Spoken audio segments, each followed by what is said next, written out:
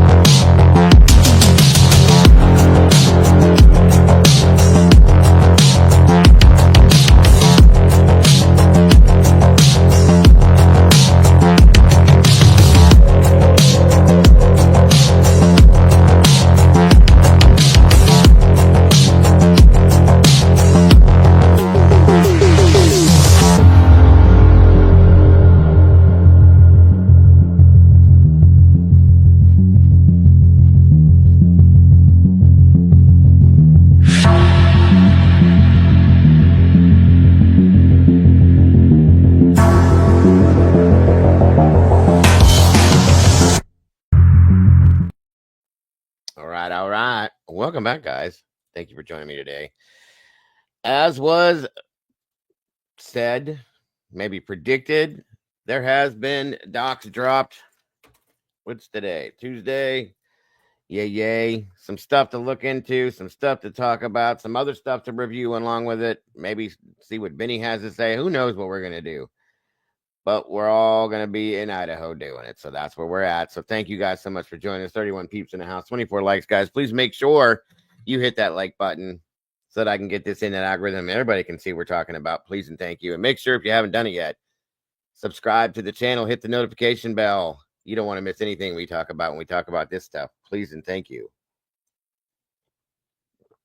Come on in, grab a seat.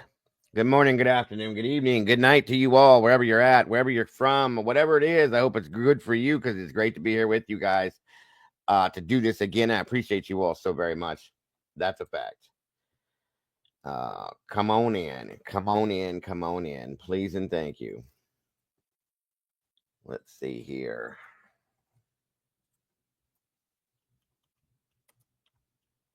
Everybody that's been here lately with these shows has been great, guys. I appreciate everybody's info and insight and everything you guys have been adding to these. It's been great. So thank you for all that and for being here. I'm so glad you're airing early before my luncheon. I cannot miss Dago and friends. Well, we appreciate you, Contessa. Let's see who we got in here with us. Besides musical Contessa, welcome. The Tomboys in the house. Hello, hello, hello. Miss Cassie, hello. The sassy one. Alicia J, welcome back to you. Thank you to my blue crew for joining us today. I appreciate you all so very much. I could not, would not, nor should not even ever try to do this without you all, and you know that. Thank you for what you do. Miss Wisdom Speaks. Thank you for being here, ma'am. Appreciate you very much as well. Okay, who else do we have here? SR beep beep beep beep beep. Hello and welcome back, Lisa Wilson. Same to you, Stephen with Crime Mobsters. Welcome back, my friend. Good to see you, brother. Miss Trish Crow. Great to see you. Great to have you here. Thank you for joining us. And guys, please, again, if you will, just leave a little bit of that DNA on the like button on your way through the door. It only takes a second. Elbow, finger, fist, thumb. Lick it if you want to. I don't care. Just leave a little bit there if you could. Please and thank you. I appreciate it so very much. Miss Lacey, hello. It helps me to get this in the algorithm and keeps me rolling. And that is so very important. Thank you so much again, guys. Great to see you, Miss Lacey. K-Dub in the house. Love the name. Good to see you. Good to have you here. The Karma Police is in the house. Everybody, please to be good. We don't need nobody going out in cuffs again today. Good to see you, Karma. Thank you for being here. As always, appreciated.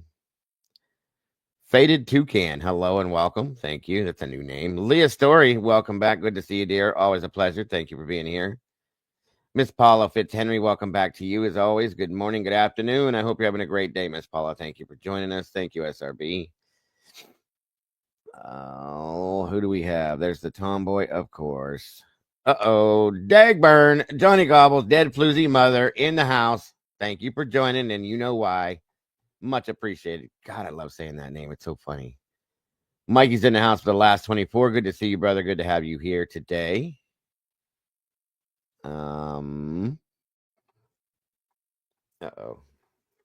We got to do this again. There we go. Leslie and Billy, hello, love. Good to see you, dear. Thank you for joining us today. Appreciate you very much. Did I get everybody? Finally, maybe.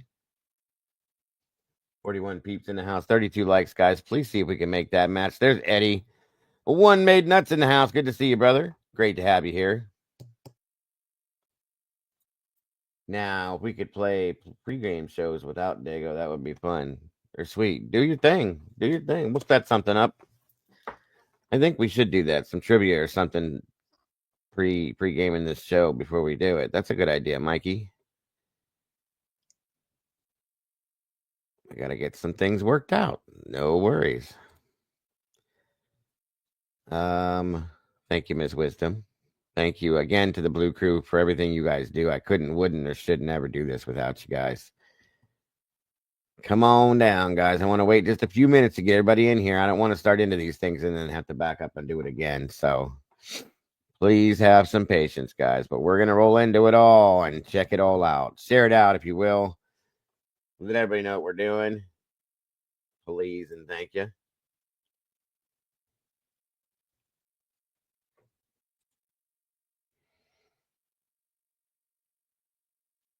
Let's see here. All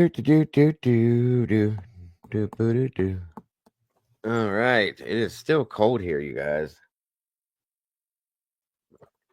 Way too cold. Who was it said it the other day? Twiz said that we were going to get docs today. Well, guess what? We got docs. Miss Charlotte, welcome back. Good to see you. Thank you for joining us today. Welcome back, Dark Faye. Good to see you again.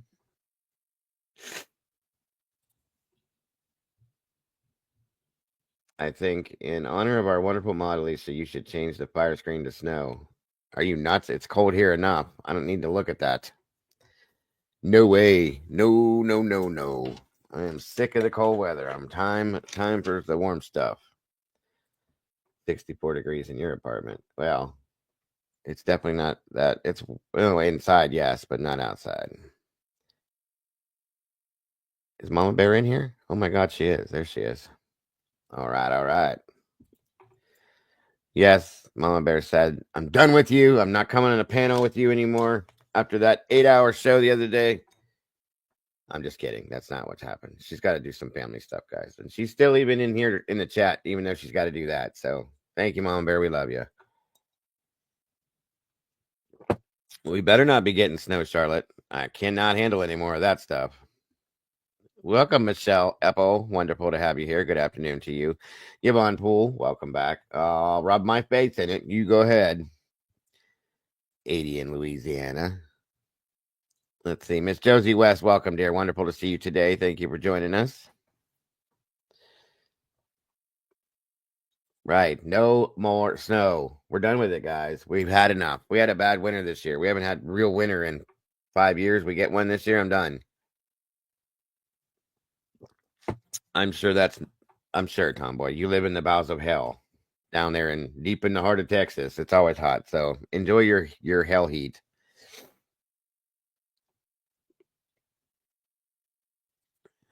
Anyone who loves music is musical to me. Oh, well, you know I love me some music, Contessa.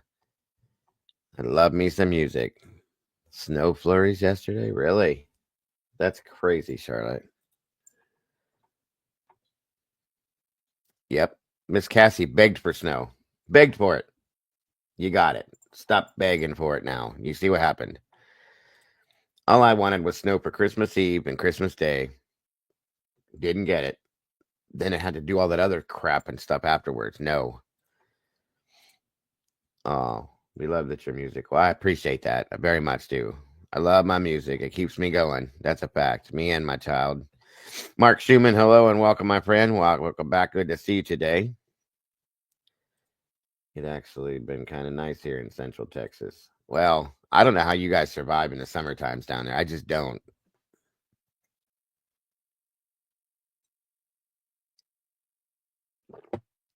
Come on, come on.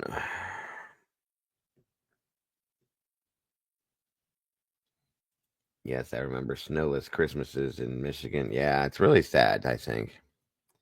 Yep, it's coming, Cass. It's coming actually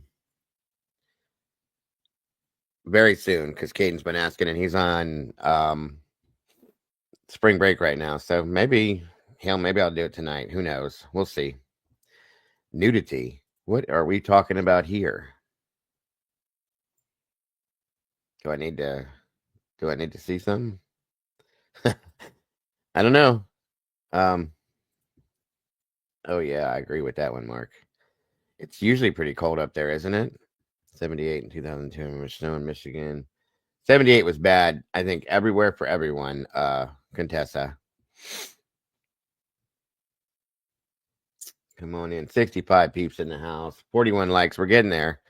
Please make sure to hit that button, folks, on your way in the door. I have to grab something here real quick to drink, other than coffee, because my mouth will dry out because I talk so damn much. Give me uno momento, and I'll be right back with y'all. Oh, no. Here we go again with the StreamYard stuff. Okay. Well, that's not going to happen. So give me a minute, folks. I'm sorry I got to do this. I can't put up my little intermission thing. StreamYard wants more money. That's all they ever want is more money. It's ridiculous. I'll be right back.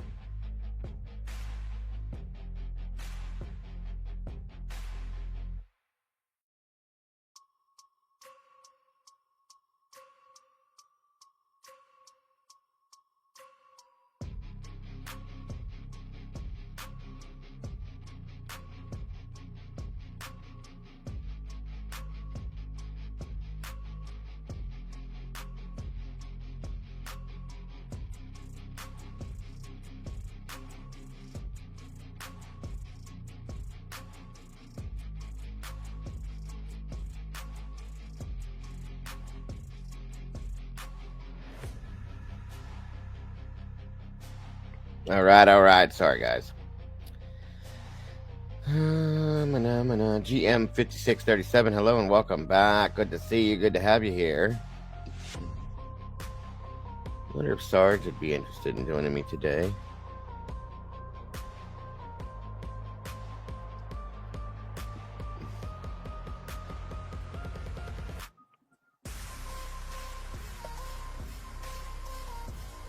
Let's see.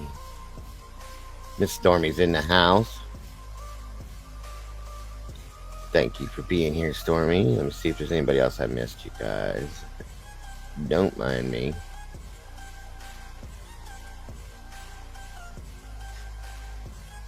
Baby, come on. 63 peeps, 48 likes. All right, guys, we're about to get rolling here. Lacey Pear, high five. Right back to you, dear. Thank you for being here. There's the Sarge. Welcome, sir. Old Sarge. Wow. you know I love you, sir. You have a link, by the way, in the Discord if you would love to join me once I get roll. It's up to you, sir. Whatever you want to do. You don't have to. Just know you're always welcome. All right. Let me see something here. I do have to pull up real fast.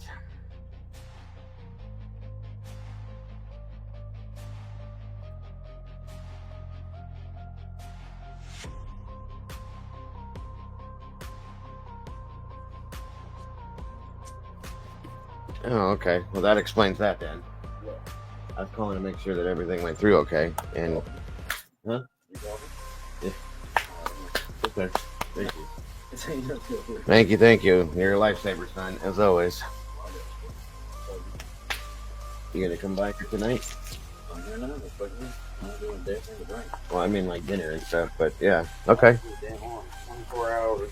Ain't stopped drinking since I started that shit. Okay. Your brother asked if you're gonna hang out, so it could be.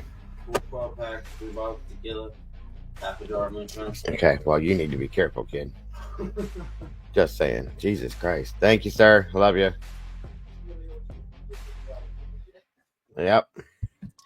Welcome, Mr. Sergeant. How are you, sir? Why? Young Sarge. Too late, Dagger. You can't take back what it is, and I don't mind being called old. Oh, I know, Eddie. It was no big deal. It was my son.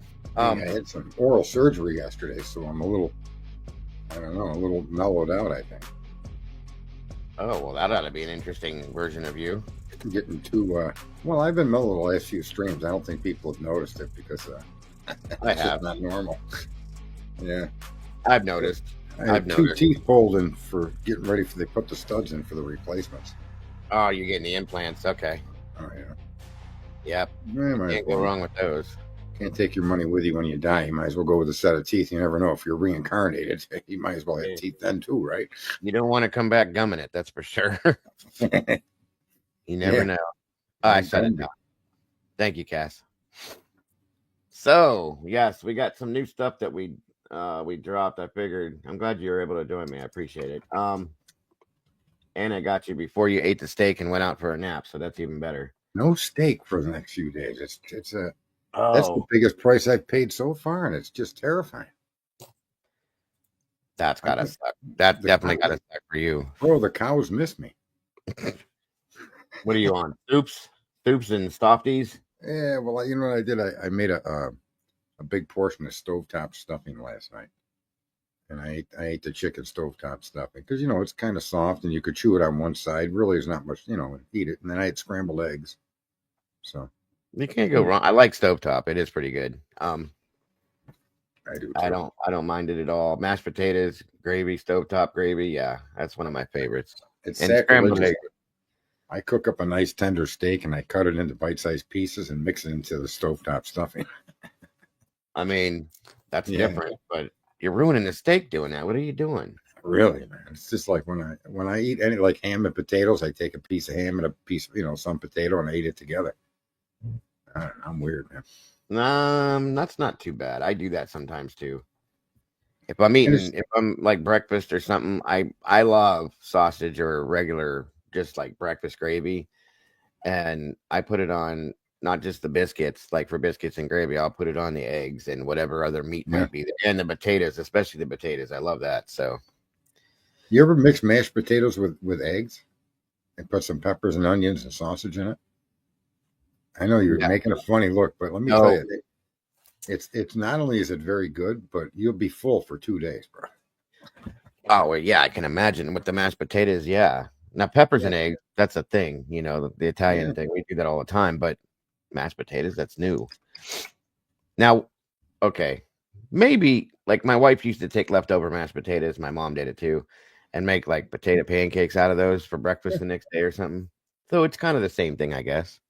Yeah, it's actually pretty good. It tastes, kind of neutral. It tastes more like egg than anything else, like scrambled egg, but they're heavy scrambled eggs. So you Yeah, put yeah, yeah. peppers and So onions and sausage or bacon in with it. It's pretty good.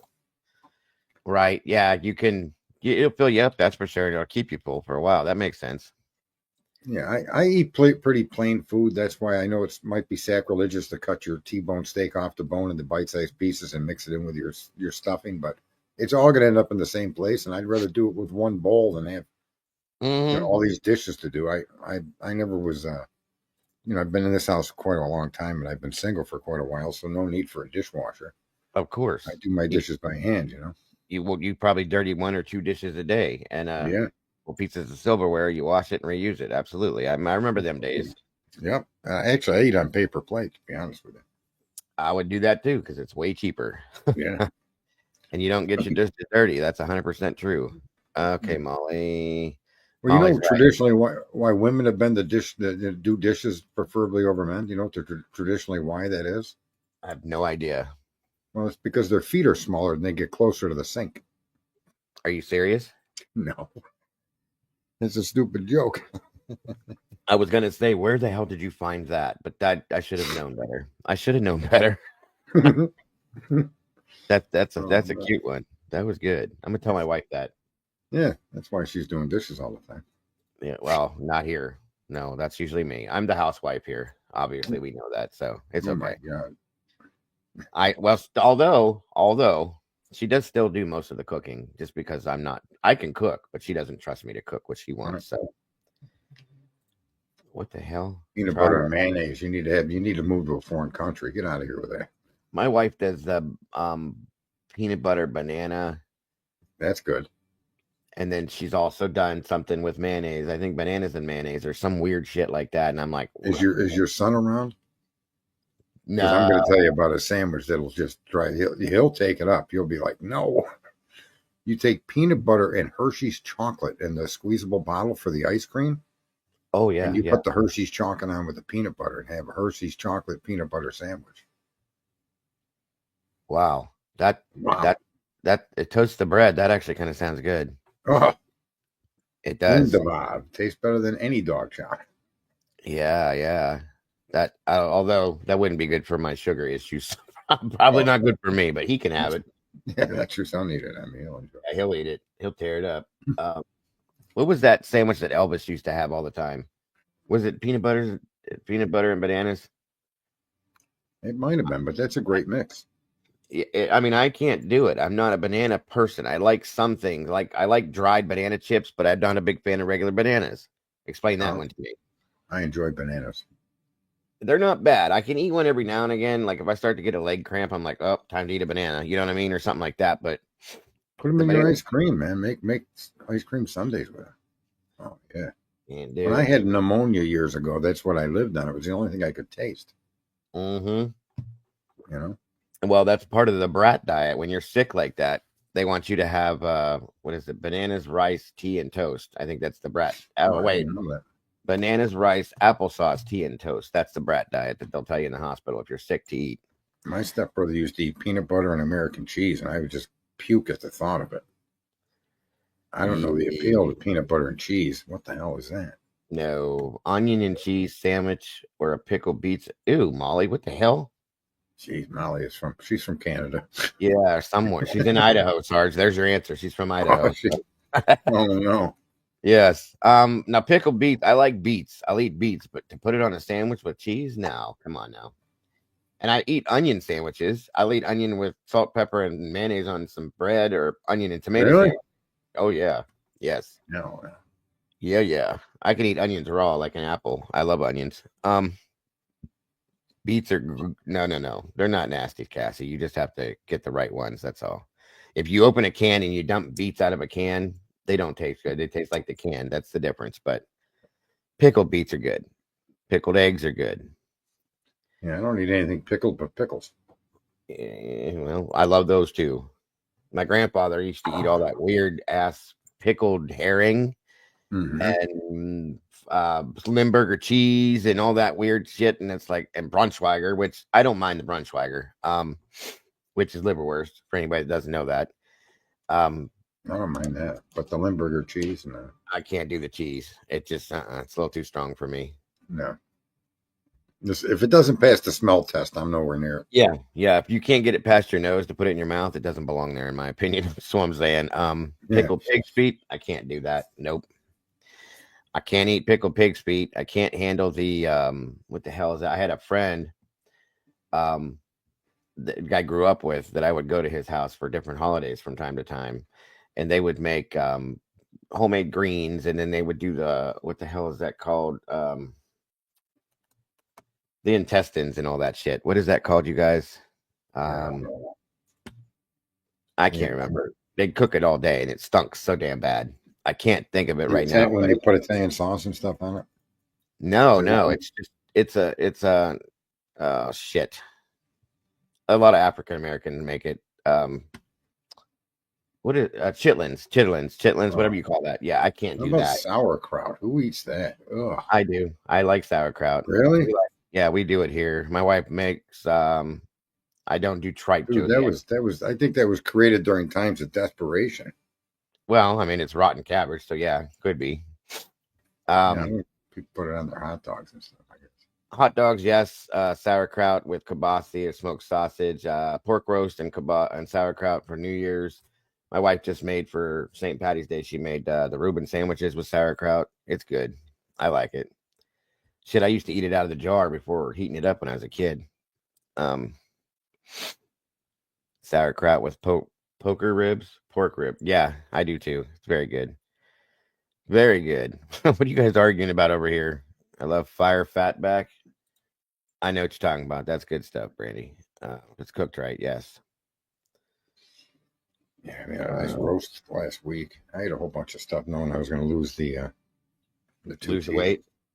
I'll just get the And this is what my dentist told me yesterday. He said every root canal is pre-tooth replacement procedure. Every tooth that I have a problem with had a root canal on. My mother went through the same thing, Sarge. She had 4 root canals done in her mouth, and within a year of that, she had them all pulled and got dentures. So what's the 4 root canals too? Money. Every one of those teeth broke. Every one of them.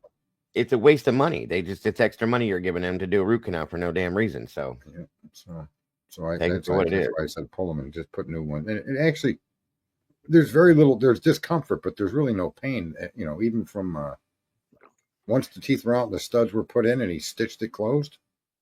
It's uncomfortable a little bit though, but I mean not enough to stop you from doing anything. Were you awake for it, or was it? Oh yeah. I'll be right back. Okay. I've thought about because I'm getting new teeth eventually here soon too. I thought about the implants, but it's so expensive for one, and two, the ideal of having like metal rods screwed into my jaw. I was a little unnerved about that, but if you're saying it's not too bad, then hey, maybe tooth pain is probably Jesus. I mean, I gotta say, I had brain surgery, you guys. Years. That's what this giant scar is from. If nobody guessed it yet, but that was painful. But tooth pain is probably the worst pain I've ever had in my damn life, to be honest with you. So I'd rather go through the brain surgery again than have my teeth hurt. That's one thing that is a fact. It hurts like hell because it radiates through your whole damn head and your body. And it's just not good. So take care of their teeth if you can. Cassie's got spiders crawling on her. You stay over there with your spiders. I'm good. All right. I'm sorry.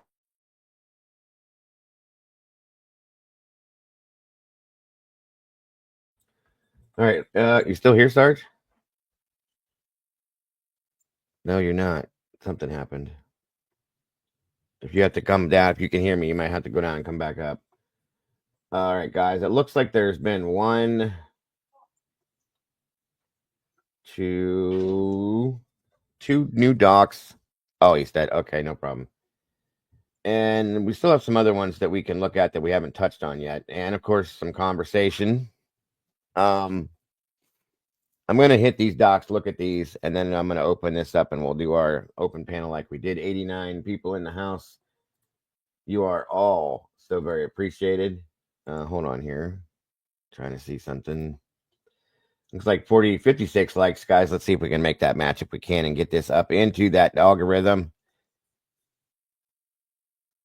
All right. Thank you, Miss Wisdom. Again, if you have not yet done it, please hit the like button here. Share this out. Hit the notification bell. And if you have not subscribed, please do. I appreciate that much. You can also become a member here if you would like to. You don't have to, obviously, but we have that ability here.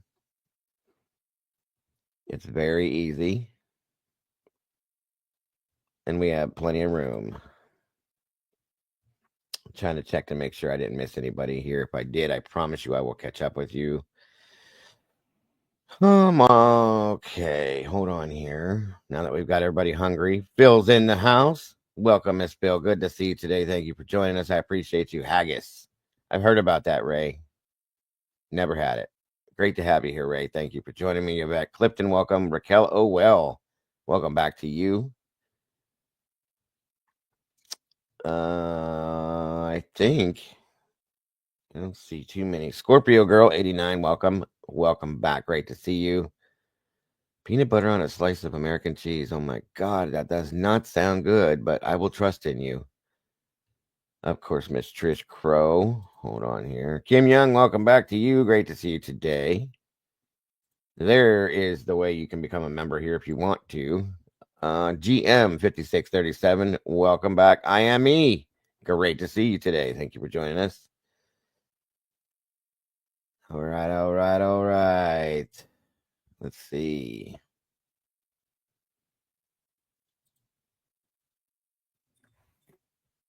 I think I caught you guys. If I didn't see you yet, I promise I will eventually catch up with you.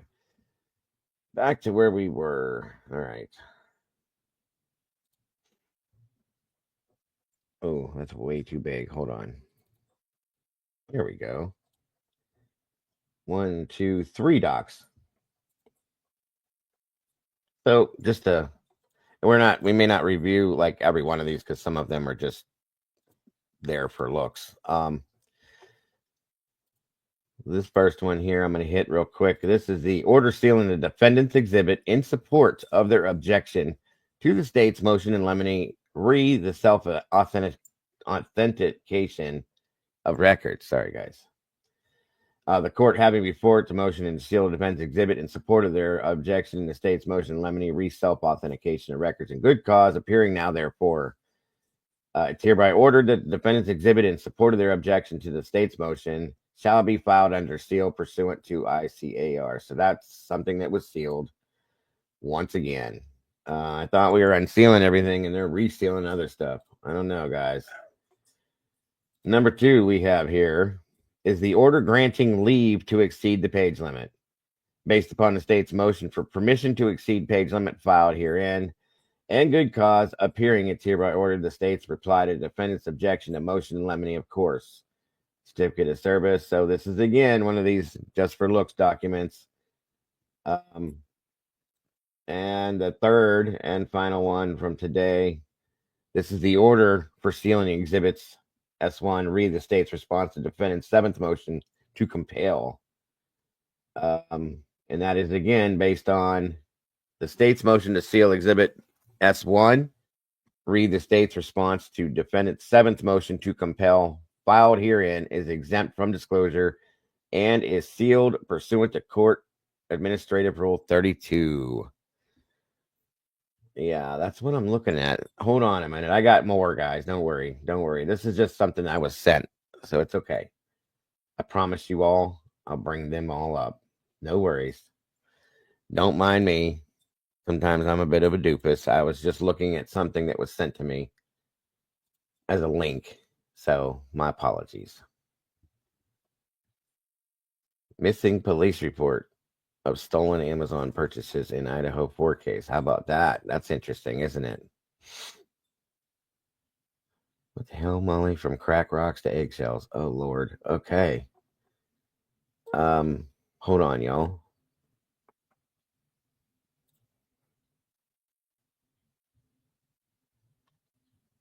We're getting there.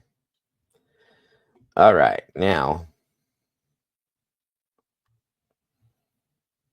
One moment. I'm pulling all of these up here.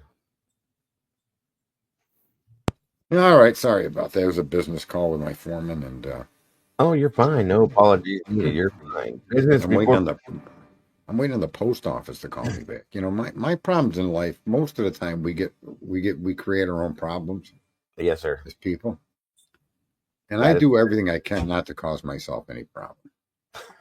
So I got a postman that has to walk within 8 feet of my mailbox, crosses my front yard, and every day he walks within 8 feet of my mailbox.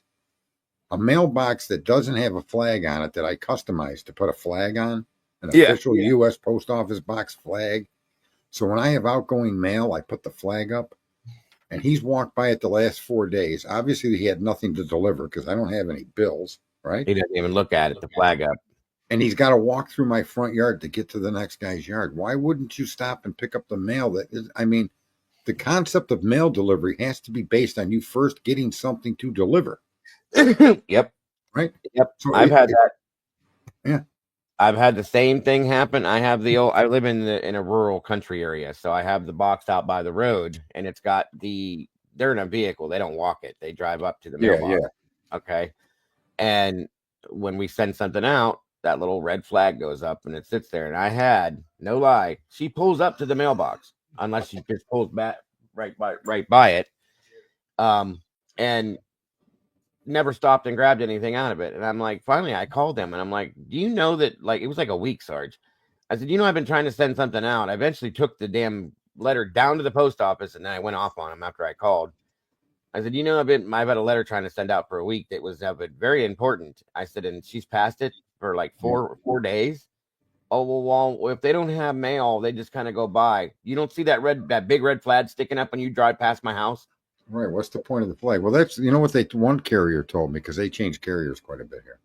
He said it's in our union contract that we don't have to stop and pick up mail if we don't have anything to deliver. I said, well, that's kind of cool. Imagine if nobody has anything that needs to be delivered for you that you need to pick up, you could take the day off. Yeah, right.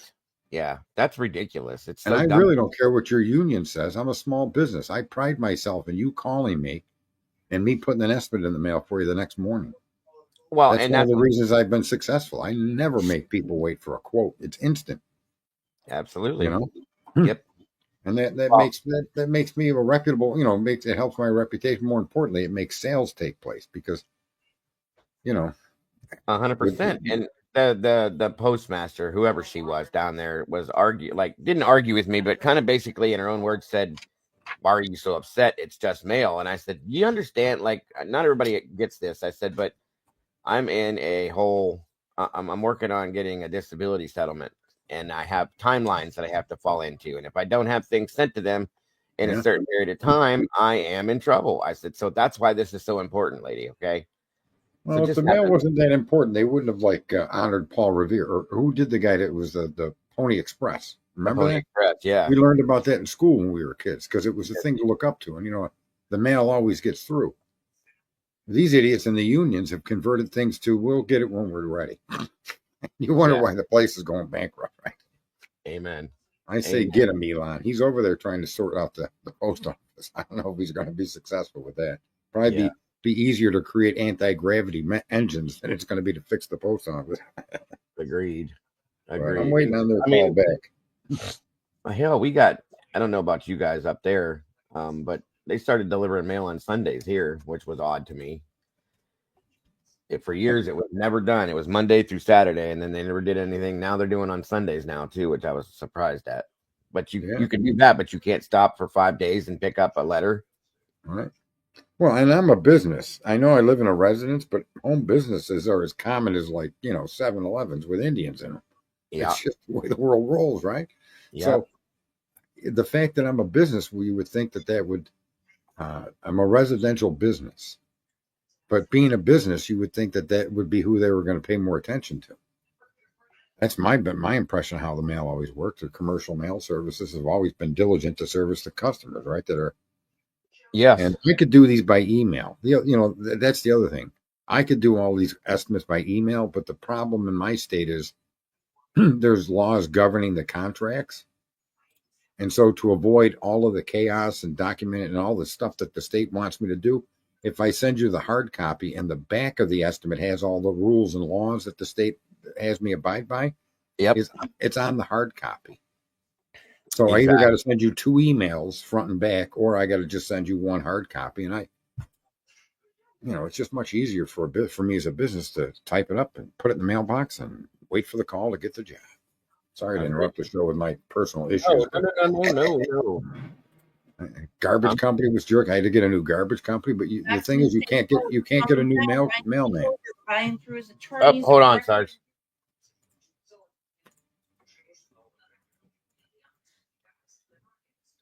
You get mail. Where If the he hell gets is this? mail on Sunday, that's pretty Uh, awesome. I can't even get it one Friday, moment. Saturday, Monday, or Tuesday. Sorry, you guys. I can't. There we go. That's okay. Sorry about Do this thing in the background is running. you have new Hey, documents? yeah, I'm trying to get the link to work for me. Tomboy or somebody, can you put the link, the actual Idaho link in the Discord for me real quick? Because the link I just clicked stopped working for some reason. That's what I've been sitting here doing for the past 20 minutes. And I want to see if I got something messed up or if it's the link itself. Somebody, one of the mods, if you can drop it in the Discord for me, I would appreciate that real quick, just to ensure I have the right one. I did I get got this the link. thing. I'll post it back here. Or yeah, if you have that, you can do Here, that I've too. got Hey, it. Jesse. I'll put it in private chat for you. Yes, That's sir. my That'll link work for too. Yep. Idaho. Yes, sir. All right. Help you Thank you. along. I'd be a guest if you can't help. That's the one. That's it. Thank you, sir. Appreciate that. Go to people's homes and make coffee for them while they're sitting there watching me. I used to do that on estimates when I did in-home estimates. Mm-hmm. I'd be talking to the homeowners and they'd say, coffee'd be nice. Where do you guys keep your coffee? Let me make a pot. I'd get up and take over their kitchen. Hey, I'll probably Hey, do the same thing, especially with coffee.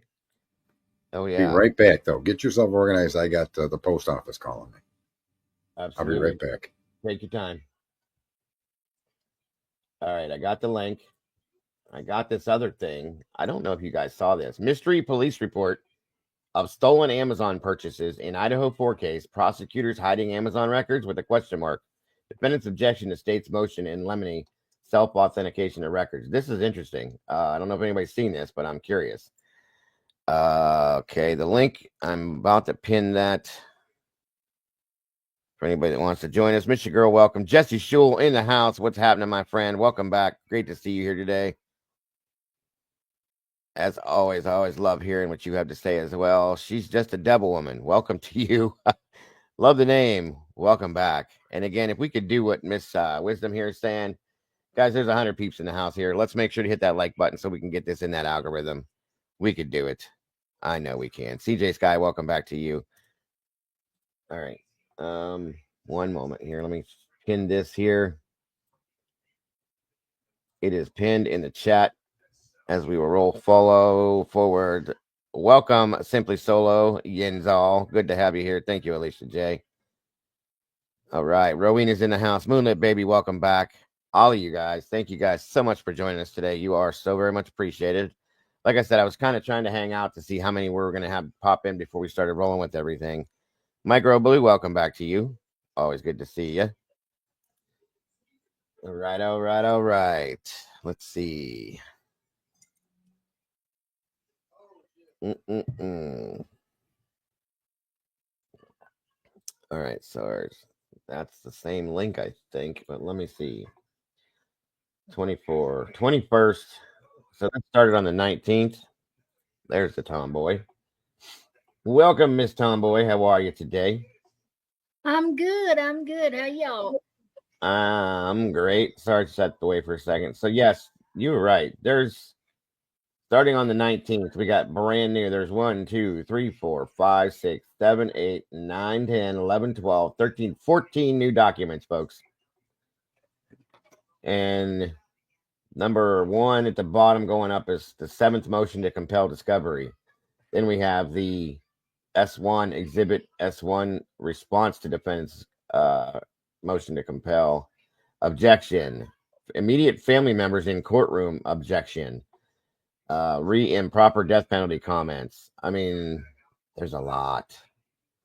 Alternative perpetrator evidence is a big one for me. I'm curious on that one. And of course, the self-authentication of record stuff.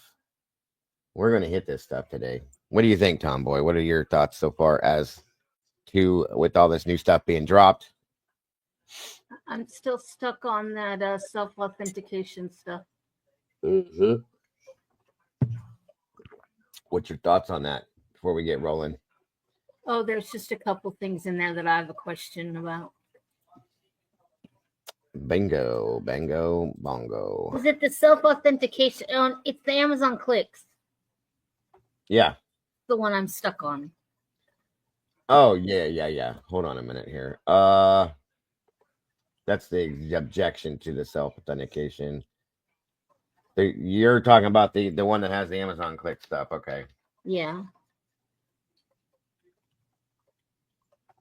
The one that's the in lemony 9 excluding the Amazon click activity at trial. Yeah, you could pull up either one. Okay. There you go. Let me see if I can blow this up a bit. There. I can pull it up. Which one are you on? The states? State's response to the defendant's motion in lemony number 9, excluding Amazon click activity evidence at trial. That the right one? Yeah, at least that's a new one. Hold on. Is this the wrong one, Alicia? Yeah, I think so. I need the defendant. Okay. One moment. Sorry. There's so much, you guys. You know how this goes. Hold on. Amazon. Let me try it again. Oh my gosh, you got to go down like 85 pages, I swear. It's so much. She says it's newer. The defendant's motion. State's response to the defendant's motion in lemony number 9, excluding Amazon click. Is this the right one then? Hold on. Let me go look. Okay. Take your time. Welcome in, everybody. Kate. Already? Defense's motion in lemony. I went straight to the defense page. What is it? What does the title on it say? States the defense motion in lemony number 9. Defense motion in lemony number 9. Okay. It's down a bit of a ways. Control F.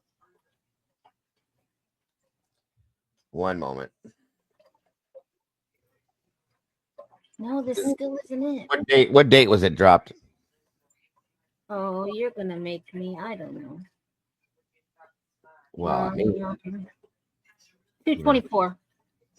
2/24. Oh, so it's down here a ways then. Defense motion in lemony number 9, excluding states. I still don't think this is the right one. No, still isn't the right one. I gotta go back and find it. Read the footnotes, right? That was number 9 you were on? That's what I thought, but this one's number 9 too. Yeah, that's the defenses. I need the one. Defense's motion in lemony? No. State's motion. No, I'm looking. Oh, wait a minute. Order on defendant's motions to suppress the AT&T, Google, USB, Apple, Amazon. That might be it. Order on defendant's introduction. Defendant's charged with 1 count of burglary, 4 counts of murder. Okay, here's the footnotes here. Okay, what is it titled? The order on the defendant's motions to suppress AT&T, Google, USB, Apple, and Amazon. What date? This one was filed on the 19th of February 19th. February 19th. Of this year. Excuse me. I've seen on one doc that Ethan's DoorDash nothing about Santa ordering. That's interesting, Charlotte. Hmm. No, hold on. That's not it either. I'm going to go back up here because I still think it's this one. Okay. Like I said, there's so many of these documents. It's understandable how hard it is to find the exact right one. Defense motion and limiting number 9, excluding Amazon click activity evidence at trial. And what date is that one? That one is February 24th of this year. Well, I solved your mail carrier issue there, Dave, as well as my own. Well, oh, you did? And as much as I got nowhere with them, apparently they're told not to pick up mail if they don't have mail to deliver. What, to save time? And that comes from management, so I'm going to send an email off to Doge. There you go. There you go. That was awesome. I love it. Come on, get it together, y'all. Doge them. I mean, you walk in my front yard, the mailbox is literally less than 8 feet away from where you're walking. Maybe I ought to build a fence around my front yard and make them walk around down 2 driveways, right? You got to put a giant note on the front saying, "Hey, dummy, over here, pick this up." You know what I mean? I feel like getting one of those big hands from that. Remember that show where those guys would do stupid things? The big, yeah. No, the big hand would come out from around the corner and slap you. Oh, smack you in the head. Yes, yes. That'd be great. Did you find it, Tomboy? No. There's only a couple. It was in some that just dropped the other day, too. What is it you're looking for? The click activity. Oh. This is the Tomboy the other day, Sarge, that got hidden. Yeah, I can't exactly explain how you could have been timed out. I either boot people or leave people alone. Right. I don't think you did it, Sarge. I think was that one guy who did it, and I think he did it on purpose because he didn't like what I had to say. Who is it? Thomas something. He's got the weird last name. Yeah, that one. I don't know how you say it, but that's the one. I just talked to him on the phone yesterday. He called my call-in line, and it forwards to my personal phone when it's not on. Down from the top 324. And I would have addressed him yesterday if I'd have known he'd have done that. Wow. Sorry about that, Tom. That's what I told her. I said he doesn't do that kind of stuff. So here it is. This one here, Tom. No, I found it. Oh, this isn't the one then? Order stealing defendants exhibit and support? No, I'm just going to read it. It's on the state's response to the motion in limine number 9 regarding excluding Amazon Click. It just says in there, the search warrant was limited to March 20th, 2022 to March 30th, 2022, and November 1st, 2022 through December 6th, 2022. Mm-hmm. Now, I have a huge problem with that because Payne said on the stand they didn't even know about it until the 19th. How is that possible? What are the dates of the warrant requests? I'm grabbing copy. November 1st through December 6th. Right. But was the warrant requested after he was arrested or before? No, before. How far before?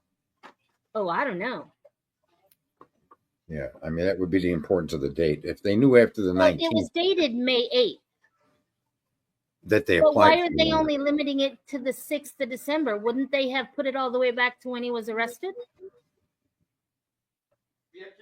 Yeah, you would think so, but sometimes things don't make sense just because there's no sense to be found there. Why they would have stopped on December 6th? Didn't he leave? He left in November to go home for Thanksgiving. Okay, yeah, I don't know. They would have to answer that question, but I don't think the relevance of his click activity has anything. He didn't. Are they accusing him of buying a knife and sheath between those dates to December 6th from November whatever? I don't know. Right, because my understanding is that he did buy the knife. Well, he was supposed to have. They threw some words in there. And in their Pennsylvania warrant, their first item that they list is a knife with no description. So if you look at the inventory, you'll see that there's three knives that were taken from his Pennsylvania parents' home. One was a cutlery type knife and sheath. One was a foldable Stanley knife. But the very first item on the top just simply states knife. Doesn't say butter knife, steak knife, butcher knife, hunting knife, camping knife. Right. Doesn't describe it. Based on the way these people have behaved for the last 2.5 years, my intuition tells me that the knife at the top is a K-bar. Whether they describe it or not, you have to default to them trying to just paint their narrative. And if they would have put in their warrant that they obtained a K-bar knife, everybody would have been all over them. Did you test it? Did you, right? All of these questions that would be applicable to the murders. So I think they listed only knife to avoid any controversy over the fact that they, in my opinion, recovered a K-bar knife from their Pennsylvania home, just like they recovered firearms from. And they very well could have. That non-descriptive one could be that one. I agree with you. Correct. Yeah. And the non-descriptive is the game that they're playing. Agree. Well, I don't know if I necessarily agree with that, because the state doesn't have a problem admitting anything else. So why not put that in there? That's what they Well, that found. warrant was made back while they were building their narrative that was being given to the public. This was right in the very beginning. Yeah. It was the day of his arrest. The Yeah, PA stuff. They still say they haven't found the weapon. Right. And in fact, that doesn't mean that what they found as a knife isn't a K-bar. So Right. So it's They still could be- Go ahead. No, I was just gonna say it's something I was thinking the other day after you had mentioned that, Sarge. Maybe that could be their bomb, folks, that they're holding on to, trying to say that, well, here it is, here's a knife, but at the same time, it was in PA, it wasn't in Moscow. Right. I'm just saying these things they're reachable things, but And there's a more common observation about firearms and carrying weapons across state lines from going from Pennsylvania to Washington. Something you don't want to do as a weapon owner. In the event of a traffic stop or whatever reason, because you could be charged with carrying a K-bar knife is 7-inch blade. I don't know the legality of moving that across state lines, but even counties and towns have different rules and codes that prevent you from having weapons of what they would consider war. So, I would think that he would have left the K-bar home along with his firearm. Well, and I agreed, and that's very possible. And what Critical just said here, talking about this, the Amazon purchase means nothing without a receipt. Somebody getting an Amber Alert? No. Or a weather alert. Right. I wouldn't deny that he bought the knife or object to the fact that he even bought one in March of 2022. He didn't get to Idaho until June 2022. So, there's paperwork out now, Sarge, claiming that somebody from the family, per se, is going to be testifying that he bought the knife. Okay. Yeah, that's fine. And again, he bought a knife. And like I said to you guys before, let's say he did. Sheath and sharpener and all. Okay, now that's what tells me.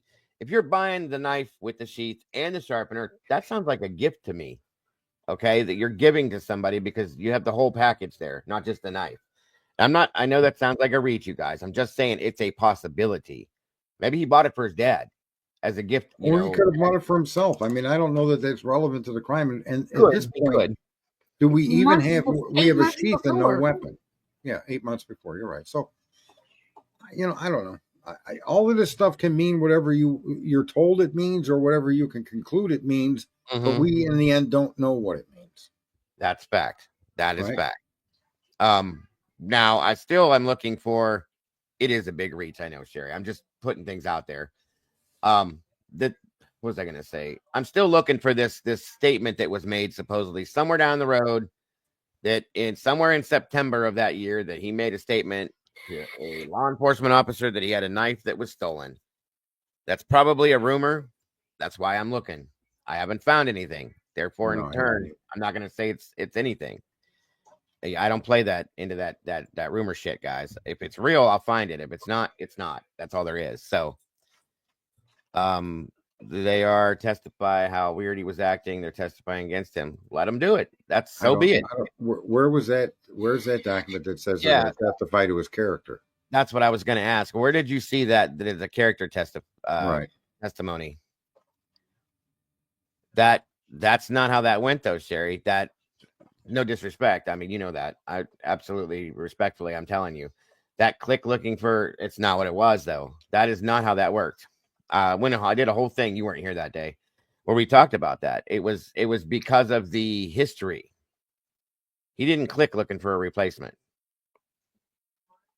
It Listen, showed. Go ahead. You know, I guess here's the thing that I think a lot of us aren't really concerned about. You can paint a picture of somebody's guilt based on circumstantial facts, and that's really okay for the prosecution to do. But for people that are either jurors or onlookers, you have to take the information to a next level, which is this story beyond reasonable doubt?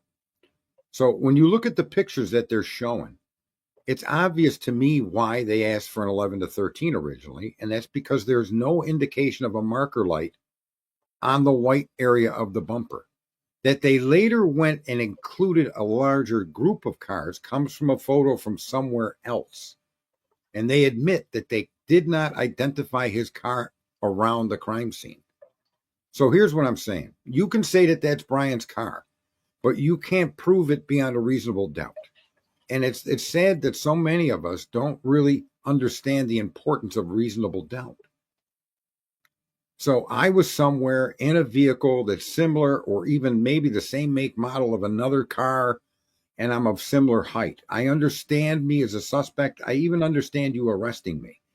But when it comes to trial, you're going to have to convince 12 people that your interpretation of this information is the only reasonable interpretation. And that's where I've always stated, I don't know if the kid did it or not, but what I do question is the reasonability of that car's identification. Okay? Is it reasonable? And I don't think it's reasonable. Is it coincidental? Yeah. Does it look bad? Yeah. But does that pass the reasonable doubt test? To me, that's what we should all try to consider when we look at this evidence. It's, it's just my opinion. That's how I try to view things.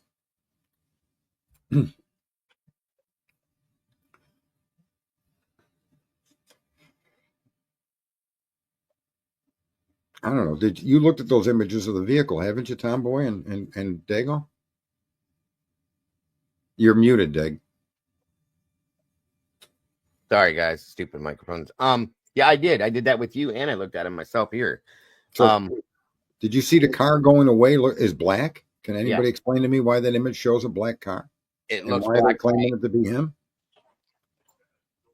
I couldn't tell you that. It looks black to me. I know it's a different type of camera, but it still looks like a black vehicle, a dark vehicle, at least. Well, it's an infrared camera. It's a nighttime imaging camera. And so it doesn't show colors other than black and white. It won't show an orange or a lime green, or it won't show a silver. A dark blue could look black. But doesn't silver come up black? Silver, I think silver would look white, though, right? Right. So here's what I'm trying to say is you can look at those images, folks, and conclude that that's Brian Kohlberger. But what you can't do is go to the level of reasonable doubt. Where's the image of the driver or the occupant or occupants? There is not. There is no license plate identification. There's no specific sticker or dent or any unique identifying marker between Brian Kohlberger's Elantra and 22,000 of them in that state. Mm-hmm. You have images of a car.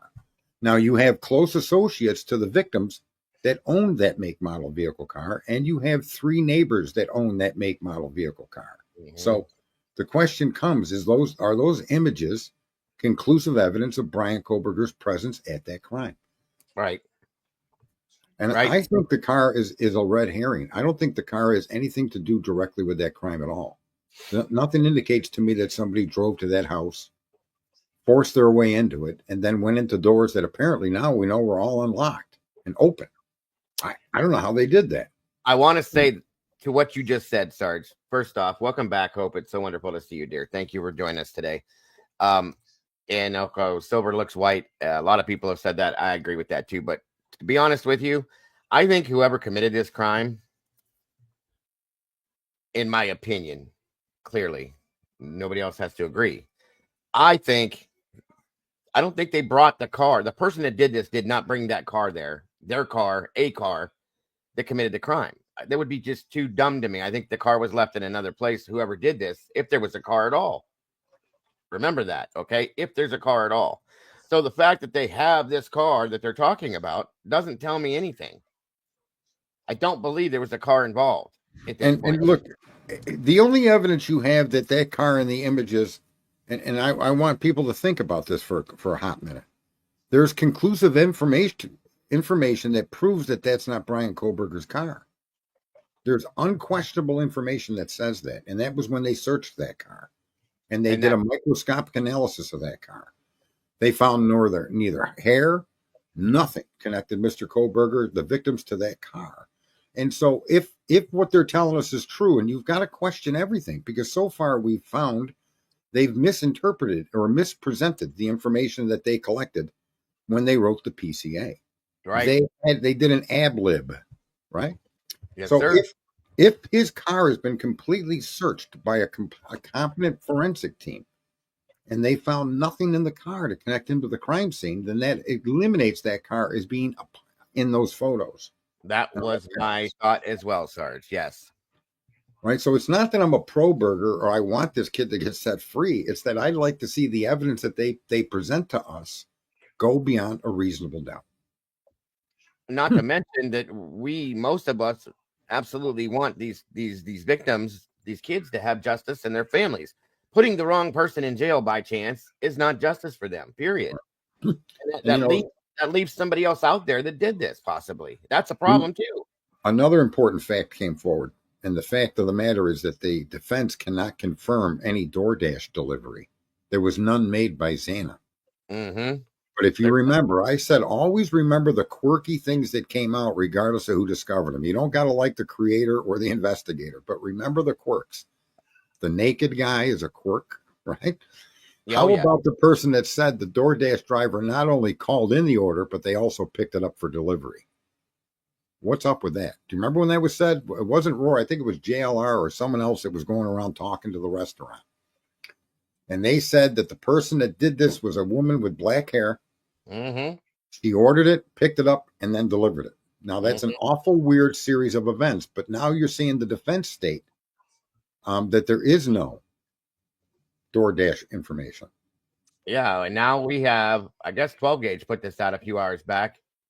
It says photographs, the list of deliveries to 1122 King Road and span as far back as 2019, and a spreadsheet of communication between the person ordering the food and the DoorDasher.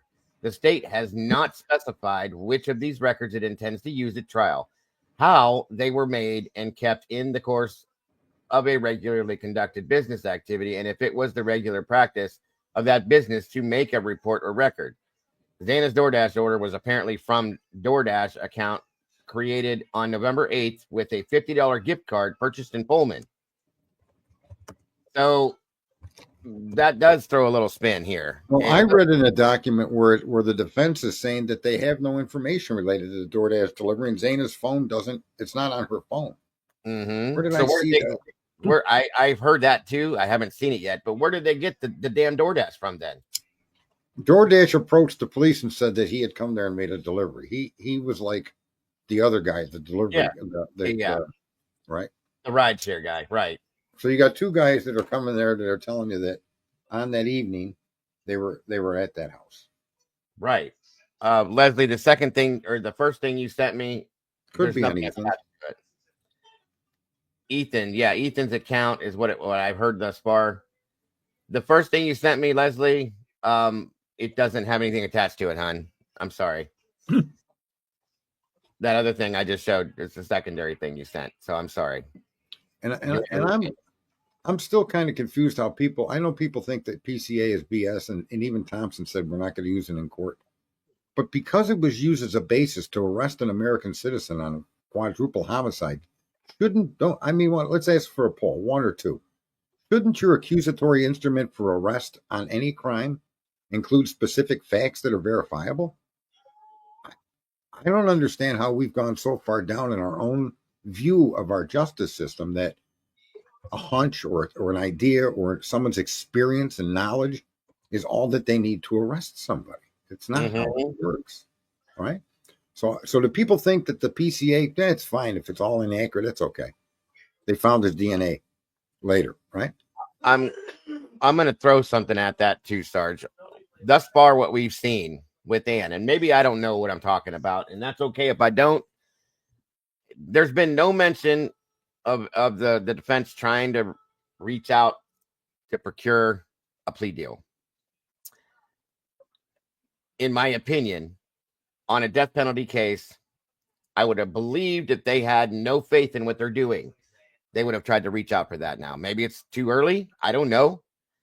Maybe that's not the plan, but I feel that there's some form of confidence there on the defensive side that they haven't done that at this point. It's never been talked about. There's no documents about anything that relates to a plea deal of any sort. And we all know that Bill Thompson is Captain Plea Deal. So I would have imagined they'd been working on something like that at this point already, being that the trial's right down the road. Nothing's been mentioned of that. That tells me that there's some form of confidence on the defensive side that she doesn't believe she needs to do something like that, especially on a death penalty case. To try, obviously, they're trying to pull death penalty. I get that. Can you not get to a plea on a death penalty case? I don't know how that works. Anybody that has that knowledge, let me know. Yeah, you could do a plea bargain to avoid trial, but once trial is commenced, that's it's very rare. Of course, yeah. So there we go. That's what I'm saying. So, okay, Leslie, I got that. Their state discloses it may call members of Koberger's family as their trial witnesses. State discloses it. Yeah. Thank you, Leslie. I appreciate that very much, dear. Welcome, Virginia. Good to see you. Greg McNeely, welcome. And we've been informed that the involvement of a family member is going to be to confirm the purchase of the K-bar, the sheath, and the sharpener. Sure. Right. Absolutely. That's as far as we know the family's involvement, as far as them being a witness for the prosecution. Yeah. I don't know. I'm no offense to anybody, but and thank you, Leslie, for everything. But You know what else is going to be blown up that I think a lot of people aren't seeing coming yet? And a lot of people, especially people that choose innocent or guilt and want to argue about it, are missing. But I think Ann Taylor has in her defense pocket, and this is my speculation based on how all this information has been given, is that the doctor's appointment 2 days after the crime is connected to his disability, his motor functions. Oh, my hell yeah. Right? So if that's the case, whatever the doctor surmised in that evaluation, we would hope to see that presented at court if it's if it's connected. If it's just a basic physical, it still might include important information about his muscular ability and his dexterity, because that's exactly, it's not that he just is autistic or on the spectrum. He's got motor skill and motor function issues.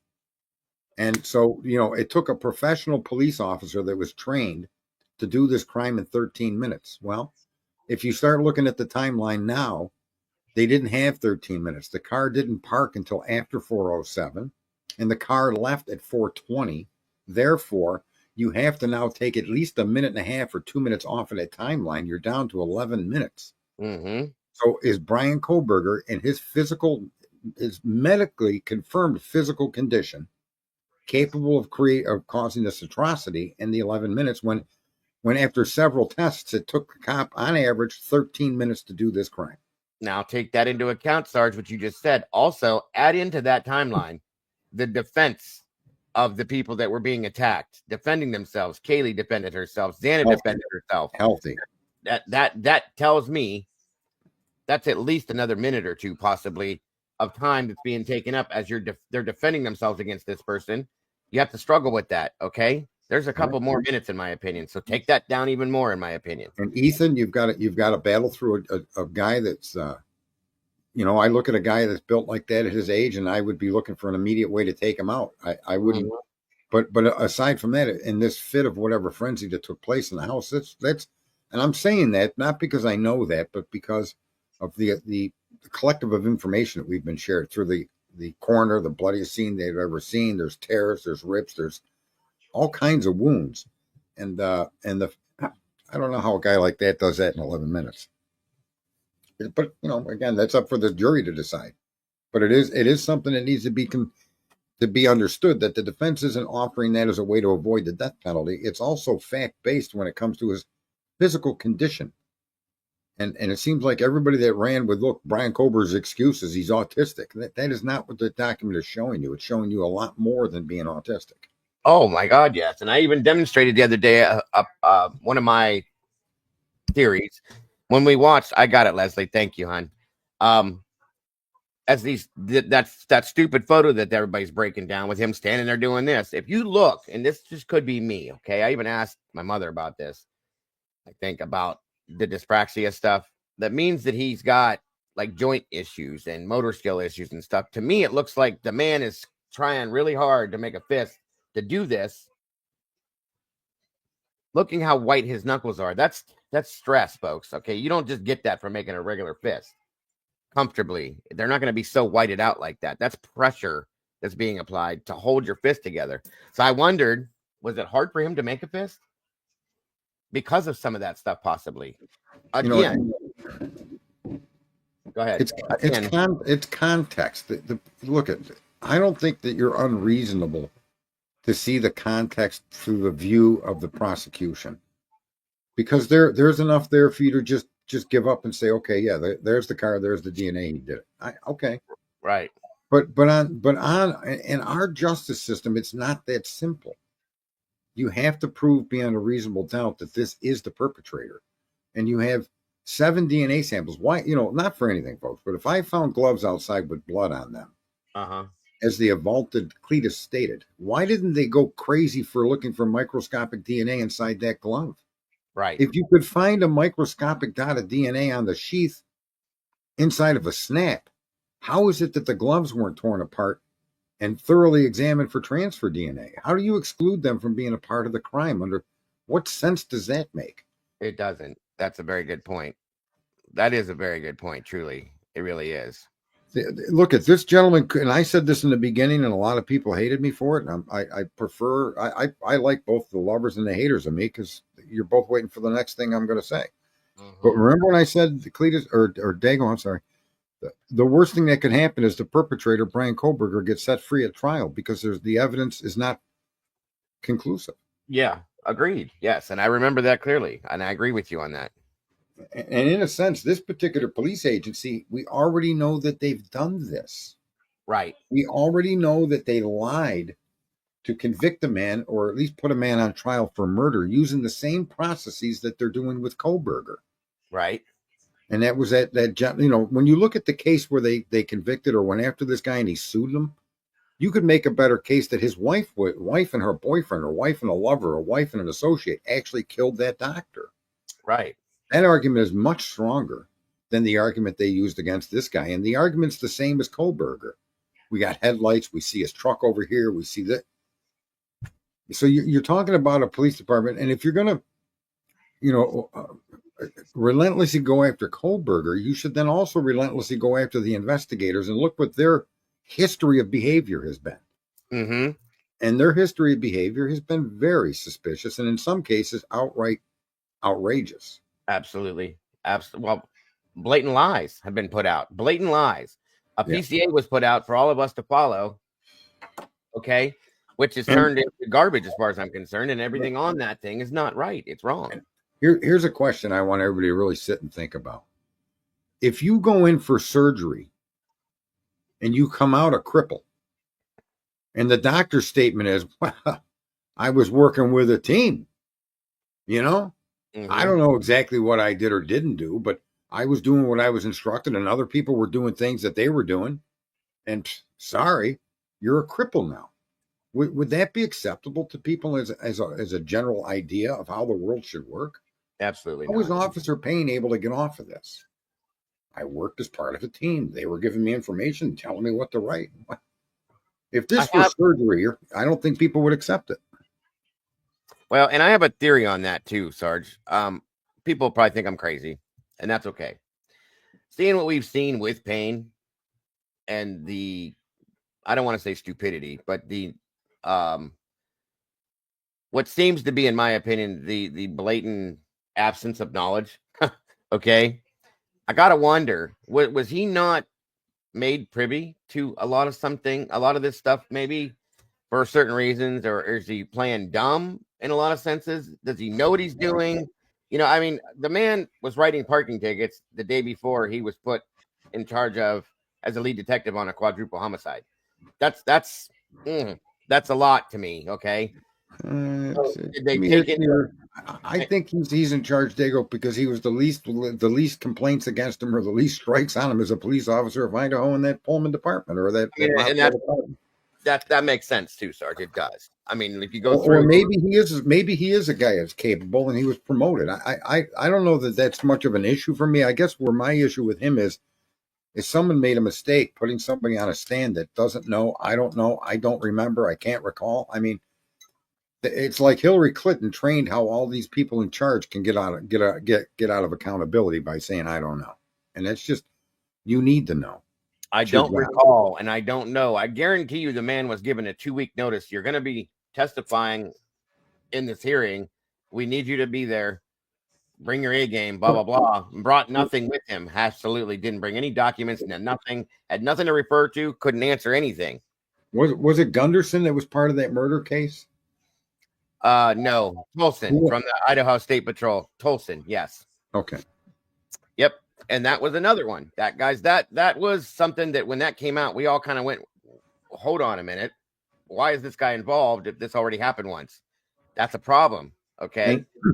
And even worse, what we're doing to ourselves by arguing his innocence or guilt and not paying attention to the process, right, is we're setting ourselves up as a nation to put all our faith in technology. Right. And then someone's interpretation of that technology. When I look at the images that they displayed, I don't doubt that that's an Elantra. But I can't identify that as belonging to anybody in the world. Agreed. And that's the thing, that too much emphasis has been paid to Brian Koberger being guilty of this. The problem with that, in my opinion at least, is that the emphasis needs to be paid to the investigative side of this. How it's been done, what has been done, what hasn't been done, who's doing what and who's not doing what. That's what I'm saying. And agreed, Sarge. And Jesse just said, boom, Sarge just nailed it. 100%. That is absolute, in my opinion. I agree with that. And we all know the limits of technology. And look, technology is a great tool. That's why I tell you, there's no such thing as artificial intelligence. You want to hear my new I lock Grok up. I sent Grok that new AI. It's the most advanced AI in the world. I send it into an infernal loop. Yeah. I question it about space and time and stuff like that. But I just revisited using Grok. I paid for a year membership. Okay. And Grok has said that my grasp and understanding of the JFK assassination is 80% more likely to be accurate than all the other explanations you've all been told.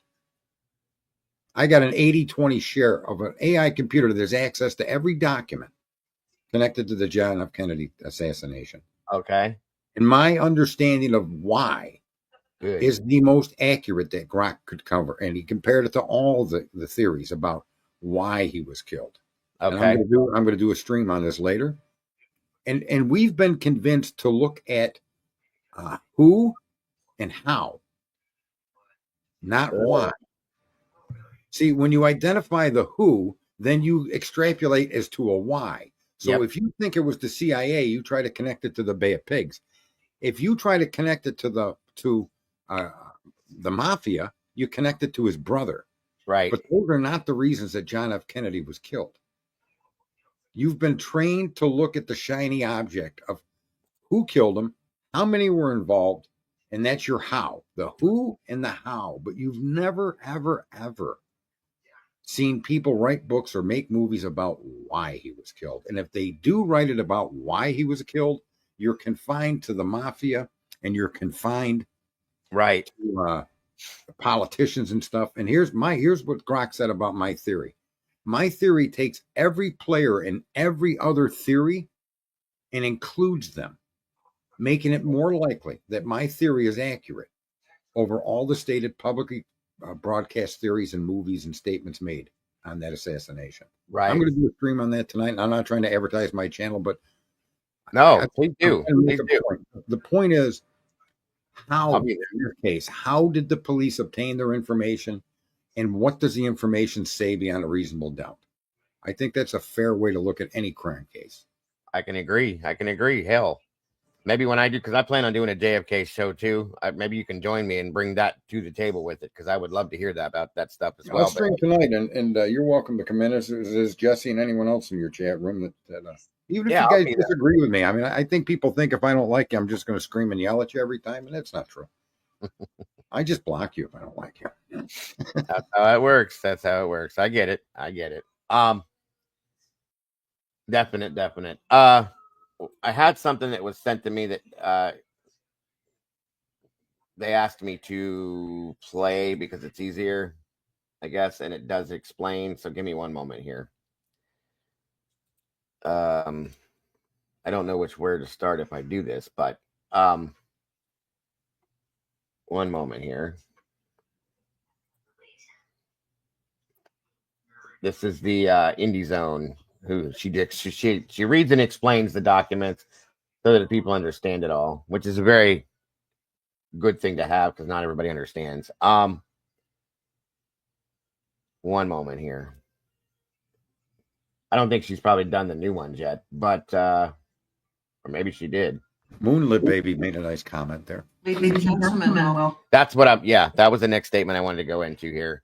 Someone made the comment, if the sheath was lost during the crime, it would be saturated in fluid. But if it was placed after the fluid stopped, it wouldn't. And now that's the thing, folks. We all know once the heart stops beating, the blood no longer is spraying per se. Not to be gross, but and it's not going to be, there's not going to be as much bloodletting.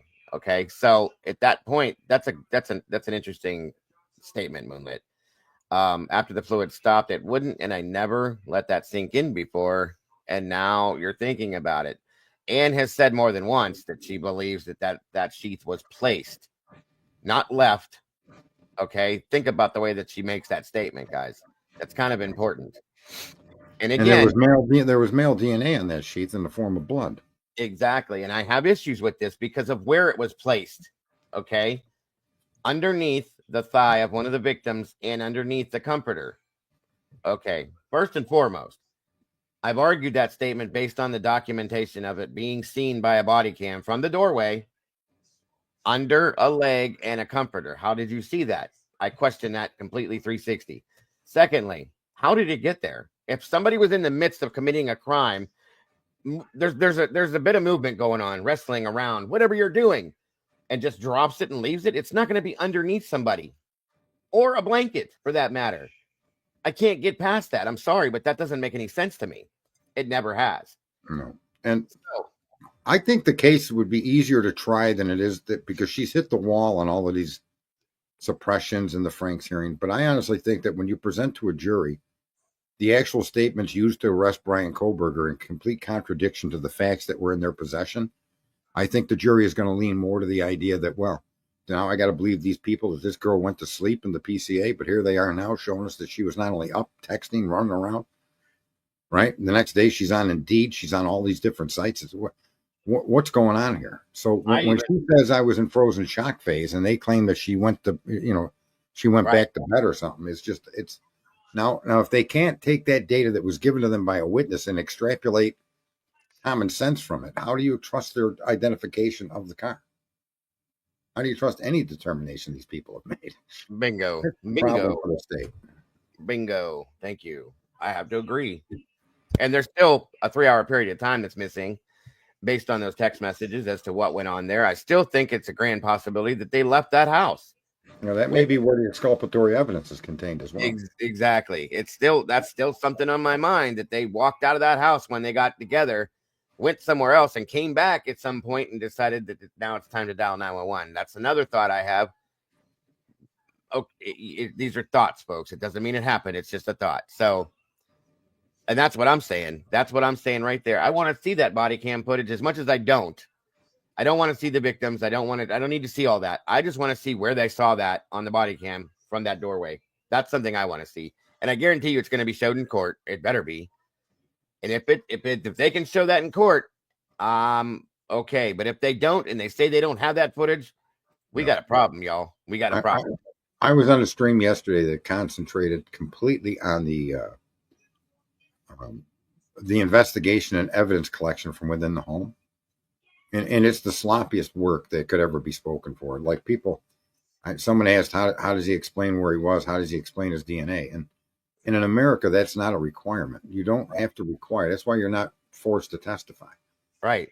So, when you look at a crime scene that's been investigated by dozens of individuals, going in and out with their windbreakers, not taking their booties off when they go in and out of the house. When you see that kind of action, and then that particular crime scene, let's so make sense of that. It's kind of like letting a bull in a china shop and expecting no china to get broke. Agreed. That's a good Right. point. Agreed. As somebody said, can someone remind me if they did geofencing? I'm trying to remember. I think, isn't that what the Psy was involved with all that? I think that's related to the cell phone location. Yeah. Okay. And he's going to be testifying, which is going to play into his alibi at some point too, folks. Understand that. But none of their location data places Brian at the crime scene. No, and Twiz made that point 100% fact. I mean, he spoke to Psy too and said that based on what Psy said, Brian was not even nowhere anywhere near it. Well, let me just say that Cy Ray can say this, and the state has already admitted to this. They did a download of the tower and got 3,800 cell phones. Right. None of them are Brian Kohlberger. Not one of them is Brian's. Right. Right. So from before the crime to long after the crime, there was no connection to Kohlberger in that area on those cell towers. And that was in that last hearing before the Franks. Yep. When the prosecutor said there's 3 cell towers, and he said that's not an evidence. Are you introducing new evidence? Because if you do, I've got to then give them a Franks hearing. And she backed up, well, 2. Yep. So the point of the matter is that there's a 3rd cell tower involved here that picked up Brian Kohlberger's phone, folks. And it's not the cell phone towers that service directly that home. No, it's out further and about on that other area. That's 100%. And that's what Twiz went out and drove that area, did the whole thing that with the phone and all that stuff, went to the park and all that. So, right. And they told us that his drive that night was similar to the 12 previous trips. Yep. And on one of those previous trips, his phone did not report to the network. So this is what I mean when it comes to reasonable doubt, is that I don't want reasonable doubt. I want to see that you've got the right man and you've got a piece of, even if it's one piece, something that's definitely sure. There was a sticker in the rear window, something that definitely identifies his car or him as a person as being there during the time you say the crime took place. Mm-hmm. So. Yes, sir. Yes, sir. So this is this new basis about the family testifying, whatever. And I want to see if this says anything about character testimony. I don't think it does, but hold on. That's my understanding too, Moonlight, that 3rd tower was for emergency fire and police, etc., so on and so forth. That's how I understood it as well. I'm not 100% positive on that. I will find that out. In fact, I'm writing that down to look into that for sure, because that's kind of something I had heard too. There are towers south of Moscow that pick up parts of Moscow, not all of it. In other words, there's other towers south of that town that they're pointed, say, they're a tower on the west that's pointing towards the northeast. Right. And it picks up a piece of Moscow. So there's other towers in the area, folks, but they're not full coverage towers to Moscow itself. They're heading. So as the towers go further south, as you travel further south, your towers are picking up and they point in different areas for their coverage. They're not 360-degree towers. Or if they are, the part that would cover Moscow is pointed to the northeast. And then the rest of it might be pointing south or west. Yep.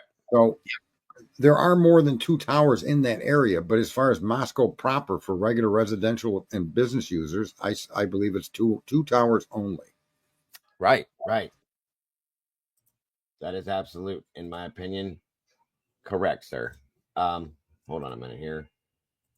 I want to put that in there too. All right, let's see what she says to this real quick. My name is Kathy.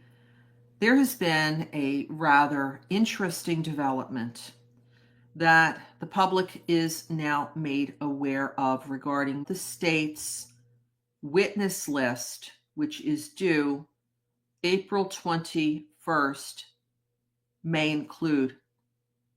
And this is the disclosure that the state may be calling Mr. Kohlberger's family members as their witnesses in the upcoming trial. This information is located within a March 21st, 2025 filing, which was just docketed yesterday, the 24th. States replied to the defendant's response and objection to motions in limine regarding immediate family members in the courtroom. Now, this filing begins with the state asking for an immediate ruling on a matter that there's no dispute over.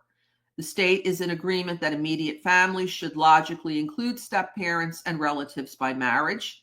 Defense stipulates to the individuals listed within the state's exhibit S and Sam 1 that was attached to their in limine motion in support thereof as being the immediate family members who should be entitled to remain in the courtroom during the entire trial. So the defense stipulates that means no disagreement, judge, and so therefore the state moves the court for an order allowing the family members listed on the state's exhibit S1 to remain in the courtroom during the entirety of the trial. Another issue raised by the defense had to do regarding courtroom decorum, attire, what people who are in the courtroom should be permitted, not permitted to wear.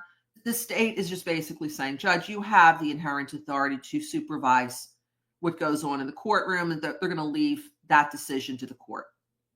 Next, as to the issue that was raised in the response in opposition to this in limine motion, the defendant had requested that members of his family be given the same treatment basically as the members of the victim's family, and that they should be in the courtroom also during the entirety of the proceedings.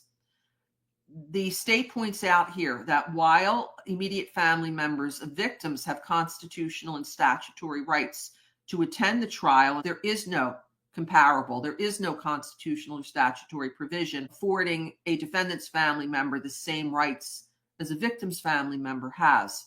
And then they state here that there is no authority to support the argument that the defendant's Sixth Amendment rights would be violated if his family were not in the courtroom.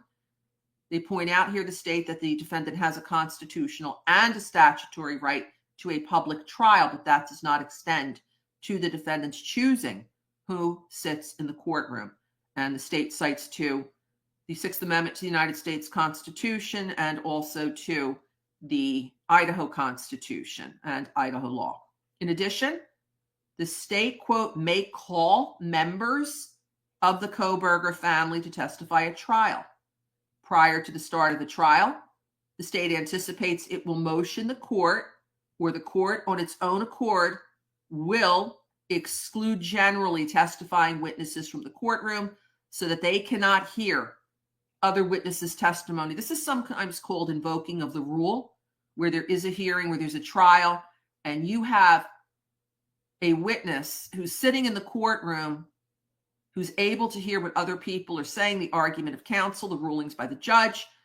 And when they invoke the rule, that is to have anyone who is going to be testifying to leave until after they testify and are excused. So that's what the state is pointing out here, that the state will either raise that, or she anticipates, this is Ashley Jennings writing this, that the court, that's Judge Hippler, on his own initiative, will generally exclude the testifying witnesses. Now, she does point out that the parties did stipulate to, and the court entered an order allowing 2 investigators from either side to be in the courtroom during the entire proceeding. So there's a footnote number 1 talking about that order that was rendered March 4th, 2025.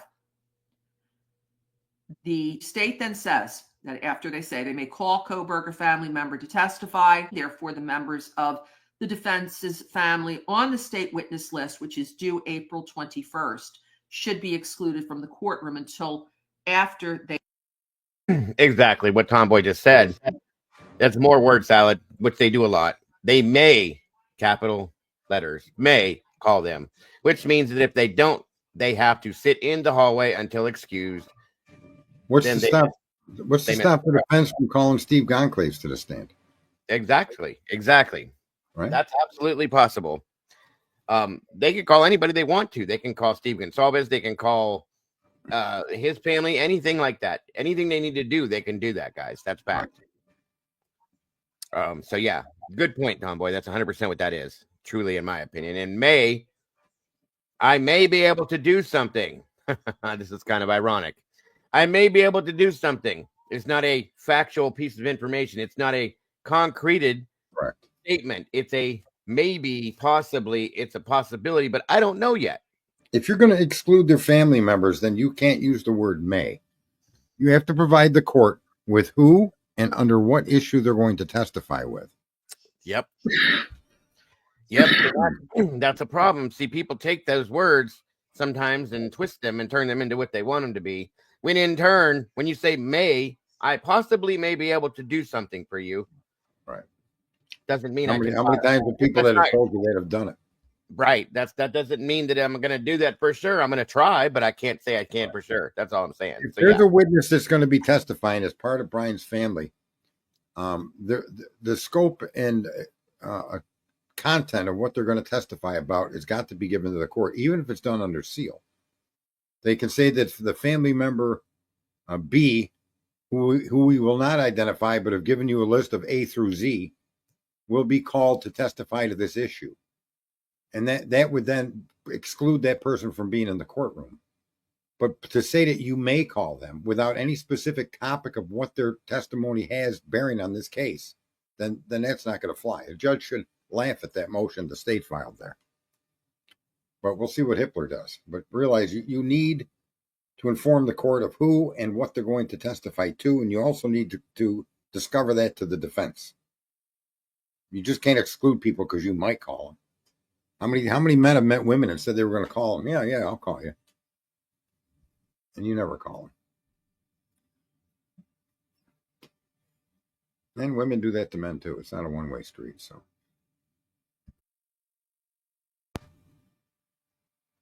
And again, this plays into that whole propaganda, in my opinion. The game that they play with this to keep that narrative rolling. Well, look, everybody, his family's going to testify against him. That says something to me. Right. And it won't matter until the court actually takes place. Right. Does the state have to pay if they subpoena the Kobergers? I'm not sure that would. I don't think so. And if they are, there's probably some standard fucking thing like they do with a jury. Mm-hmm. Right. And I don't think they'd be calling a Koberger as an official witness. They can subpoena you to come in at your own expense because you've been ordered by a court of law to be present in front of Gotcha. Tomboy says I believe so. So it could be. Who knows? But like you said, it could be that thing that they do. So like they do with everything else. It's possible either way. Like when they told Bethany to show up and everybody was focusing on we will not, if you have charges or if there are blah, blah, blah legal issues, we will not pursue any of them. They're acting like people read that and think that that's special to Bethany when that's done on all extradition. Right? If you extradite somebody from England to testify, you're giving them a promise you won't prosecute them if they've committed any crime in America. In their protocol. Yes, sir. That is standard operating procedure. Yeah. Per diem applies, she said. So that's very possible. Okay, absolutely. That's cool. Absolutely. Yes. Someone call me as a witness. You could per diem me. Right. Is it the coroner that used the words may have been? I can't remember what it was, but I was like, how can you use that verbiage on a murder trial? You better have more than may. My point there. Yeah, that's a good point. She's a devil woman. That's a good point. I agree with you. Sorry about that with the ads. I haven't. Well, we could Google that per diem. I'll do that while you're going there. Okay, I'm gonna go ahead and let her finish what she's saying. She's almost done here. They testify. Now, we don't know at this point who is going to be on the state's witness list and the purpose for their testimony. We will wait and see if we can learn more about this matter if the court decides to reserve ruling on anything until after the in limine hearings. This is Kathy. Thank you for joining us here today. Tomboy called it right off the top. Yeah. There you go. I hope that is true. Now, I didn't know what you were referring to when you asked that question about that, but as far as like hotel stay and stuff, if they require you to come, of course they're going to pay for that. Sarge just said in federal cases, a subpoenaed witness is entitled to a per diem payment of $40 per day plus mileage reimbursement at a rate of 58.5 cents per mile, a round trip from the residence to the court. There you go. Thank you, Sarge. And Tomboy, both of you. Appreciate that. All right, guys. So then, hold on here. Okay, so yeah, she is right on the per diem, and it is set by law. And yep, that did say federal cases, but then you keep reading into that, and it says a witness fee is the payment made to a person who testifies in a court or case of legal proceeding. It's a type of fee that compensates the witness for their time in an effort to provide testimony. The fee is usually set by law and varies depending on the jurisdiction and the type of case. So yeah, she was spot on with that. Bingo. Yep. Very good point. There's your answer to your question. Okay, this is something else I wanted to put up here too about the documents on the alternative. I like that I don't have to read this because it drives me nuts reading this. That's why I like this. The state's reply to the alternative perpetrator theory, asking a reasonable deadline to be set on this. The issue with the alternative perpetrator thing is interesting to me. I don't know if you guys have followed that stuff. Hold on a minute here. I don't even know why for the prosecution to fight it when Hitler himself stated that the other samples of DNA could indicate other perpetrators. Yeah. He set it up for this. I mean, I don't know how he can rule against his own statement. That's my thank you. That's why I said this is interesting to me, the way this. Hey, Rook, good to see you. No, but they have to file these motions, Dago, just so people understand that these motions must be filed, whether they're going to be applicable to the case or not. Mm-hmm. Same thing with Ann and all the motions she's filing. They must be filed.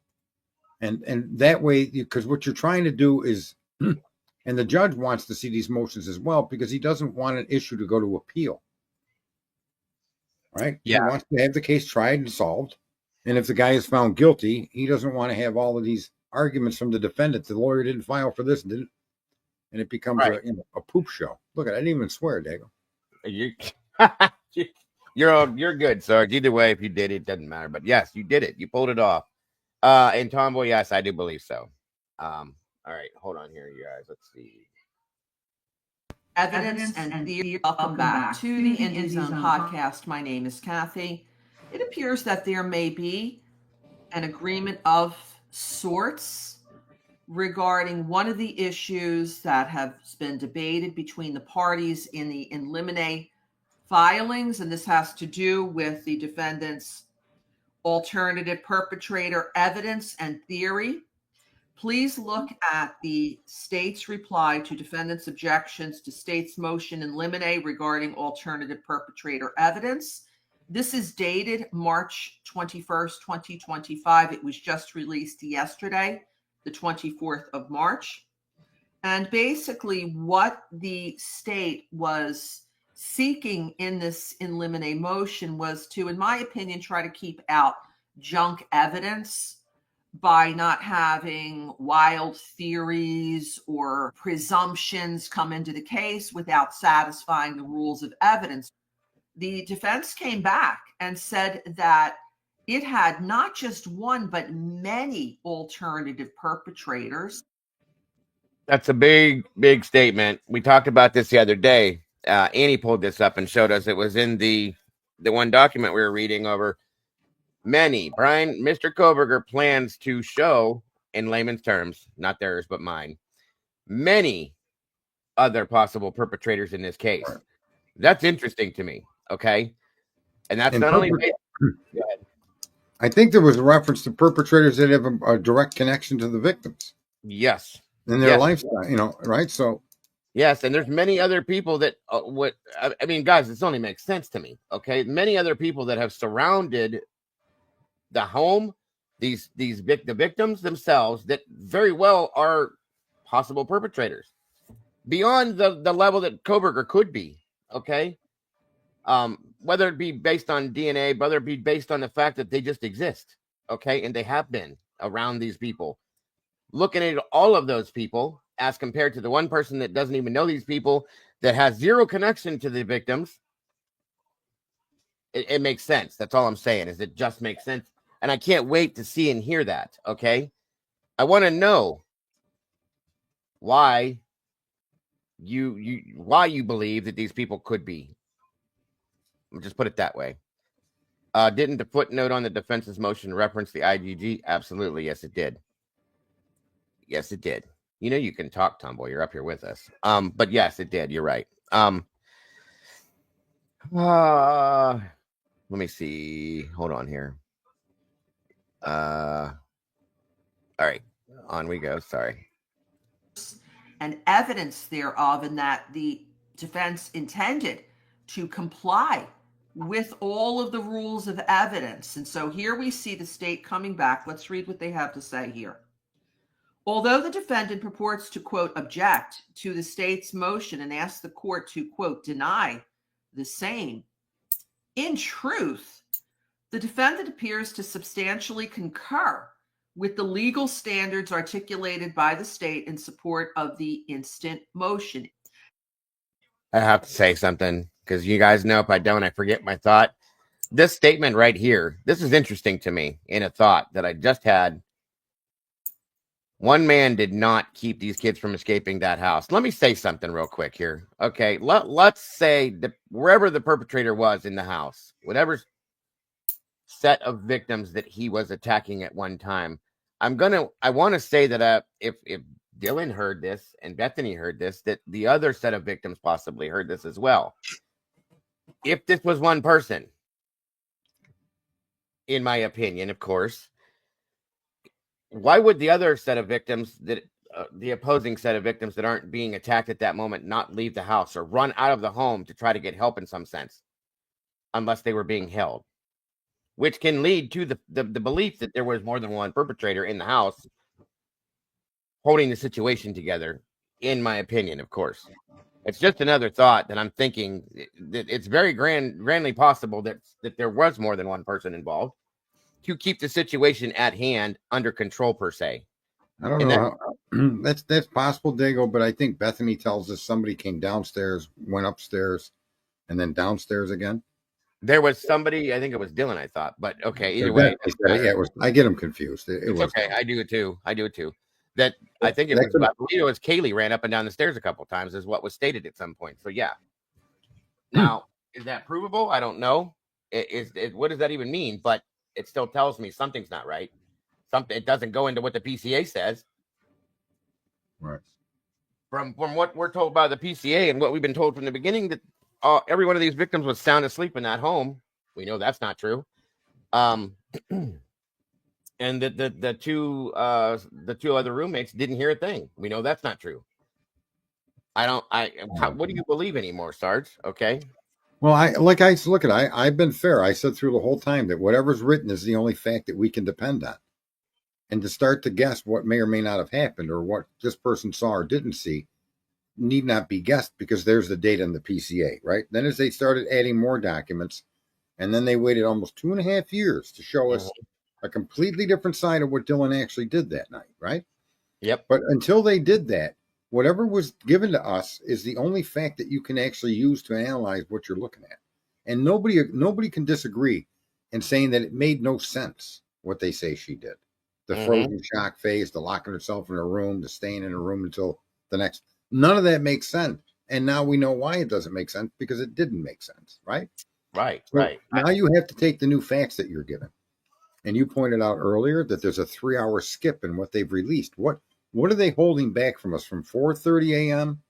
4:37 a.m. is the last phone usage of these two survivors. Right. To 7:30 a.m. when they pick up their phones again.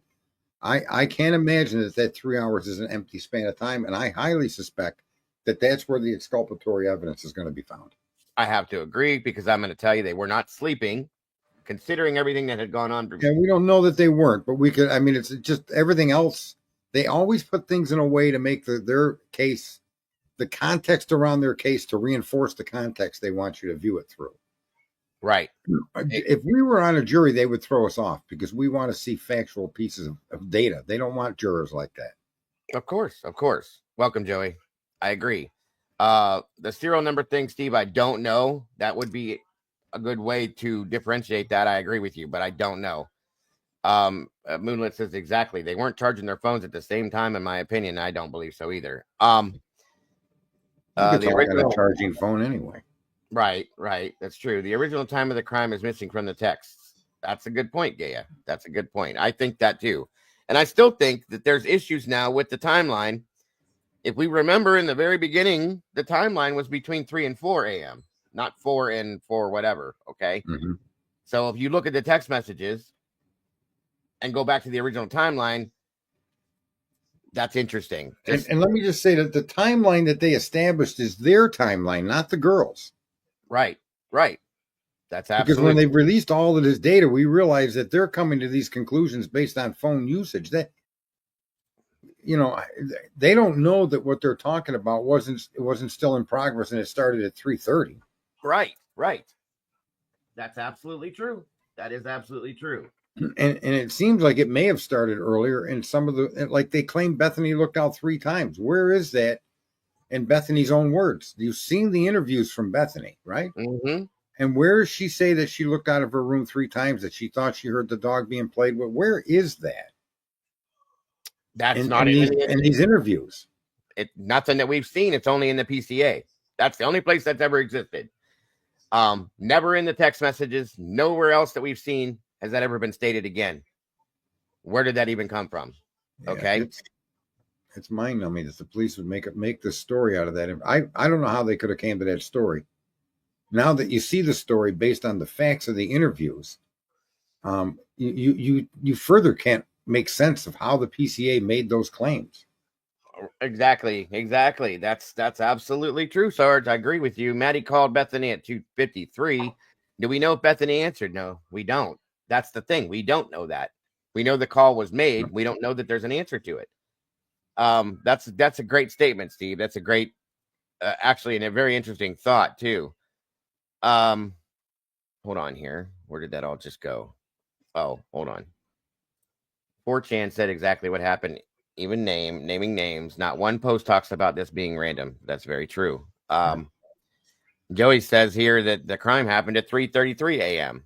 I've seen that in more than one place too, Joey. So that's quite interesting to me. Now go back and look at the text messages between the two. Think about it. Okay. That's what, and Tomboy just said too, that she believes that this went down on the original timeline based on the text messages. So why was my biggest question here is, why did they change the timeline?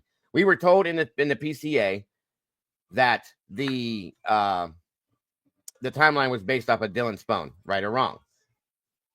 Well, when we see this, that doesn't relate as far as I'm concerned. That's all I'm saying.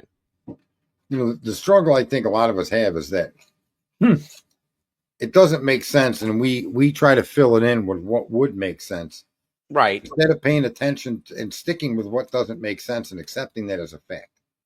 That's it right hard there. For people to understand how you need to do that when you're trying to analyze stuff.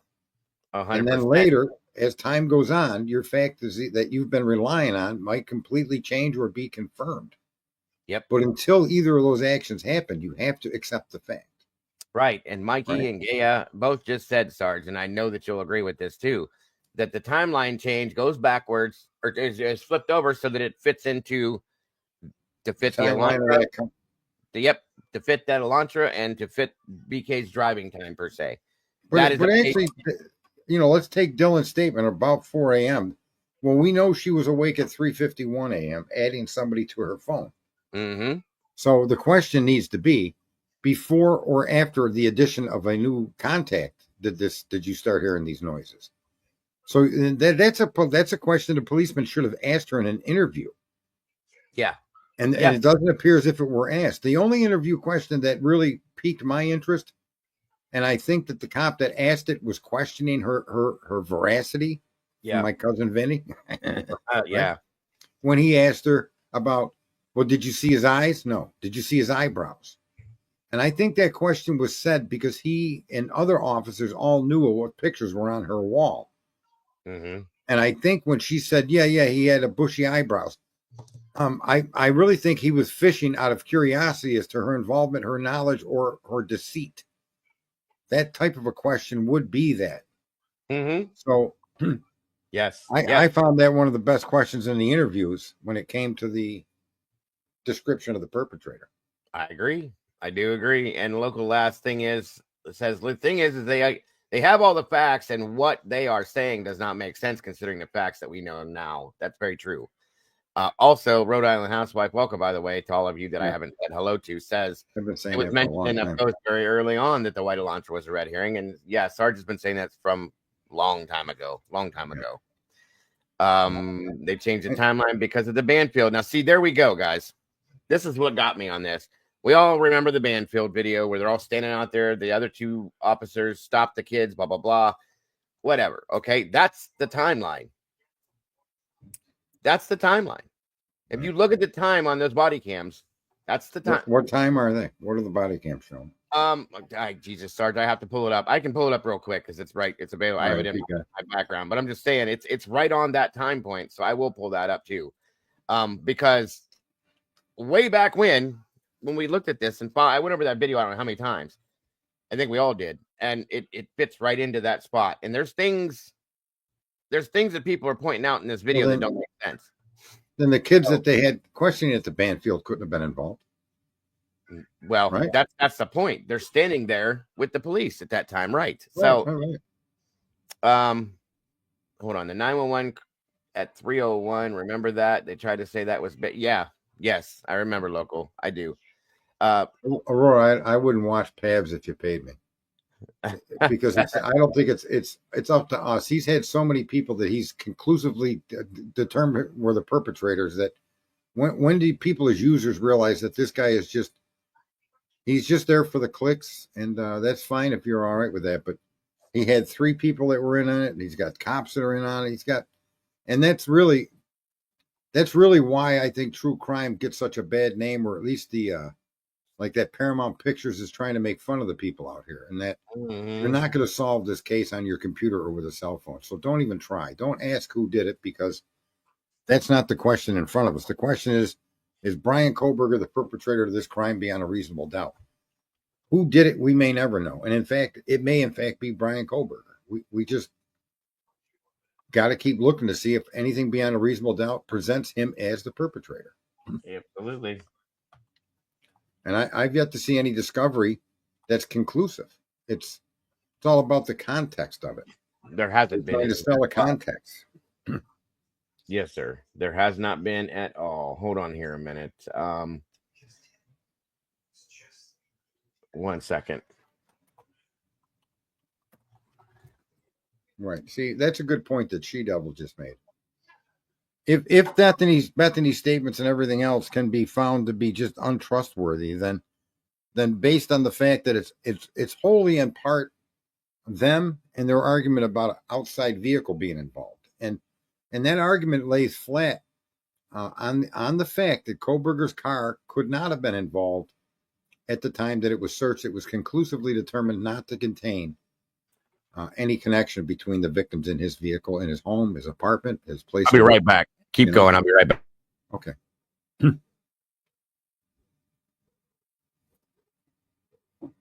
I'll be right back too, Tomboy. It's yours. Well, no, I missed that call. Yeah, I don't know. I think if you look for reasonable doubt and understand that Kohlberger's under no obligation to show his innocence, that you then have to take the evidence given to them and show, like when I look at the images of the car, the back bumper of the car is shown, no license plate is shown, but there does not show a marker in the white part of the bumper. And a marker light is from 14 forward, I think from 14 to 19. And when you look at the images that they used as the identificating issues or items of the car, nothing gives you the indication that it's a 14 forward. That rear bumper is everything in the identification of that car. Now, I will say that the front shot is indeterminate as to whether it's 11 to 13 or a 14 to 16. That fog light shape is so blurred that you can't determine what it is, but you can almost see it as being a 14 to 16 on the front bumper. And when you have a clearer image of the rear bumper and no marker light, okay, that is very, very, that tells me that they're showing you 2 different cars. I don't know why they couldn't pick a marker light up on that back bumper. That photo is not clear, but it's the clearest photo of all of the ones that they presented to us. And they say it's consistent with suspect vehicle 1. However, lacking that marker light in the white of the bumper by the outside corners, that there is not one there. I suspect that's why the FBI agent originally deduced that to be an 11 to 13. even the pictures they present, you saw, I put that up on screen before.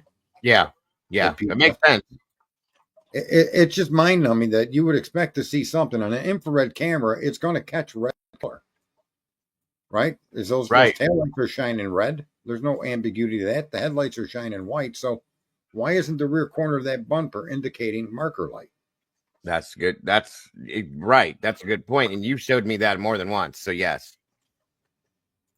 Yeah, She's the devil woman said, except one has fog lights and the other one doesn't. No. Both vehicles have the cutouts for the fog lights in the front. Both 11 to 13 and 14 to 16. They're different shaped, but they both have it. I do see what could be argued as a marker light on that rear corner, but it must be an artifact because it's at an angle. It's not consistent with the other lines on the vehicle. And when you look at the example vehicle and look at the marker light, they're not angled at all. They're straight across at the corners. Well, Jeff even said that there was, in the video he did, that there was artifacts on there. So that would make sense. It does. Yeah, no, and I blow it up. And I really looked hard because these are factual data that's being entered. And when you look even as hard as you cannot find a marker light in that back bumper. And what could be mistaken for a marker light, when you scroll over the page to look at what a 14 has as a marker light, it's not what you're seeing in the image. Right. So it's not a marker light. Do you follow me? Yes, sir. And so that car, I suspect if the FBI testifies, he's going to say that that's the image where he concluded 11 to 13. Yeah, that could be. I agree. Housewife exculpatory evidence will be brought to light through the defense's cross-examination of the state's witness. I can agree with that. Oh, okay. Hold on, Tomboy. 1 second. Let me see something here. Hold on, Molly. I got you there. And oh yeah, okay. So what time is this? This starts. This is when this. I think this is when this starts, or maybe. Yeah. Hold on. All right, Molly and Tomboy both. Thank you. This is that. If you look at the body cam stamp here, November 13th to 22 at 2:59:29 a.m. Yeah, okay, so it's 3 a.m. That doesn't exclude these people as potential suspects because it's an hour before the stated crime time. Yeah. So, and if we go through this, let me speed this up too because I just want to see the time, the timestamp through this whole thing. 1 moment here. Guys all had to drink tonight? Couple beers. Yeah. Hard liquor or anything? No, in general. Now, real quick, there's a couple things I'm gonna stop through this real fast. You can clearly, there's okay. So we have this vehicle here first, okay? This is a Ford, mind you. I believe. Do we know what year they were using? Say again. Do we know what year they were using for a Focus at that point? I don't know. I don't. But that's a Focus. That's a Ford Focus right there. That vehicle there, and that's not white either. That's silver. Okay. Or gray, whatever the hell, light gray, silver, whatever the hell that is. And there is another vehicle. Hold on. We don't need to hear all this stuff. I'm just going to let it play. If you watch this road, guys, there's cars driving around, okay? There's a truck. There's another car, a couple other cars. All this stuff happening. I can't remember because it's been so long exactly how many vehicles went through this. And this again, Focus sedan, its marker lights are down below the bumper itself, and they're into the air. Yeah, they're down. You talking about the front or the rear? No, in the back. When you look at the back of a Focus, yeah, it might be noticeable in that picture because they're all on the outside corners. And I'm going through many years and different variations of the car, but they're all in. They're mainly down below where the colored bumper is, and they're down here. Yeah, they're down low. Right. That's the car that looks white exactly, Devil Woman. Exactly. And I'd like to see the front headlight configuration if you could back up to that. I can try. And the reason I say that is it disturbs me. I'd love to know what year that car is. What disturbs me is the image that they're showing you in that other document shows a headlight that extends over to the top of the wheel well. It almost looks like it's got a curve to it, where the Elantra light does not have that curve, folks. So when you look, and I got it right here, I couldn't, for whatever reason, I wasn't able to. You can't take pictures off a PDF for some reason. I don't know why. I don't either. I'll explain what I mean. When you look at the headlight on the Elantra, and you go to buy a headlight on Elantra, this one on their images in this file, I'll rotate it and maybe I can present it. If you look at the images in this file, and then you look at the image of the car that's parked out in the street and your video, the images of these two look reminiscent. They look to be the same. Yeah. And Elantra's headlight is, it swoops over to the top of the fender. Right? I need to, if I present this, maybe you'll see. Can I try to present this? Yeah, absolutely. Leslie, I haven't said your name, hon. All right, share. Did I say Leslie's name at all? Anybody? I don't know. I haven't said Leslie at all, like since way before. I don't know if it's presenting. That's what irritates me with how this sometimes works. StreamYard. You want me to throw this up here? Can you? Yeah, hold on. Let me pull this one down. But before you pull it down, look at that headlight and how it's got the bottom of it curves around and goes up and then back. Do you follow me? This one, the front headlight, yeah. Yeah, if you could, is there a way you could blow that video up or get it bigger so we can get a better look at that front fender? Because you have the same shot in the video for the Elantra. Right. I don't know that I can, Sarge, sadly, because of the way it is. Okay, if you can't, you can't. But maybe. Hold on. Let me see something. All right, no, go, okay, my picture is there finally. Okay, so look at the front nose of the car. Oh, see if you can blow it up there. But if you look at the front nose, that headlight looks like it goes down lower than the part that carries out the back, that goes back towards the door. Yeah. Pull up my image and you'll see what I'm referring to. Okay, hold on. Pull that image up and you'll see. You see how the headlight, the top picture, how there's it looks like, we'll call it a rectangle with a piece at the top shooting down the fender. You see that? Mm-hmm. An Elantra really isn't that way. It's not that the part that goes down the fender is not denoted differently from the main headlight. In other words, if you look at the car next to it that they're giving as an example, that headlight is one smooth transition. It's like an oblong, an oval that's extended out to a point. This one is not that way in the white image they're showing. Now, when you look at the police car in that video, its headlight appears more reminiscent. Agreed. Right? Now, I'm just, it doesn't matter, folks. I'm not saying that was the police car in this image they gave us for make model chart number 3. But you could see even in their image chart that the headlight on the silver car they're showing you and the white car in the image are not matching. Here, Sarge, Molly did what she does. Here we go. Okay. Hold on. Let me show this here real fast. Sure. It's kind of blurry, but you can still see the shapes. So okay. See if the shape is similar. Yeah, that may be more similar. That's blown up, way blown up. So it kind of is, in my opinion. I agree with you. And the other car is moving, so it would exaggerate it. Yeah, of course it's gonna pull it. Right.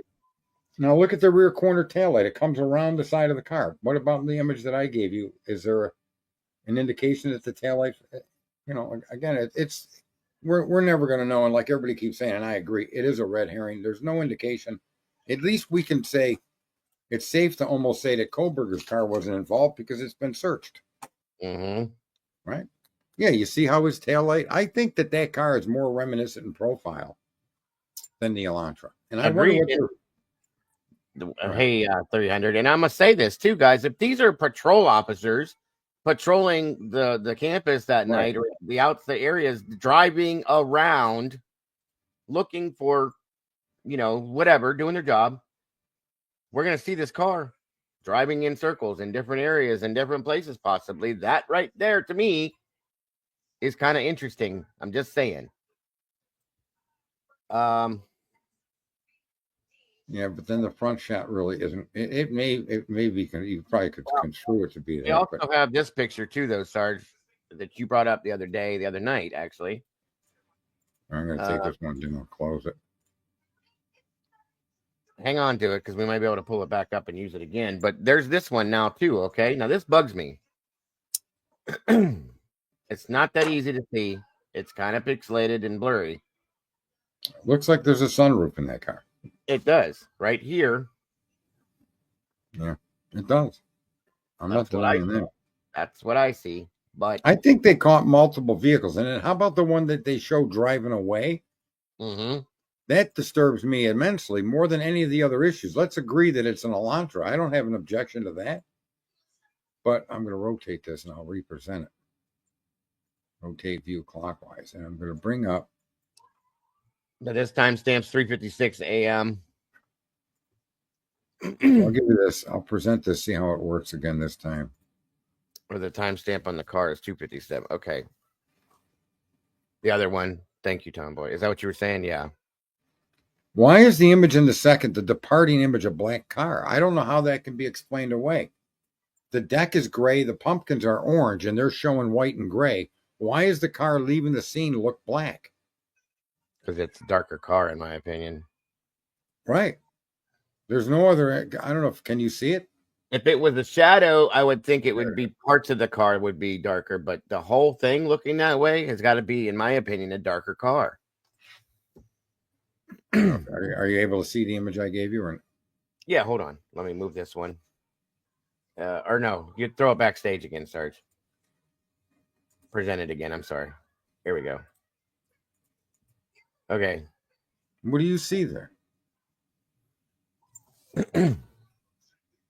Point out which one you're pointing at again and make it a little bit. It says departing. So it's the bottom. Right here, yeah. The bottom right image is the car is black. That makes no sense, man. The deck is clearly gray. We know that. The pumpkins are orange. Can you blow this up anymore? Like just make it full screen maybe, or hold on. I don't know. All right, there's that. I just did that. Whoops. Yeah, I got it. For some reason, StreamYard gives me a hard time sharing this stuff.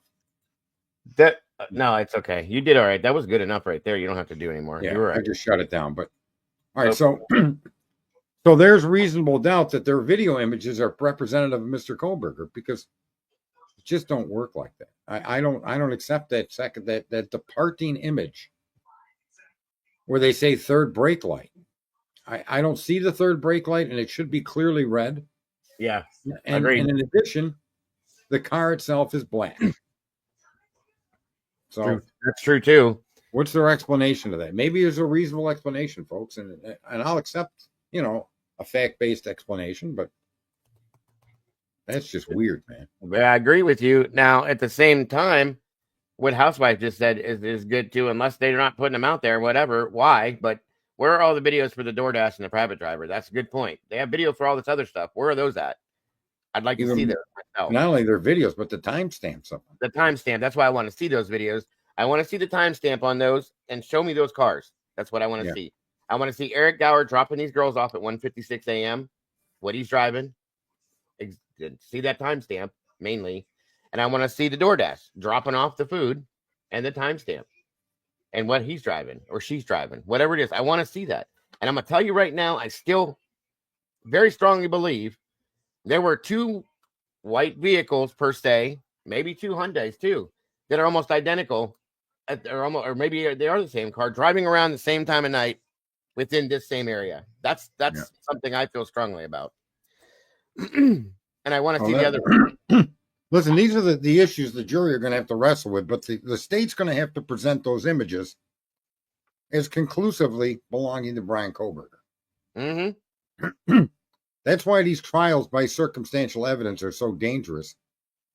And factually, the biggest danger for the defendant is that too many of us just accept the context under which that you're going to look at a photo that's Brian Kohlberger's car. Now you look at a photo and he drives that kind of car and you accept their context and you don't question it. And that's dangerous. It is. It is. Look at the silver Elantra near the GM fig lights. Look at the number. Now look at the middle photo. Two completely different cars. I couldn't type. It's okay. Yeah, we'll see how she plays this in court. But all of that is relevant to the identification.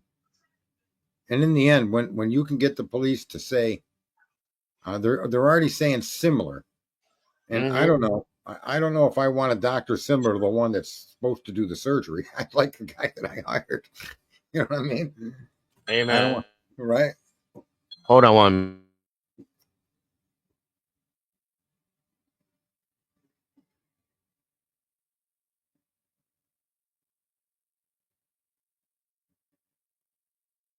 Yeah, it's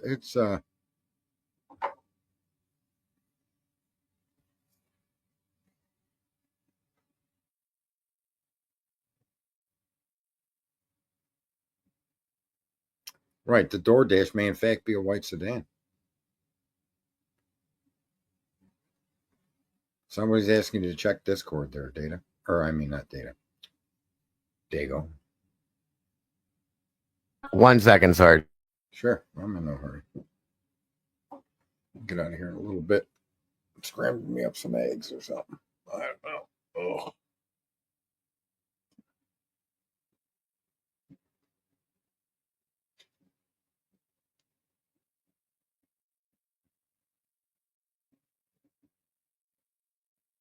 I'll be right back myself.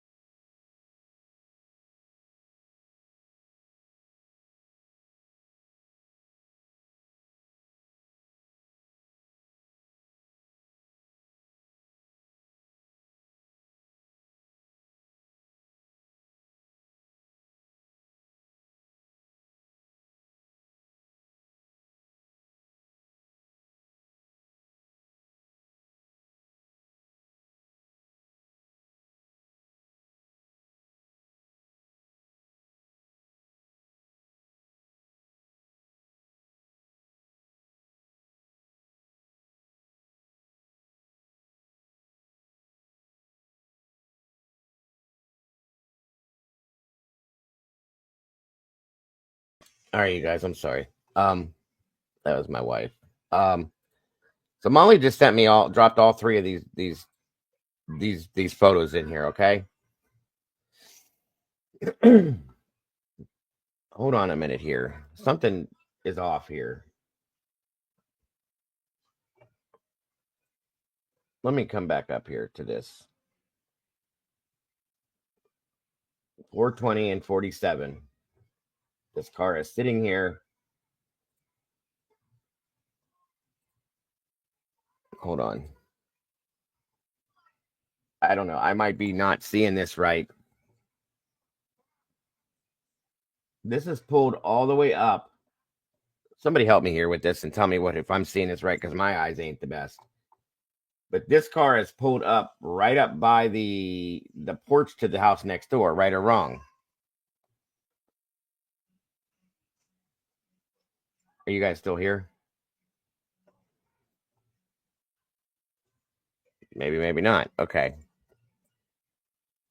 Where's the light coming from behind the car? This is what I was getting ready to ask you guys. That's what I wanted to see. So if this car's pulled up this close to this porch here, right? You see this back here?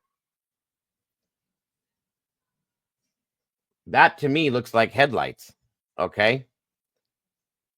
Where are they coming from? Are they coming from this direction? I'm right here. Or are they pointing towards the road? No, you're seeing the rear of a vehicle there, I believe. And the headlights casting forward are what make me come to that idea. There, and they also, the picture says departing, and they point out some third brake light somewhere. I don't know what they're pointing at, but the car is not, it's dark, it's black, it's not in shade. Jeff just said this arrow is pointing at the rear brake light right here. Where? With your mouse, where? Right there. All right. See that arrow, that red arrow starts coming down? The only car in the world with a low deck, but the car looks black to me. There's no indication that's a white car. Am I going blind? Does it look white? I can't even see that. I'm looking at it from a different angle. It might show white, but it looks like a black car to me, and I could be completely wrong. Here's my problem with this, though. Follow my cursor. This is and tell me if I'm wrong. This is the car here, right? This is the rear window on the passenger side. I'm guessing, right? What my cursor's on is the rear window on the passenger side of the car. Is that right or wrong? The driver's side is facing you. That's the driver's side facing us. Okay. That car is stated to be departing, but look, everything looks white except for the vehicles in that. Like there's a white car across the street, way up at the end of the road. Yeah, right here. The car departing to me, maybe it's me. I don't see a white car. I see a black car. That's going to fuck the jury up. What do you think? I mean, it looks lighter to me, but I guess. Hold on a minute, because I got a horrible picture. I mean, good God.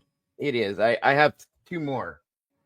Something else is bothering me, though. This car right here, we're saying is leaving the parking lot, right? No, leaving the crime. So whatever that means. Okay. Well, this is the house right next door to the house that this happened in. Right. This is the parking area. There should be cars up here to the right, parked up in front of the house. That's my thought. What the hell is this over here that looks like headlights sitting now next to up next to the porch? Looks like an SUV. But then again, it doesn't look like an SUV. It's a car. These headlights are on. Do you see this, Sarge? Yeah. So there's a car sitting right here pointing at the neighbor's house, right in front of it, next to the porch. There's a car over here leaving. Right. At 4:20. There's two vehicles out here. And both of them are on. How many people in the chat room think you're seeing a black car leaving? Number one. How many of you are, you clearly see a white car? Number two.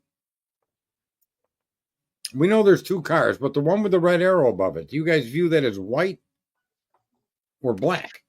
Well, what I'm looking at, Sarge, this looks like windows. That's darker, of course. Right.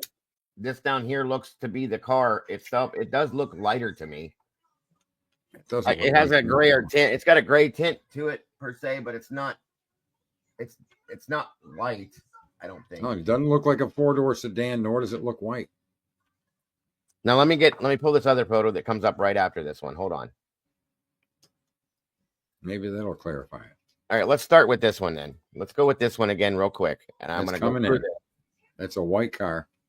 That's the white car coming in. That's white. Okay. That probably is an Elantra. We can accept that, right? Yeah. Looks like it might have a sunroof, but we don't know. Okay, bye. Huh? I gotta go. Oh, well, okay. Sorry. I will see you. I'll be on my phone, but I'll be back. Okay. I see you, Kelly. Kelly said it looks black to her too. So, and so does Ro. Okay. And Jeff says, I believe this could be a way to lunch or leaving. Okay, Jeff. Now, hold on. Let me get back to these other pictures and come down from here. This is the first one. Mm-hmm. All right. Hold on. That's the last one. All right. So there we have this car right here with the arrow above it is supposedly leaving, headlights pointing forward. I see it. We also have what looks like lights here. I can't tell, but it's weird. Yeah, there's a light. Two cars are passing one another. Mm-hmm. That's what it looks like to me, of course. Yeah. Okay. And there's also the little car down here, black one. And There's a pickup truck right in front of the deck. here, yeah, okay. Yep. And at the end of the road, there's a white car parked in a driveway. And then there's one to the right. Yep. Yep, Okay. there's one there. All right. Now moving on to the next picture. We also have this next picture. Okay. Now this. Yeah, look at those rims. They don't look anything like a Hyundai. Let me shrink this The down. whole shape of that car doesn't look consistent with a Hyundai. And look at how the wheel looks. I mean, that picture is horrible. Mm-hmm. Look at if supermodels got images like that taken from them, everybody would call them ugly. Right. I mean, if that's a So supermodel, I'm one too. it's so weird to me the way this looks. Then we have this next picture. All right. And Molly took and drew this out with this pen here. Okay. I don't know exact. Wait, what does it say on it? Hold on.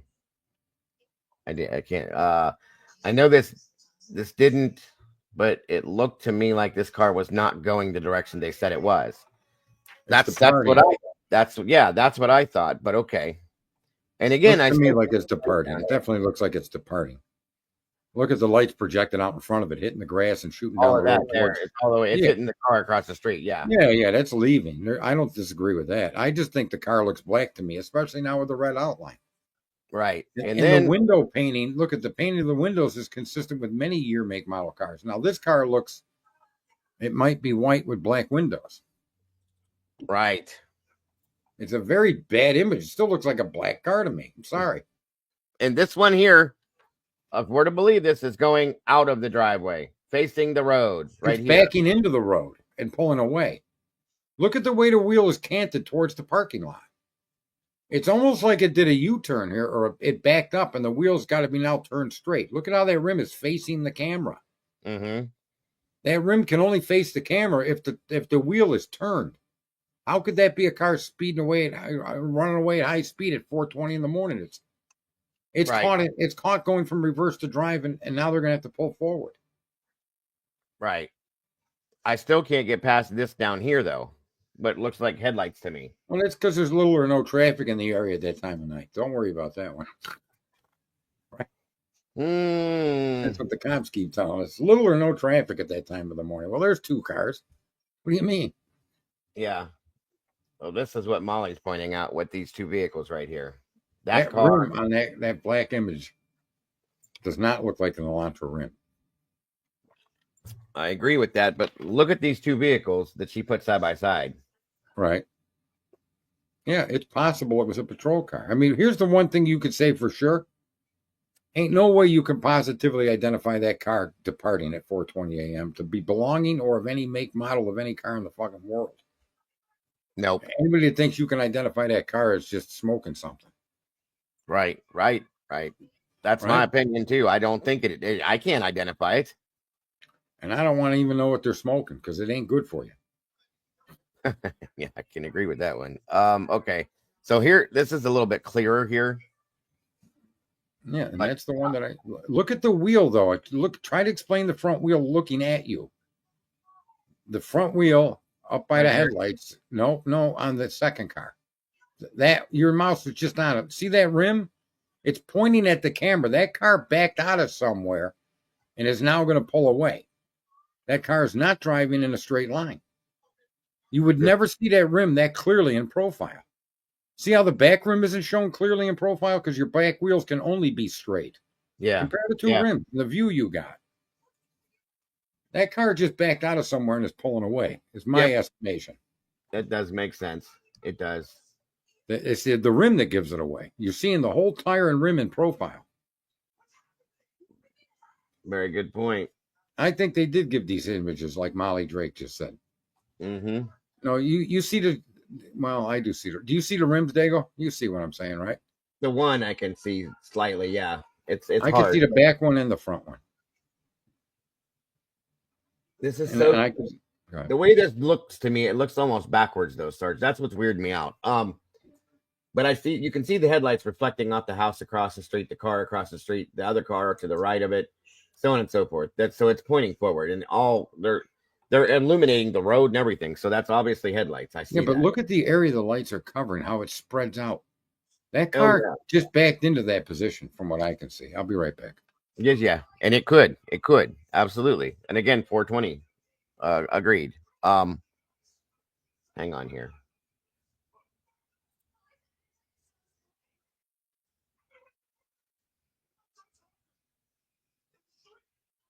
At least 2 launchers on Moscow campus. Right. That's my point.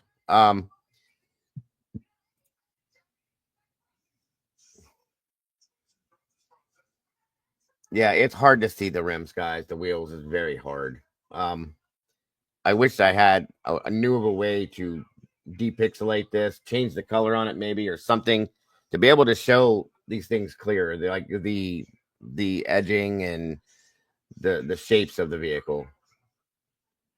I mean, I'm sure it's possible, but I think that needs to be done on this to be able to see it clearer. These are very depixelated pictures and very blurry. Okay. Yeah, I mean, that's why these images can drive a human being insane. And that's why I was so against Linda Lane, and that their relevance is only what people want you to see. The actual fact finding data that you need to identify the cars is not available. Yeah, I know, Molly. It's okay. And she said that she thinks that they gave pretty shitty screenshots on purpose, and that does make sense. In my opinion, I'm saying. Yeah, I agree with Alicia J. It's Once we started messing with images, it becomes nothing. Too many things can happen to change. Yeah, I agree. I agree with you. I agree.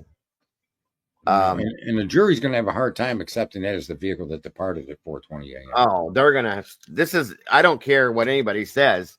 You can put this up in any way you want, unless they have a different version of this, which they may. You cannot say that's an Elantra. You can't. That looks like it could be 15 different types of cars to me. Literally. And and that one, I guarantee some of the jury's going to make the same argument I'm making. It's black, and a careful look at the tires. That rim that's facing us shouldn't be facing us on a car driving straight away from us. It should be turning. many people could. Yeah, I agree with you. Gray or silver car, possibly.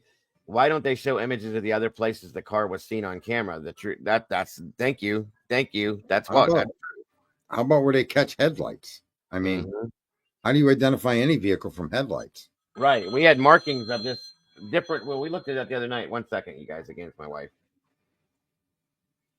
Yeah, I know. Some people are saying it isn't black, but from what I'm viewing here, I see a black sedan there, 12 gauge.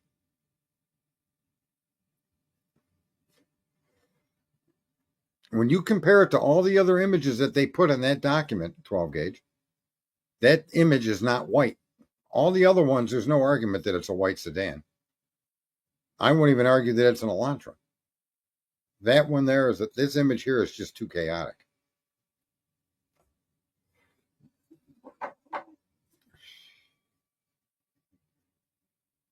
No. You need a picture that shows Brian Koberger's car with some unique identifying feature, a dent, a bumper sticker, a university parking lot sticker. It's just not clear.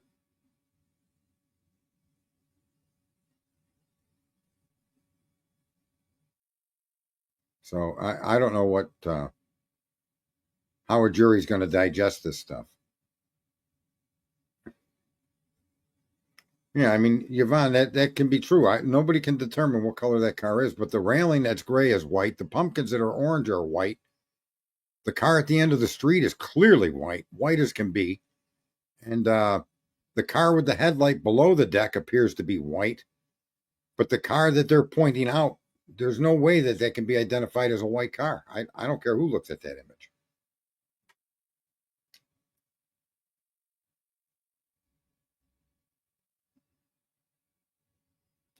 Right? I mean, folks, look at the headlight that you can see through the deck. The car that headlight's attached to looks white. The deck railing looks white. The headlights on the car departing look white.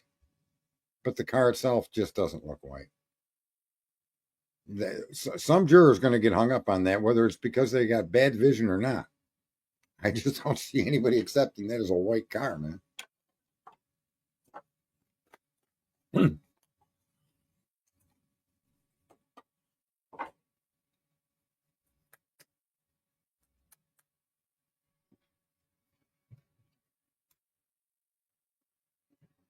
Sorry, you guys. Sorry to keep doing this. My wife is stuck in a bit of a predicament I was trying to handle for her. Some say it's not even a car. No, I believe it's a car, but I'm going to also say this. To me, it's a dark colored two-door sedan. Unless I'm looking at the mirror. Maybe that's what I'm seeing. Now that as I look closer, I'm seeing a mirror. Or something off the back of a car. It's so hard to look how small that is. Look. That's just a crazy image there, Dago. What the hell are we looking at? I know. That's what I've been struggling with these photos. That's a little too big, I think, but I still don't understand Now this. it looks clearly driving in a straight line. Now that mirror, now that I see there's a mirror, or there's something on the back of the car. So, oh, yeah, it could be the pumpkin that wasn't being, my eyes were allowing it to shift. But I still don't see a white car. So. Okay, hold on. 12 gauge just said show the other one. Which one, 12 gauge? Welcome, by the way. Entering the neighborhood. The one you showed before this. Yeah. Okay, hold on. Yeah, that car entering the neighborhood is a white sedan. There's no doubt about it. Could even be a white Elantra or a Elantra. I wouldn't. Hold on, that's a video. Videos. Oh, Molly's saying that this looks to her like it could be the same vehicle that we saw in the Linda Lane dumpster video. And honest to God, I can't say she's not right. And I'll go back to that one, but let me get back to this one first. Which one do we have? Well, the car right in front of the deck is white. The one with the headlight. You talking about this one, 12 gauge?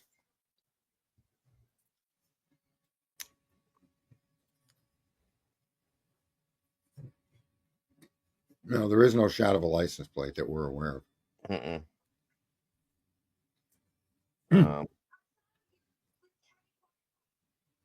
Yes. Okay. All right. There's that one. I'm going to show something else here in a minute. A video Molly put together. And I want you guys your true opinion on this too, because I just saw this video and I went, wait a minute, hold on. But give me a minute. Give me 1 minute. Hey, Mark and Betty, welcome. Cheers. Good to have you.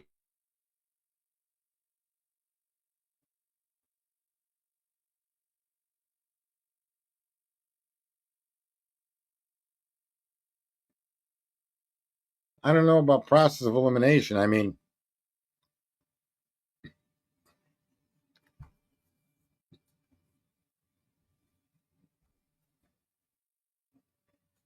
I don't know. I don't know how you identify that to any person in the continental United States.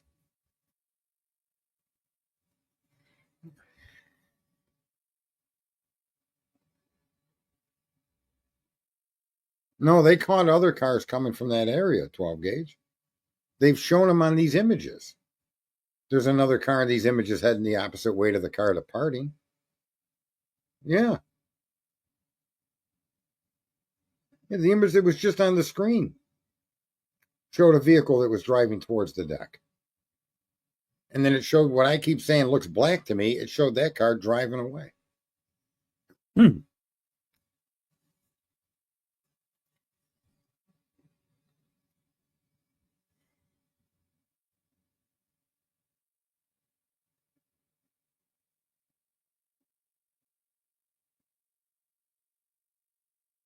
Okay, this is bugging the hell out of me. I have to show you this. These cars passing each other. What time is this? 3:56. They're not the same timestamp, so they can't. This is the video she made or put together, but this bugs the hell out of me, you guys. Now that I'm seeing this, hold on, and I just want your honest opinions. If I'm crazy, I'm crazy. I'm okay with that. I hate getting. I know it's okay. It doesn't matter what it's from. Things, it shows something that I just wasn't even thinking about before now. Again, this is what video Molly put together. Probably way back when we were covering all this Linda Lane stuff. Okay. Do you see the windows, Sarge? Yep. We can't really see the clear vehicle side of this, but the third brake light at the window, the vehicle in the driveway per se. But look at this one. All right. Yeah. Is there audio in this moment? Yeah. Okay. We don't really need the audio, but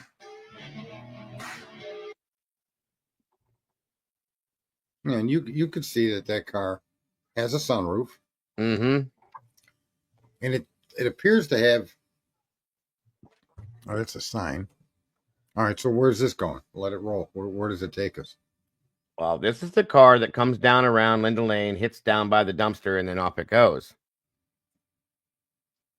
Okay. I mean, this right here is what bothers me. Okay, and even the headlight, and per se the tail light. Yeah. It just has a very close resemblance, in my opinion, to what we could be seeing in that driveway. Did that crazy get a clue or anybody like him identify the make model of that vehicle? We did this a long time ago, and I matched it up. I overlaid this with many cars 2 years ago, and the closest thing I could find to this, if I'm wrong, correct me, somebody that was around for this. Bingo, BMW. That's exactly what I found that to be. Mm-hmm. Go back to the other image she just shared. Let's see how the headlight looks in profile. Okay, hold on. Because that's one unique feature that you can see on the pictures that they gave us. Mm-hmm.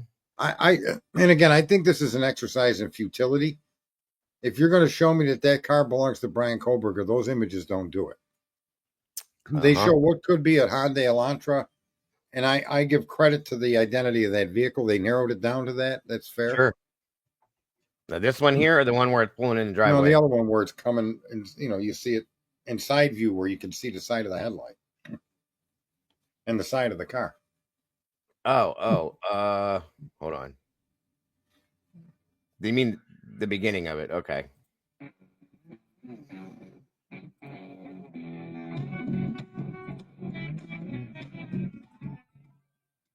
One minute. Sorry, I got too many tabs up. Give me a quick second, guys. Bear with me. I'm sorry. Let me get rid of some of these tabs first, so I can pull them all back up. Well, 12 gauge we do, but that was before we knew there were 7 other DNA samples that were untested for identity. And that was before we knew there was a pair of gloves with blood on it. And if you're going to use transfer DNA on a button snap, and you didn't swab the living shit out of the inside of those gloves for transfer DNA, then I don't even think you're qualified to be a policeman for the people that did this job. That means there's 8 samples that have been unaccounted as far as identity. And we know that Kohlberger's been excluded from the fingernail. He's been excluded from the blood on the sheath. And any of the other blood samples don't, as far as we know, even the police give us that information. So there's the 2 questions. Who are these other people? And why didn't they really run those gloves through a series of tests that would be meaningful? Nobody could argue with transfer DNA found inside of a glove with blood on it outside the sliding door. Kohlberger couldn't argue his way out of that rabbit. Mm-hmm. Right? I mean, I couldn't defend myself against that. Agreed. And so this is what I mean, 12 gauge. That's the problem for reasonable doubt. They do. The reasonable doubt against Mr. Kohlberger is very high because there isn't a single solitary piece of confirmative that evidence says this is Brian. And it disturbs me in a way that's personal that those gloves were treated the way they were. It's just offensive to me that of all places to collect transfer DNA, you're saying he had a skin cell and a button snap that's most likely made of brass and not even possible to recover versus a pair of gloves with blood on it out by a sliding glass door, and you didn't cut them gloves open. Imagine the amount of transfer DNA in a pair of gloves, Diego, and sweat and everything else that's in there. So I agree with you. I do agree with you. Convince me because you don't have all this other evidence that's exculpatory or evidence that can't be questioned. And I'll be happy to go. I like to see the right person convicted, basically. Mm-hmm. And yes, this is the BMW, Yvonne. That is. What were you going to show on this? The headlight on the side. Yep. Yeah, you really can't see it, but it almost looks like a teardrop, right? On the side, going down the fender. So it bulges in the front and it narrows out down the fender, where an Elantra is a clean, elongated, like a triangle, elongation of a triangle, not even a triangle, right? But yeah, that does have, and my quick view, and this is why these images fuck. That's why I left for Linda Lane. I know. The whole case, and none of the images that were released to us are part of the case. That's epic, right? Yep. Oh, wait, but they were found outside. How did they entail any relation to the? Well, they're at the same house, 12 gauge. Because he exited out the sliding glass door, 12 gauge. Somebody so could does have. the footprint. Wait. He showed a footprint, a work boot footprint that they put identification cards next to. How does that connect to the crime? Well, it's that word they call. It's not even a hard word. It's called investigate. Okay. But the bottom line is you find gloves with blood on them outside of the sliding glass door, and then the boot print that you were so observant to find. You need to run those leads to ground. You need to exclude those gloves, not just say, how do you know they're connected to the crime? You can't ask people questions like that 12 gauge. It's not a fair question because I the gotta police agree. didn't do their job. We all should know that those gloves are not part of the crime through investigative deduction. Not that's a very bad question you asked. It's just an unqualifying question that's asked that shouldn't be asked by anybody. Well, I mean, that's just like asking if you were to find a knife laying on the ground in a parking lot outside the house, what that has to do with the crime. I mean, Right. What if they found a butcher knife out in the yard? Well, that's got nothing to do with it. Just ignore it and not test it. Why? Because you saw a sheath and the sheath blinded you to the idea that it could have been a different knife? Come on. right. Blood on a handrail going from the first floor to the second floor. Footprint outside Dylan's door. Those two seem relevant after you now found out the girl was drunk and bedazzled. Right? Run that blood stain to its end. Identify the person. And if it costs $35,000 for each time you do an IgG, if I was the parent, I would have paid for that. The cops just needed to ask.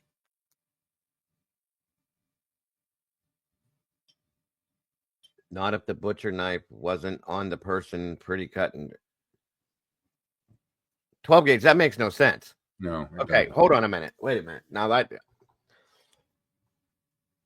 if somebody went into a house, what I know this is kind of a little off, but if somebody goes into a house and kills 4 people, runs out of the house to get away from the crime scene, and maybe drops the knife, falls out of their pocket or something like that. He's just doing it to be a smartass. I mean, I hope. Okay, now you're laughing. I got you. Okay. I was gonna say, I know you know more than that, dude. Come on, we've talked. You know more than that. Anyway. Well, if a selfie is proof of guilt, what are all the things that these girls were doing on the internet? Why aren't those considered guilt? Mm-hmm. Right? Yeah. Instagram right. and the other places that they went to, we don't know that they didn't put images of themselves out there that morning. So if a simple picture of a guy that has motor function issues, right, stands in front of a mirror, somebody made the astute observation that may have been sent to his friend or to his parents to show, look, I got the top button all by myself. Because that's part of the narrative most guilters want to ignore. We now know that Brian Kohlberger had muscular issues. Dexterity and strength are an issue for Mr. Kohlberger, and they always have been. That needs to be part of the narrative. The filing that Ann made wasn't to argue he's autistic, and that's why you shouldn't kill him. She went on further to disclose his medical issues. And they were physical issues. Diagnosed as a young child, mind you. Okay. Right. Fine motor function, strength are issues he suffers from. And yet he accomplished this crime in 11 minutes or less. I don't know. There just isn't anything convincing. I just don't believe it. I don't. And again, how do you ignore blood on a handrail at a bloody crime scene? You don't. How about the blood on the knife sheet? You didn't run that to ground? Say that again? The blood on the knife sheet. You didn't identify that blood? Right. Thank you. The blood on the glove. You didn't do an IgG on that? Mm-hmm. But you could do it off a microscopic skin cell. But a sample of blood that you could see with the human eye must not be enough DNA to test. Yep. But something you couldn't see without an electron microscope. That's the key. Right. Why isn't ESG demanding the other DNA be tested? Why? Well, because they have their guy. No. Well, yeah. According to him and them, I mean, that's what they've been told. They have their guy. You don't need to look anywhere else. Sorry. You should want the full truth and nothing but the truth. Right. And I don't give a shit if he's guilty or innocent. The evidence isn't stacking up to show Kohlberger's presence. The warrant for arrest, if people forget, did not include DNA. The warrant for arrest included this happy horse shit. You got some drunk, out of her mind woman that don't know what happened, that thinks she was dreaming. That's your witness. Mm-hmm. And then you got blurry images that in no way, shape, or form can identify any citizen in the continental United States. That's their proof to get a warrant to arrest a guy without any use of DNA. Let's remember this, folks. The PCA, there was no DNA introduced to identify anybody. That came after. Right. Exactly, SRB. And if he is proven innocent, the sun will still set or rise. Right. And in real life, that happens on YouTube. You have people stuck in place. Amen. That's fact. The problem is, if he is found innocent, who did it? Okay. Now, anyway, back to this car. Well, no, it's not even a matter of being innocent or being stuck in place. It's a matter of looking at things and seeing what they're telling you. They're not seeing them through what they tell you they say, but looking to see if they say anything at all. And at this point, Well, the problem is the case is built off of lies. Okay. That's the biggest problem. This is built around a car and one person and lies. That's a problem. look at somebody said Koberger and Kopacka equals cleanup crew. You know, don't anybody find it suspicious that Kopacka was basically swatted, Mm-hmm. and then Brian's arrest was almost a mirror image of what they did to Kopacka, but Brian didn't get killed? Is that a coincidence that they insisted on SWAT teams to be around this guy's house? Here's a guy. I don't even know, man. Why did they have to use a SWAT team to arrest Koberger? They placed a camera in his yard on Christmas Day. Mm-hmm. I mean, whether he's innocent or guilty, his life is destroyed, right? Yeah, I mean, 100%. that's the sad thing here. They could have arrested Brian when he was in, in Idaho before he went home. They didn't have to do any of what they did. They didn't have to kick the windows and doors in. That They was could have all. arrested him on the 2 traffic stops in Indiana. Yep, because that is now known to be that it was absolutely connected. Well, whether it was connected or not, they could have put a bolo out. They didn't even need to be connected. Well, true, but they Right? didn't need to do that. They did that to build the propaganda, to drive the narrative. That's exactly why that happened. To make They this wanted the drama of him, but Yep. I don't know. They see Same the way guy's father showed up. He's with his father. It's like, yeah, this guy is and that picture too of the pasty white dude with a small thumb. Mm-hmm. I was scared when that selfie appeared online. I ran and hid under the bed. Yep. It's all. Look, they might have the guy that actually did that, but they're still really weak on getting over reasonable doubt. And Yeah, they did it for themselves. Yeah, critical. Many of people, myself, have looked into FOIAing Kopacka's case, and you can't get into it. It's considered, if it's a closed case, okay, why can't you FOIA it? Why is it still sealed? Explain that. I'm going to say this. I don't think Brian Koberger is being framed here, folks. I don't buy that at all. Look at all of the people that are convinced he did it. Mm-hmm. They're seeing things through the eyes of a narrative that they accept and believe. And so police get that tunnel vision. And so, are they covering up, or there's some big conspiracy about saving the college? Or I don't think that's got anything to do with anything here. I think what you're seeing is how a lot of our police departments operate around the country. This particular state already has a recent case from 2022 or 2020 where they framed a doctor for being the killer of another doctor. They literally framed the guy, and they ignored alternative evidence that would have pointed to the wife. And here you have the exact same circumstances in Brian Koberger's case. That's why we do need to start looking at evidence for what the evidence value says all by itself, outside of anybody else's opinion. Right. And ask yourself that question. Does this show that Brian Koberger was involved in the crime? Right. And listen, I know we're not talking about this right now, but I can't get past this car. Okay. And I watched video of this car coming up and down. I can't either. I agree. That car may be a relevant vehicle that was traveling that night, but it was. And you can hear. Here's the thing, and I know you hate Linda Lane, Sarge. I know I do too. But man, listen, I hate them images. I know. I know it. I do too. 3 days I spent, and I was so I hate it. People have spent years on those images and they're nowhere being presented in evidence. How do those people Exactly. feel? Yes, exactly. Welcome, Snooper. Here's my problem, though. We heard this car on that video. Okay. You hear the grumble. This has like a turbo sounding motor to it. It's a soup can. Right. The Elantra does not sound that way. When you're No. watching the Linda Lane footage, you hear this car in the background somewhere. Okay. And you hear that backing down as it's the gears are backing off, all that kind of shit. Multiple times throughout all of those Linda Lane footages, the videos. You hear this car. That's what this car would sound like. And somebody that buys this car is going to soup it up and make it have even more of a little bit of all that turbo shit and everything. So anyway, an Elantra does not sound this way. You can maybe get it there, but Brian Koberger sure as hell didn't do that to his car. I don't know that anybody else did, but it's not going to have the turbo in it that this car has. This is the car that people are hearing in that video. This is the car that I think is being seen possibly in some senses too. I'm just saying, it's a BMW. Well, when they say they see headlights, which is consistent with the route of travel, they could be their own police car. 100%. I mean, it's just, that's what I mean. Look, I don't say Brian Koberger is innocent. All I say is your evidence is only valuable if I accept your explanation. But that is not what a court of law is to determine.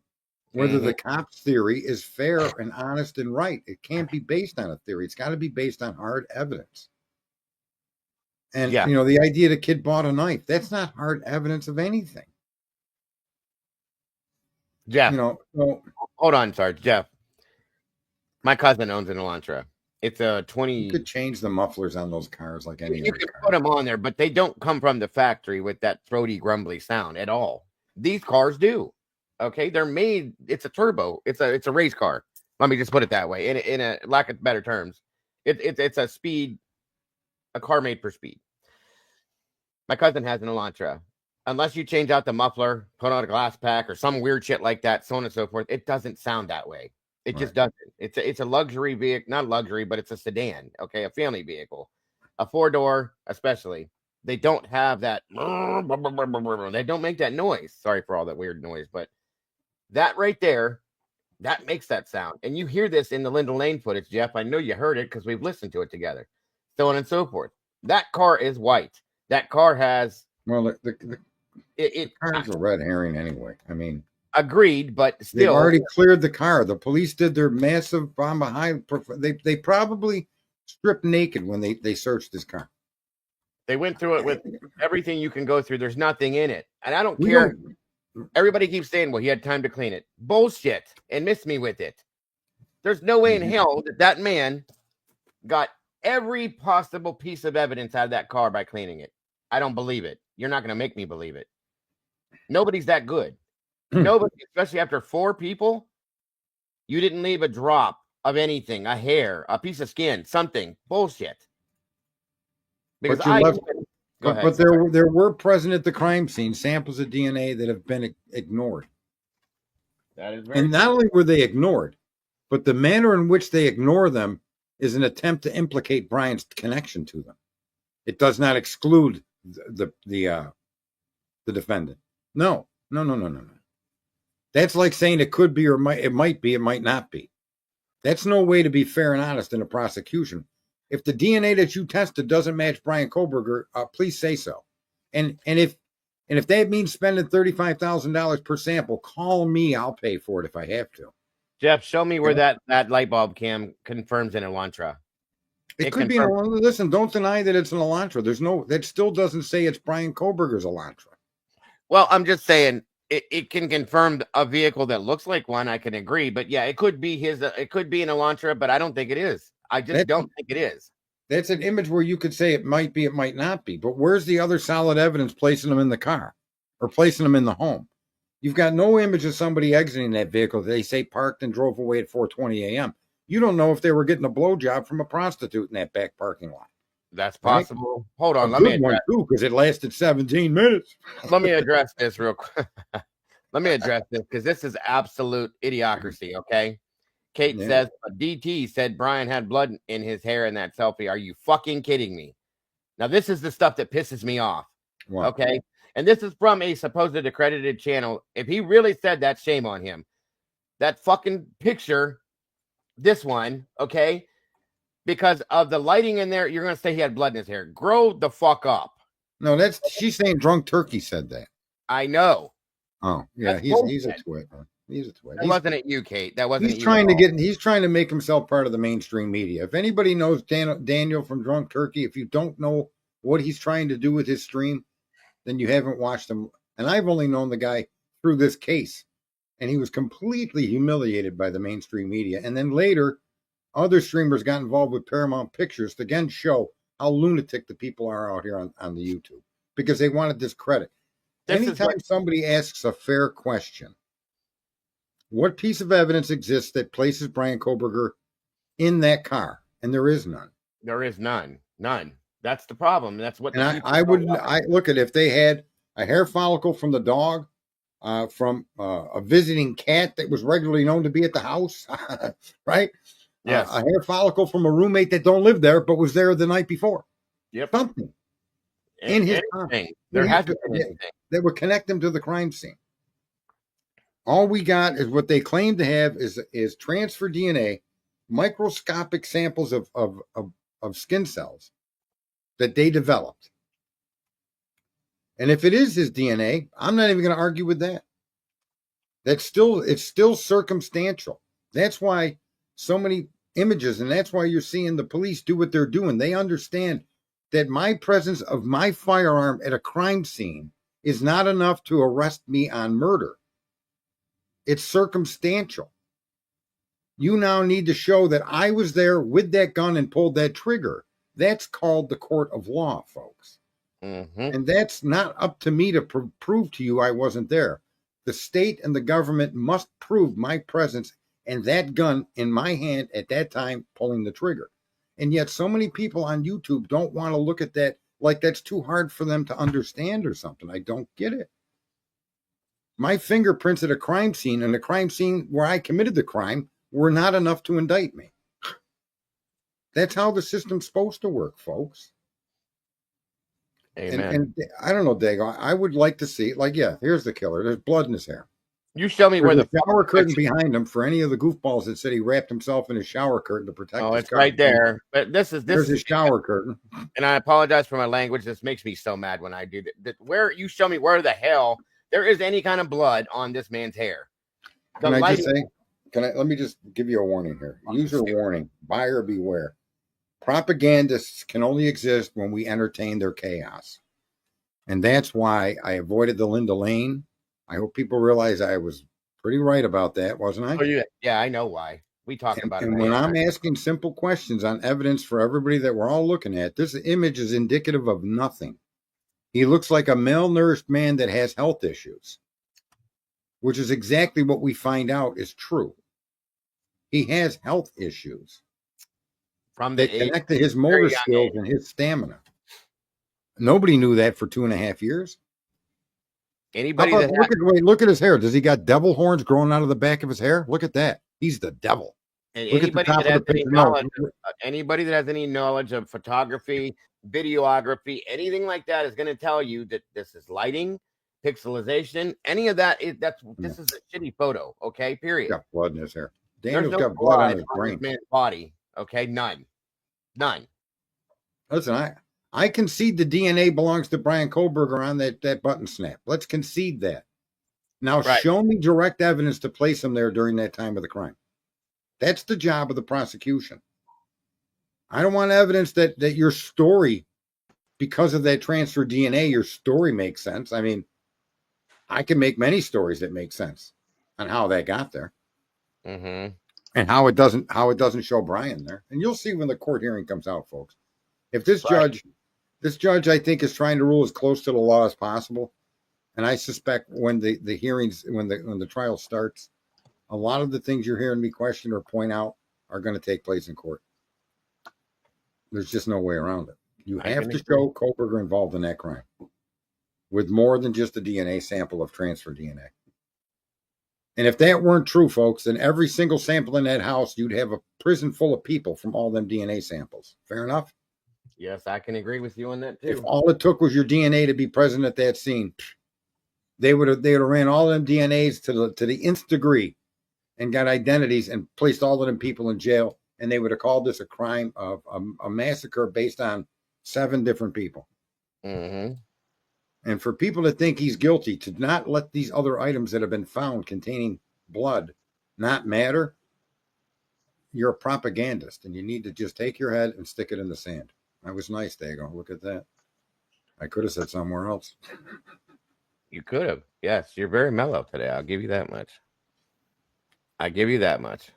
That why Yeah, is that? I don't want to entertain any. I'm going to jump down. I can't even be in the panel with that goofball. I wouldn't talk to him Oh if he my paid me. gosh, Sargy. I I understand, had Sarge. my I I had my understand. headphones in the wrong position. Anyway, I'll talk with you again, Dago. I'll be on tonight. Stop over. Okay. Yeah, we'll jump Right? over If there. someone wants to post a link to my stream, I'd appreciate it. And Yeah, I'm going to I'll get it. scrambled eggs. We will definitely put the link in. Thank you, Sarge, for your input today. As always, I appreciate you. I won't be Thank you long. very I got to much. go get my son from work, so you can come back, Sarge, when you're scary Jeff isn't here. What's up, Jeff? What can I do for you, sir? Hey, do you know a guy named Mark B that's on YouTube? I know other channels have mentioned him. I think I've heard of him, and I've been corresponding with him about the newest Elantra photos. You need to go to the kitchen. Hold on, Jeff. 1 second. Sure. Take your time. Take your time.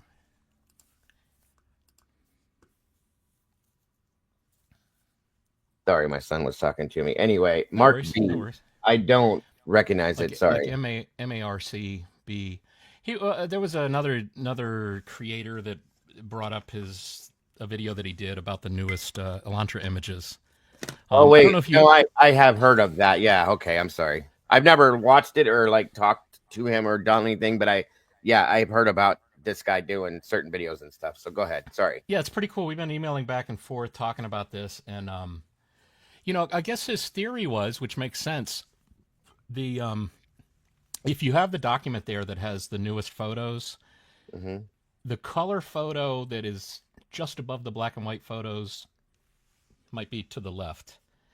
It's a pretty good photo of the car. Do you remember which one it was so I can pull it straight up? Let me ask you a question, Jeff, since you're on one side of this real quick, and just be real. Don't. Okay. I always am. Sure. Looking at this photograph, do you see blood in this man's hair, in your opinion? I was commenting in there. I never heard Daniel say anything like that. I wouldn't. Okay. I wouldn't jump too far unless you've got a quote that somebody's sharing or the audio of that. Of course. I mean, in this case, with people far on this side and far on that side, I mean, I have been thrown under the bus all the way back to T-Rev days because of something he heard somebody say, or somebody said, that Jeff H said something, and then it was like totally wrong, and it was. Well, I just hate to see you get pulled into like you're gonna react to something. Well, that's understand, hearsay, right, and I agree with you. Understand something that wasn't directed at him or anybody in general. That's directed at anybody, in my opinion, that believes that this man has blood in his hair. That's what I was saying. I wasn't saying that directly to him by any means. Sure, so don't sure. misunderstand. Even if you were to say something like blood in the hair, there's a way to even say it where like, I'm just spitball, I'm speculating. Does anybody else see a redness? I just don't. And you're a photographer. You're a videographer. I was going to say, could be the color temperature of the light in the room. Exactly. I would even say that his paleness could be a result of the light fixtures in the room if they're fluorescent. Because he doesn't look that white in court. That's the thing. Right. Okay? I've got a guy that I do work for, and he now shoots a lot of his video that he sends me on an iPhone. Right. He'll be shooting in the same location, and something will change, and the iPhone gets the color temperature or the white balance off. Mm-hmm. And then he's like sending it, and I've got to use these same shots in the same commercial. And then I've got to go and correct the one where the iPhone got it off. I've got to match it. Yeah. It's like he didn't do anything. He just was shooting. So that could be this. But yeah, and that's what I think this is it's the lighting, just like Sky Game just said. This we look at this man when he comes into court, okay? And I have photos of him in court, okay? And that's the whole thing. In fact, Molly, throw me. I see where people are looking at this, but it's not blood. Molly, give me a picture of him in court real quick, just so I can throw this up here, okay? I want to show something real quick. I know this is ridiculous, but it drives me insane how far certain people will reach to try to make a point of something that doesn't exist. This is absolutely, in my opinion. I mean, it's the Think only about the reason kind it's of in a light. court doc. It's in a court document for the intent to show the closest time to the crime in the state of his eyebrows, right? That's the whole point of this picture being in the document. So it's not. It doesn't say anything in there that, I mean, It's the I've eyebrow. said, could it be speculating? Could it be a mission accomplished photo? We don't know, but is there any implication that this is after showering, after doing something? It is interesting to me that clearly to me is a shower curtain there in that shower. It's not a straight line like a wall. It's really rough. It's got a shower wrinkles. curtain. If you look right across from like about its chin level, there's wrinkles in it like a shower curtain. So Right there. which is interesting that there's no shower curtain there when they search his apartment, and is interesting that his defense team would say, well, he has a habit of driving around alone at night, and he also just happens to have habit of changing shower curtains a lot. So is that a response to what is evidence Well, in truth, or is it more than that? Can I make a statement about shower curtains? Because I know he's got the same one. We have two on my shower. We have that one right there, the same exact clear one that well, it's not really clear. It's kind of opaque. But anyway, we have that one that you buy for $1.99 at the dollar store. Do you want to know how often I change that shower curtain, Jeff? Because water calcifies on the shower curtain as you use it. It gets crusty, gross, and nasty. Sure. I'm obsessive compulsive, just like Brian Koberger is. Okay, I change my shower curtain once a month. That shower curtain we change once a month. That's no lie. Maybe every couple months at the very most. And my wife can come and testify to that. Okay, so he's leaving for a period of time to go home to his family. Maybe takes it down. It's gross. Throws it out. He's going to get a new one when he comes back. He left things there. He was coming back, in his opinion, or in my opinion, to Sure. go back to his life there. So Impossible. I can't believe that other story about that, because I can't imagine a shower curtain, because these are cheap, mind you, too. They're not very strongly made, being a tool in a murder. This specifically, this type. In the lighting, let me go back to the lighting real quick. If I'm right on this, the way I see the light reflecting on the rod up here, okay? This is the bathroom mirror with the light over top of it. That is, what did you try? What the hell is that called again, Jeff? You said it earlier. Is that what not the LED, but the other type of lighting. Fluorescent. Here we go. Light. Fluorescent lighting, which screws up a lot of photographs that I've seen. Okay, in many ways. So the man's hair color is brown. He's got kinky hair. Yes, he probably just showered. There's no blood, folks. I'm sorry. I can see where people are looking at this, but it's discoloration because of the photograph. It's not blood. Dried blood is not going to show up that way anyway. Okay? I'm going to tell you.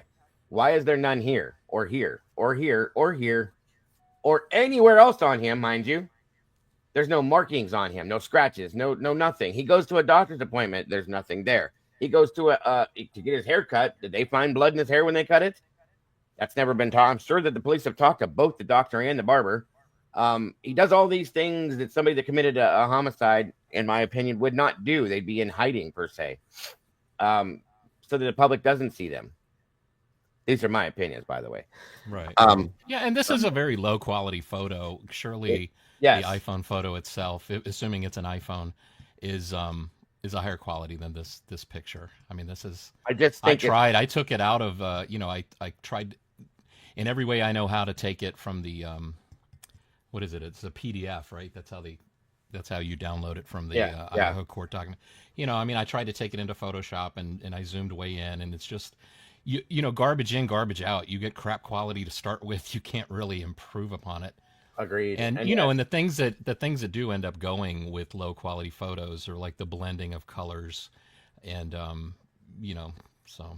Yeah, colors are so different in different pictures in my phone. I have an Android, okay, and it's crappy. It's crappy, but I still get photographs. But it'd be interesting to know if there's any way of knowing details. Like, did he have a shower curtain liner and as well as a shower curtain?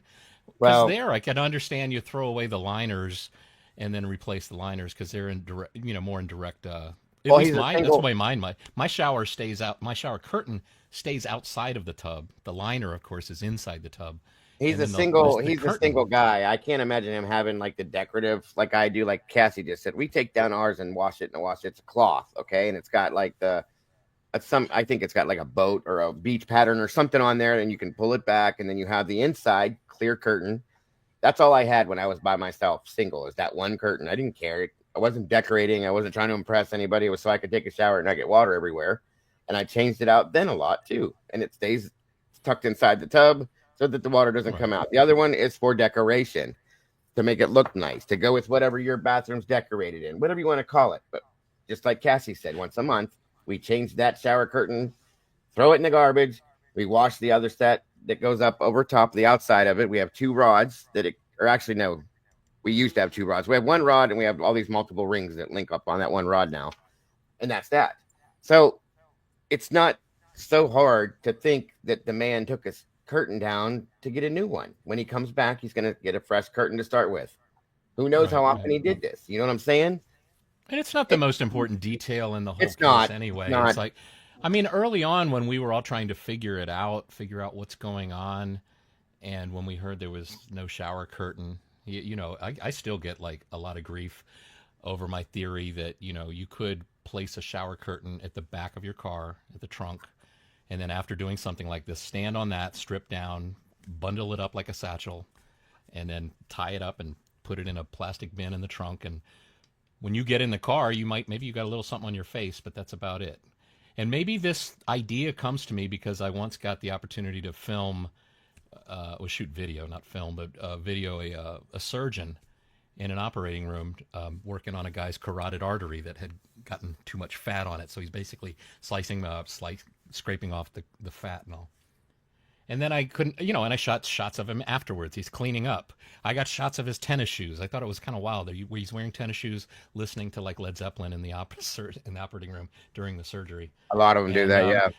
And then just following him, and then I guess he went down to the cafeteria. And so that's why the thought came to me. It's like, it's possible to go and do, a bloody thing. Now, it's not exactly the same, but the idea is the same. He's not going to be wanting to take blood with him from the surgery down to the cafeteria at all. So it's possible to do it in such a way where you don't get very much in the car. Or if it's in a car, I think it's in a plastic bin in the trunk. And I think he gets into the into the driver's seat, doesn't have much on him, and could very well be what some witness would consider naked if they saw a naked man. So that kind of ties into it too. I've always had the same theory with the shower curtain thing that 12A just threw up here that says if he did that, I believe the shower curtain was so thin that everything would have fallen through. First off, the shower curtains aren't very big. I mean, it's big enough, but it's not that big. Okay.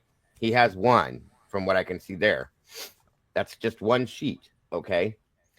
They're very cheap. If this is what it looks like to me, is the same ones we get from Dollar General or Dollar Tree, even that cost $1 or $1.50 or whatever the hell it is. They're very thin. They're not advertising, right? Not very pliable. Yeah, I know. They changed it here, but I think it's $1.25 now. But anyway, I can't imagine that it would be a strong enough tool to use to cover all that. Now let me, and not that, just that. Something you said brought something to my attention. My stepfather, my biological father died when I was 9. My stepfather raised me. He's my father as far as all accountants, so that's what I call him, okay? Uh-huh. He retired from him and my mother. That's how they met. Both, she's a nurse. He was a surgery technician that worked at the hospital in the operating room for years. 23 years, to be honest, in my opinion. Retired from that and moved on to something else. I can't count how many times. And now, if you guys know anything about surgeons, surgery techs, any of those people, a surgical nurse, any of that scrub into an operating room. As they go in, you have to be very sterile and clean. But and as you come out, you have things on you. I can't tell you, and I'll bring my mother in here, who comes in here all the time. She can attest to this. How many times I was sitting at the dinner table, I look up and notice that there's blood either in the corner of my father's beard, the back of his ear. Up here, I've seen it on the top of his ear, and up here possibly that he missed. Places where you might scratch yourself or touch yourself or from surgery. Splatter. Yeah, okay, splatter, whatever it was. Many a times as growing up, I've seen it on him. Okay, So again, bringing up the surgery thing and all that just brought me back to that, guys.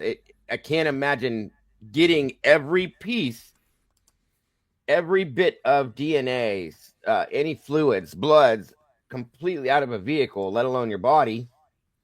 If you're in the middle of a quadruple situation, it kind of bugs me. So, is that you? This is, I found that picture that I forgot that I was messing around with it in Photoshop to try and overlay a 2015 Elantra that of other photos, but it's one of those things, unless you have the camera angle exactly right, the camera height exactly right, any overlay, it just seems like a waste of time because, everybody, I know if I put it out, everybody say, well, that car's shorter than this car. It's like, well, yeah, because the angle's different. And I thought, okay, I just kind of gave up on it. But here's the point that I think Mark B, if I understood what he was saying in his video, that I found interesting. He was speculating that maybe did law enforcement look at this particular photo, and because you see my pointer, right? Yeah. Because they didn't see a reflector out towards the outer edge of the bumper like you'd see on 14 to 16 models, that maybe they assumed that the reflector was in further, so the reflectors are basically closer together in the bumper. Maybe saw this photo and thought, well, since I don't see a reflector out on the outer edge, maybe this is 11 to 13, and maybe that was the determination. Let's go with that. It's hot off the press. We got to get it going. We got to get the longer we take to figure this out and put out this information, the more time that the killer has to possibly flee, right? So the time is of the essence. They're working quickly. This isn't something they do all the time. They don't have murders all the time of quadruple, But here's what I think Mark B was pointing out, which I didn't really notice at first, but do you see that little dark area that's a line right there? You see that? You see it, right? 12 gauge, you know what I'm talking about when I joke with that. You see that, Dago? I think you're muted. I'm sorry. You can't see my pointer, but it's down directly below the headlight towards the bottom of the bumper. So I can zoom in a little further. So it's, this area here. Yes, I see like it. A horizontal. Yeah, so I think if I understood him right, and maybe he'll email me later if he hears this, but if I'm wrong. But that maybe the theory was that, they didn't really notice that or perceive that as a reflector, and thought it was just, indentation in the bumper. So they assumed the reflector is further in towards the bumper, and then they called this a 11 to 13 photo. Here's the thing that I've noticed, and I don't know if anybody else is like this, but ever since this crime and ever since this arrest, I look at Elantras all day long. I photograph them. I make videos of them. My wife goes like, will you just leave the Elantras alone? But some things I've done too is when I'm going down the highway and there's an Elantra in front of me. One phenomenon I noticed when there weren't many cars on the road, I'm just behind an Elantra. When I was in the lane next to the Elantra, behind it, I couldn't really see the reflectors on the bumper that well. And then I pulled into the same lane directly behind it, and they lit up. Why? Because they're reflectors and they reflect. So light has to hit a reflector to reflect back. A kid on a bicycle coming across, the street in front of you. Maybe you don't see him while he's on the sidewalk, but once he's in the road and your headlights hit his wheels and he's got the reflectors on the wheels spinning, boom, you see them. Same with joggers, So Of course. My theory is that the reason that you don't see this lit up, and of course it's not going to light up like the tail lights because it's not a light, it's a reflector. There's no bulb in a reflector. There's no, I'm assuming, no light directly hitting that reflector at the angle where it would show up any more than it is right there. That's the result. That's all you get is just that little, little bit of right there. Well, let me do something, Jeff.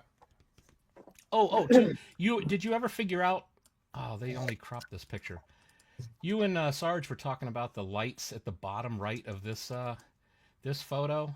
Mm-hmm. Did you figure out what that was? Because to me, it just looks like it's the tail lights of the Elantra, but they're reflected in the front hood Mm-hmm. or the top hood or the roof of a car that's parked right there on the street. Because this photo confused the heck out of me when I first saw it. I was like, "What Well, is this, like it looks very Cyclops eye?" defined.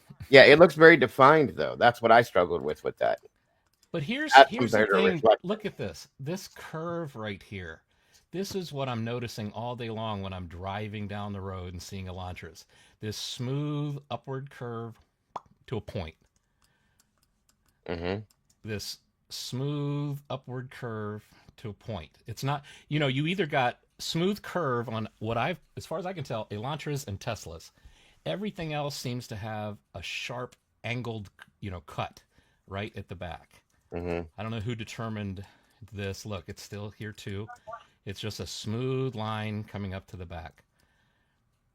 And then I think you were the one who told me like it's side molding, right? That's the correct word for the area of the car that's bulging outward kind of Yeah, a little bit. artistically Well, there's a along the body side. line. There's the body Where line. is it? Where's this?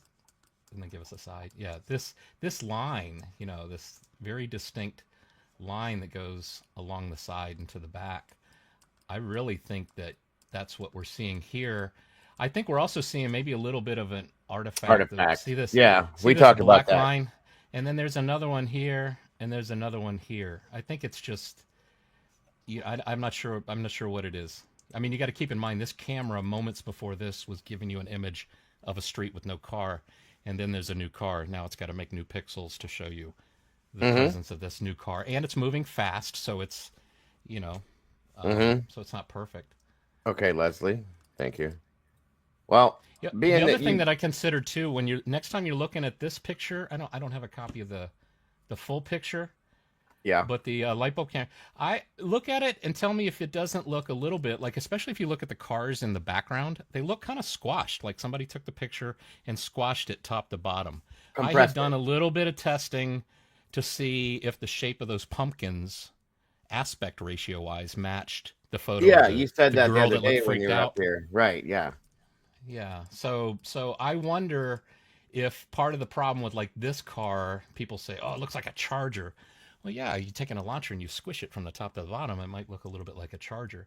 But the three things I see are the shark fin. Thank you, Twizzle, for pointing that out. He'll hate that he helped me no more than I helped with my camera that showed a green notebook will appear white on the Linda Lane camera. Shark fin antenna right there, the smooth curve upward to a point on the back window, and then the side molding along the side. And we've said for so long, it's like, well, why did the FBI vehicle specialists have such a hard time? Because the only two ways to really tell an Elantra at night are the fog light area, the shape of this, that looks like a boomerang on the 2015, or these little reflectors that are way off to the side on a 2014 to 16, but on a earlier model, they're going to be like, oh, come on, give me my brush. Like in this area. Actually they're down here. But that's the way you tell. If I'm driving my wife crazy. I see the position of those two reflectors, and I say, 11 to 13. 14 to 16. 11 to 13. Drive my daughter crazy too. She goes nuts with that.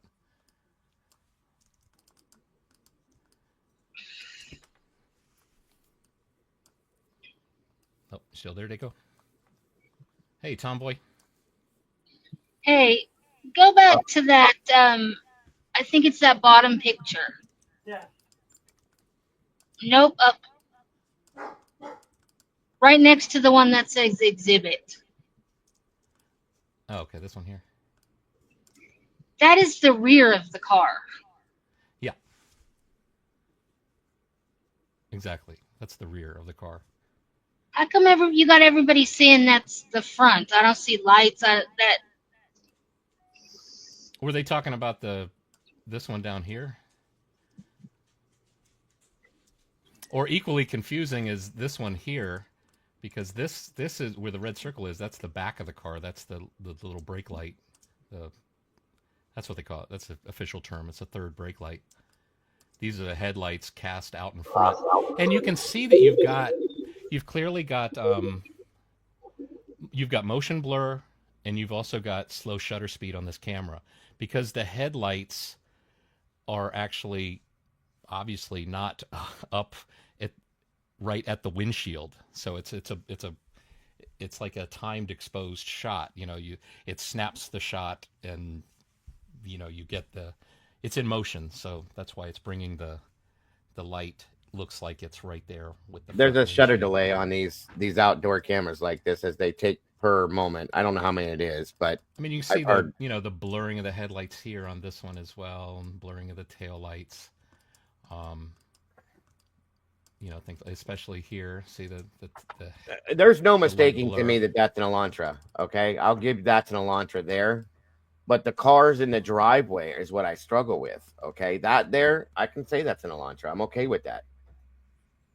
Cars in the Same with driveway. What do you mean?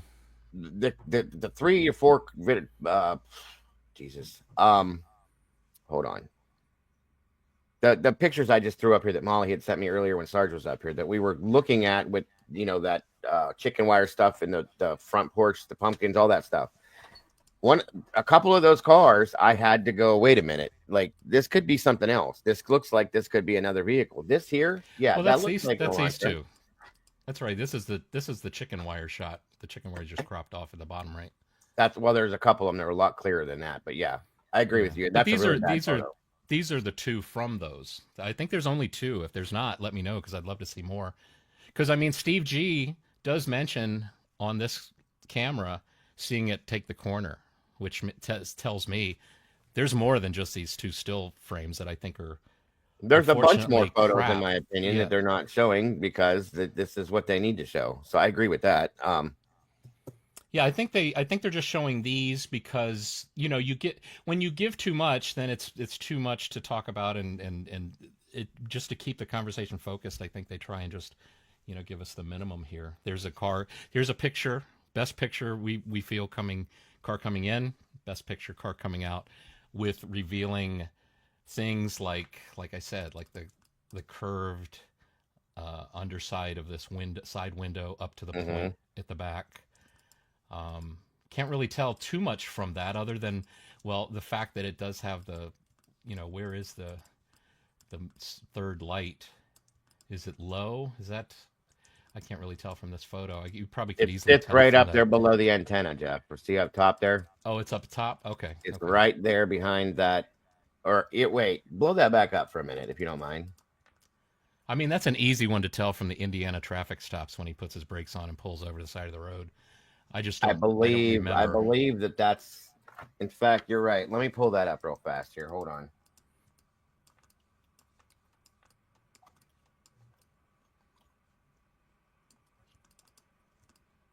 One moment. I'm sorry, you guys. But doesn't this show you that? I mean, so early on we were so many arguments about.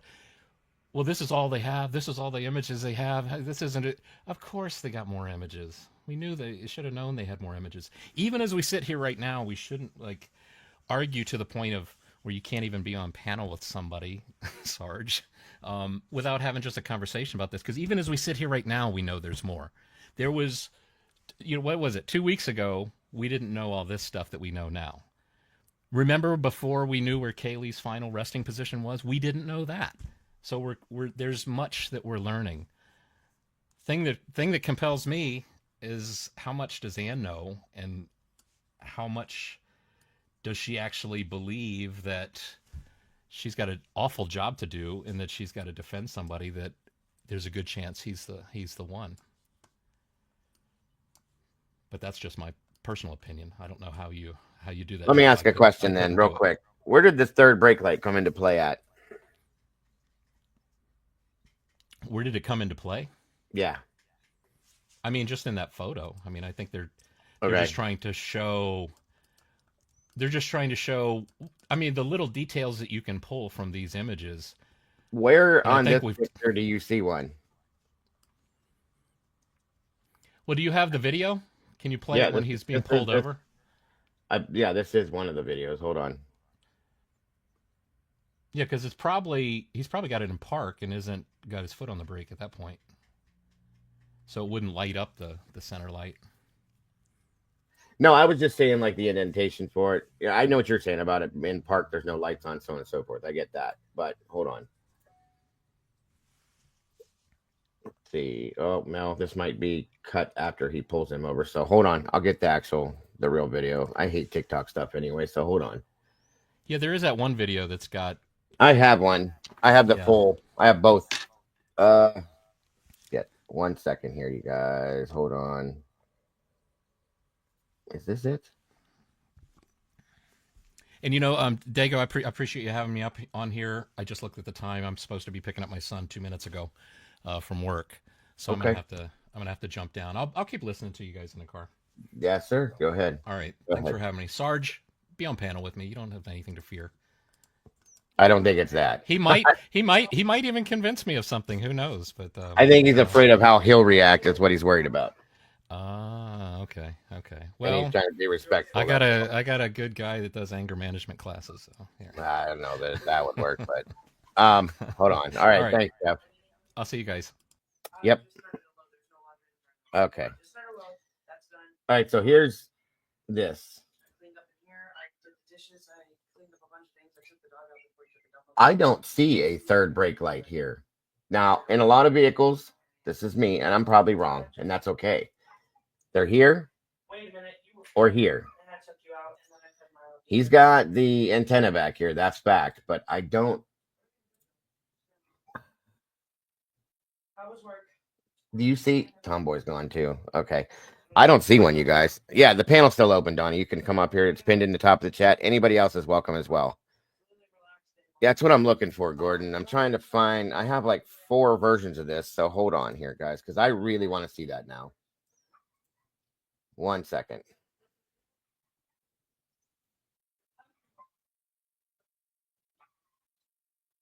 I wonder if it's in this one.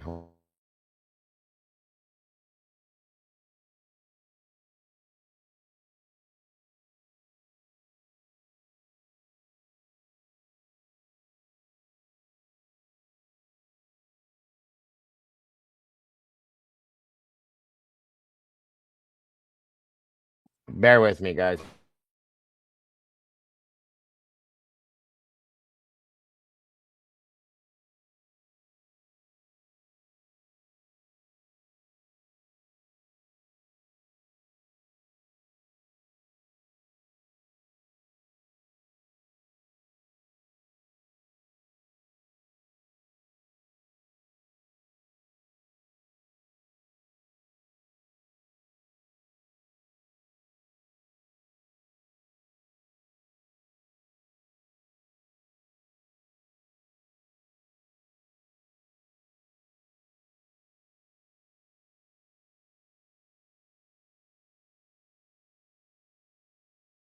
One minute. I'm trying to get the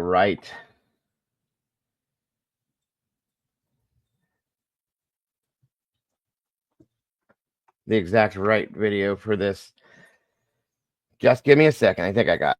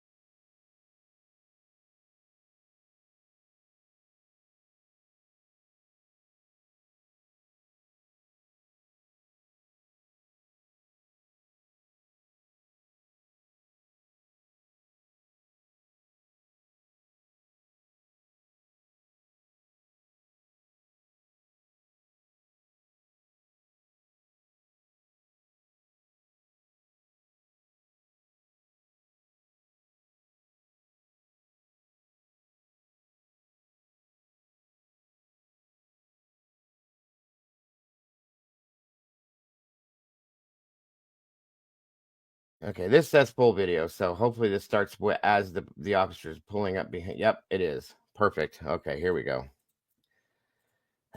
Sorry, you guys. I had to go through like 8 different videos and scan it to see if it's right. Hold on. All right.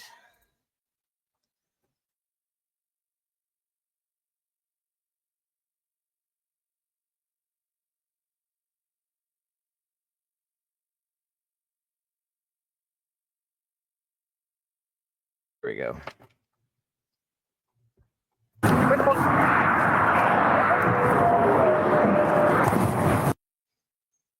I still don't see this third brake light. Is it there at the top of the windshield? I don't see it. Well, hello, Miss Annie. Miss Potts, member for 5 months. Happy day anniversary. Well, wonderful to have you here, dear. Thank you for joining us. It's just above the trunk. Hold on. Right here. I still don't see it, but okay. I guess. I know I've seen them on a lot of different vehicles. On the trunk, right here, up here. I still don't see it on this vehicle though.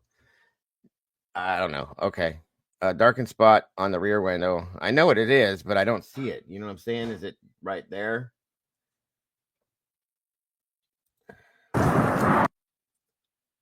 Right here?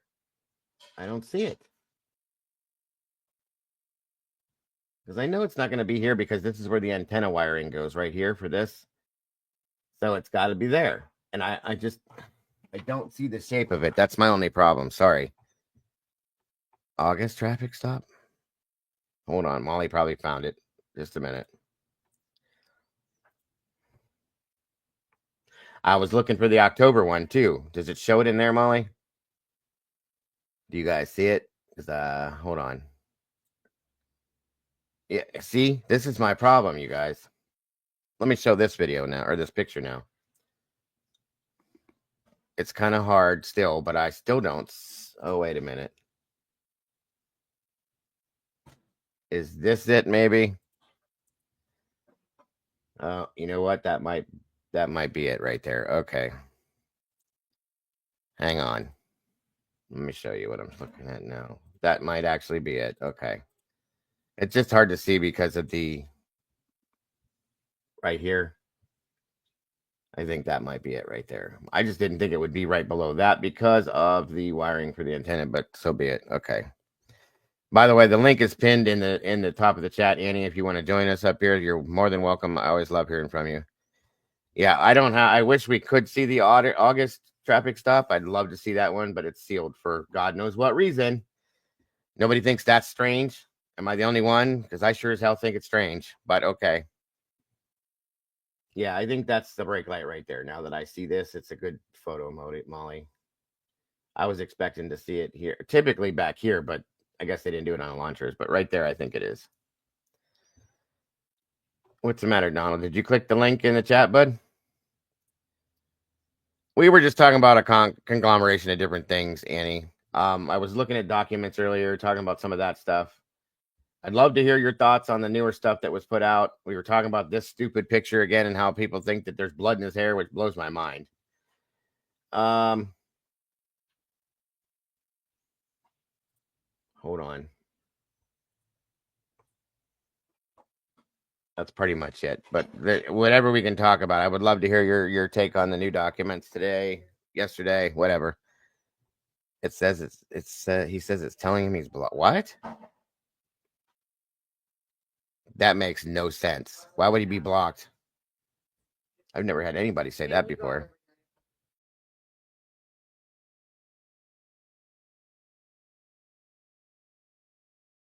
I pulled that up too, Jeff. It doesn't show it very clearly. Hold on here. Now on the back of, we have a picture of another launcher that it shows it, but it doesn't even show it on this is the October stop with the female police officer. Okay. You don't see it. Just say it. You don't see it. Look, there's nothing there or there that you can see clearly. That's definitely his car. There's the PA license plate, but I don't see it. You'd think it would show up a little bit clearer, but I guess not. There's Miss Annie. Welcome, dear. Good to see you. Thank you for joining us. Hello.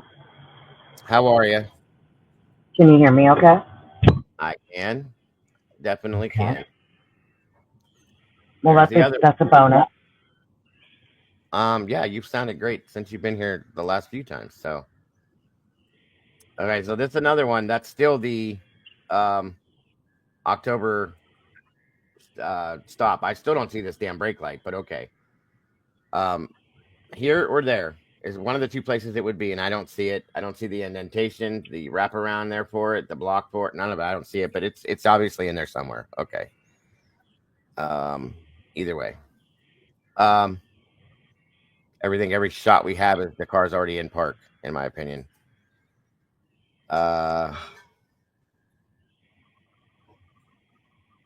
Anyway, so brake light is inside of rear center of window on lower portion of window. Right there. It should be is what you're saying. I just don't see the block with the setting that it sits in. But that's me. Yeah, I know he's in park. You won't see it light up. I would still think you should still see the outline of it there. I just don't. Maybe it's because it's got a dark window. I don't know. The WSU stop at the end. You can see the back of the car window. Okay.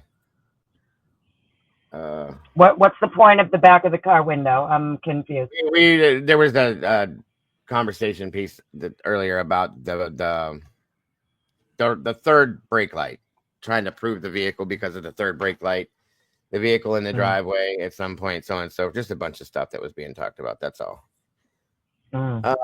No worries, guys. But anyway, back to what, like I said, what do you think about the newer documents and stuff like that? What are your thoughts, if any? Well, I have a lot of thoughts.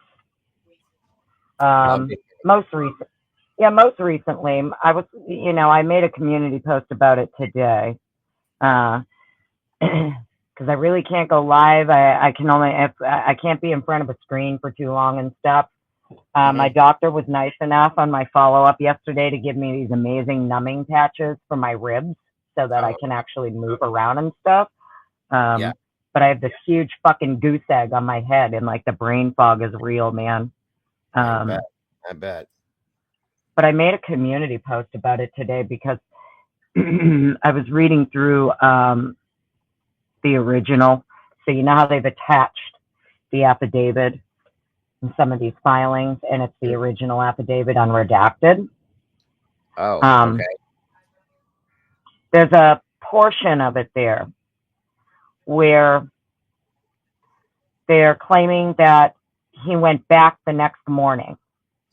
So in that portion of it, the way it's written is that he leaves Pullman at 9. He's already at the King Road residence by 12 a.m. He stays for 9 minutes, and then he makes it back to Pullman in 11 minutes. So I went and looked up on Google Maps, and the shortest route that I could find is going to be 19 minutes. Every other route from King Road to his apartment is either 21 minutes, 24 minutes. So I'm not exactly sure how they're claiming he made it to King Road in 12 minutes and then made it back to Pullman in 11. Right. That doesn't make any sense. None. Well, I even looked it up just on Google Maps just so that Google itself could give me routes with times. And I took a screenshot of it and posted it because I think it's really interesting that they're claiming he made it from Pullman to King Road the next morning in like literally 12 minutes. I'm like, is he fucking teleporting? Right. Is he going 80 miles an hour? Like, because it doesn't make sense. And then he made it back in 11 minutes. Which makes no sense either way, because I would imagine if he did this, you're not going to want to draw any attention to yourself and get yourself pulled over for speeding either. So, and I assumed he wouldn't take the main route, the 19-minute route, because that's the main route with all the cameras. So I'm like, all right. And then the route that Payne has for him, you know, the one that goes all the way around the back and brings him up to like Lewiston Clarkston. They got him doing this, you know, loop-de-loop and shit. Sitting there going, that's like over an hour. Know what I mean? That's very strange. I agree with you.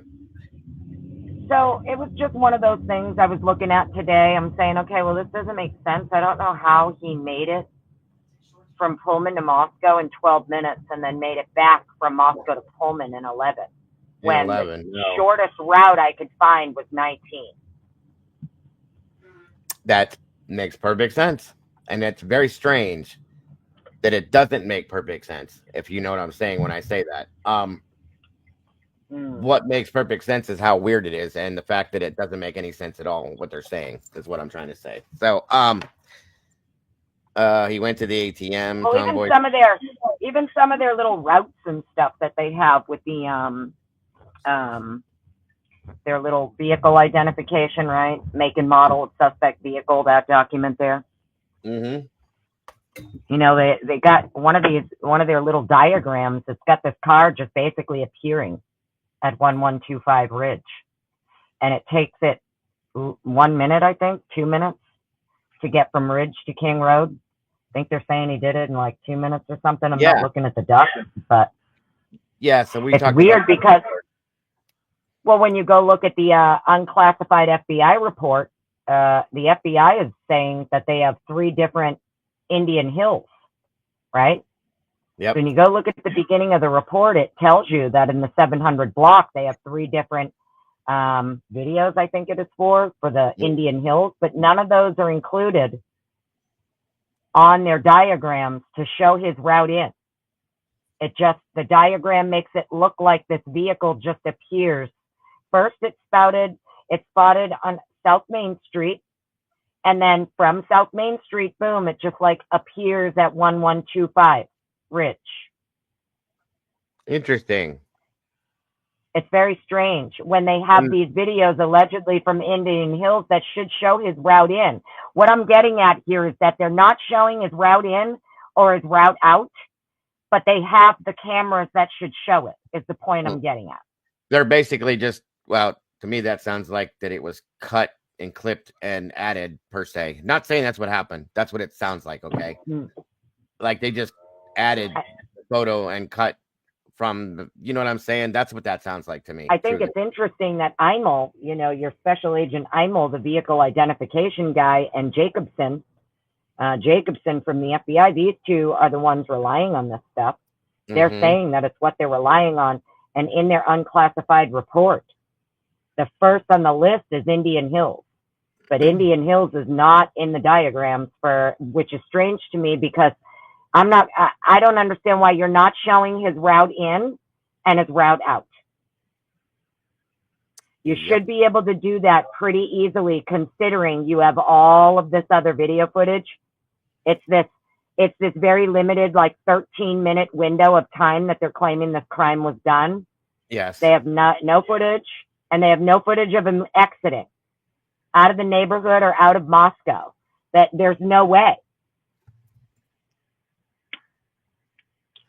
I have to agree. So based on this diagram, whatever the hell this is here, okay, going back to what you were just saying, we were talking about this the other night. That's the one I was looking at last night.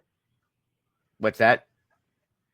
That's the one I was looking at last night. Okay, so we talked about this the other night on thank you, SRB, on Sarge's panel. Okay, Annie, I'm glad you brought this up because this was a real big piece of contention between a lot of people. Now, understand something. This was my biggest one right here. We see that there were, I believe it was headlights spotted at 3:35 a.m. over at Paradise Drive. But we have over here at 3:33 a.m. That's what, 2 minutes max? And I had somebody go and look at the distance between the two, and I think it's what, 1.5 miles, maybe? Mile and a 3/4, maybe? Okay, Jeff, thank you. That's a real, like that's pretty quick to get from there to here. If that's him, that's headlights. That's I think too on that. that same diagram there, it's not like blown up on my screen, but I think the orange block and the green block, if I remember correctly, both are stating that at 3:29 a.m., both of these locations are picking up video of the car. That's what. And Yes, thank you. That was my next right. statement. And I'm like, So, well, how is 1330 Linda Lane and 1125 seeing the same cars? I don't, I thought maybe I was just reading it wrong or something. Bingo. But, thank you. Bingo. This is where it came from, folks. The other day when I said, I'm telling you, there were 2 of these vehicles driving around this area that same night, same time. I don't care what they say. I'm going to call them liars. There were 2 almost identical vehicles driving around that night, in my opinion. There's proof, in my opinion, right there. 3:29. Well, I think go ahead. Even with their own timestamps of when they're seeing these vehicles up on Walenta and stuff, I did it last night. Yep. I did a live yesterday afternoon and kind of went through it, and Twiz was on with me and we were kind of looking at it together. And it's very interesting when you look at the timestamps of the vehicle finally pulling its way around. It's starting to come. They're seeing it like back on Walenta. I think I want to say it starts at like 3:33 a.m. when they're starting to get right. When you look at the time, it's very interesting in conjunction with the text messages. Right. Oh, yeah. So in my opinion, it looks like what they're seeing is the vehicles coming up on Walenta, right? It almost, in my opinion, the way they're describing how the movements of the vehicles and the headlights, not only is it 2 vehicles, but in my opinion, it's almost like someone's getting dropped off and then someone's making loops waiting for this person so they can pick them back up. Okay. Thank you. That's just my opinion. That's a really based on what I'm looking at. Yep. It'll be different if we actually get to see the videos. Yes. Right. Agreed. If we had the videos to go on, that would be one thing. But based on what they're describing in their document, it's like there's 2 vehicles erratically driving all around this neighborhood after someone's been dropped off. And now they're waiting for this person to come out, or person. I don't know.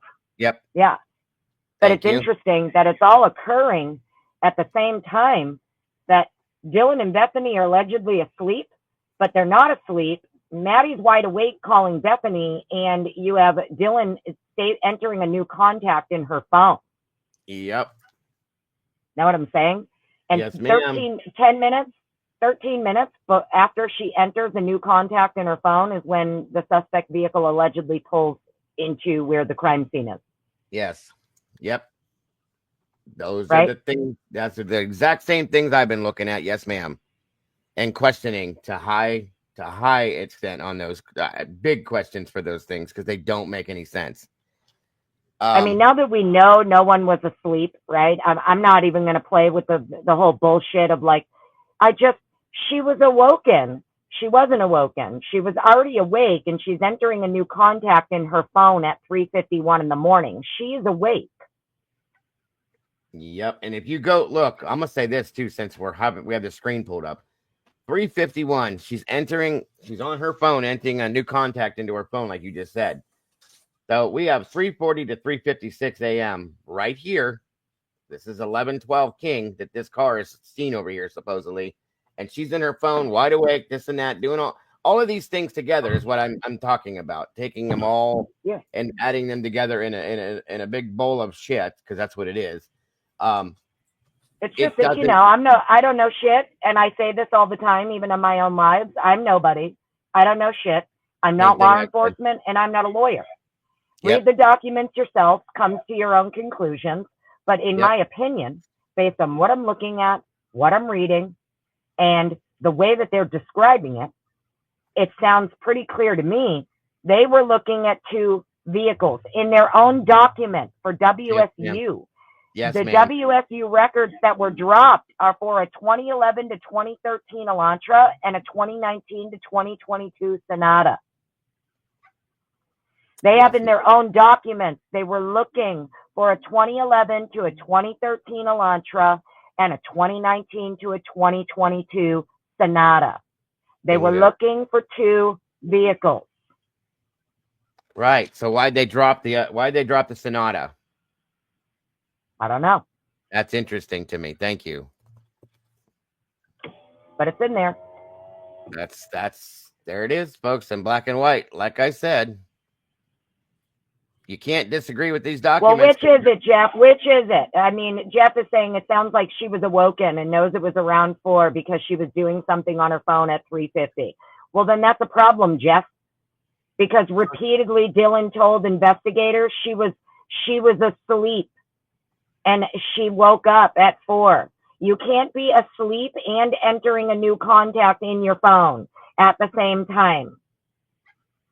This is true. Very, very true. In fact, let me show you something, guys. Oh, sorry. Does it say Sentra, Mish Girl? I thought it said Sonata. Oh, so, okay, still 2 different cars. There's still 2 different cars. They were looking for 2 cars. Yeah. Yeah. Thank you, Mr. Girl. But absolutely, 2 different cars. Hold on a minute. I forgot that they recategorized. You're going to find that in the self-authentication of records is where you're going to find that information regarding the WSU videos and or a file.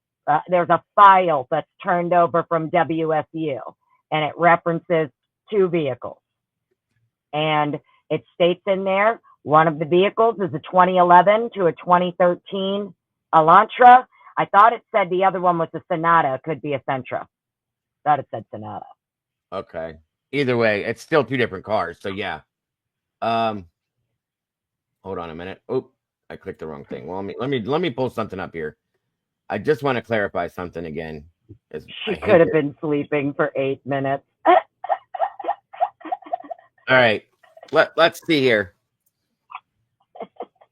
Let me come down here.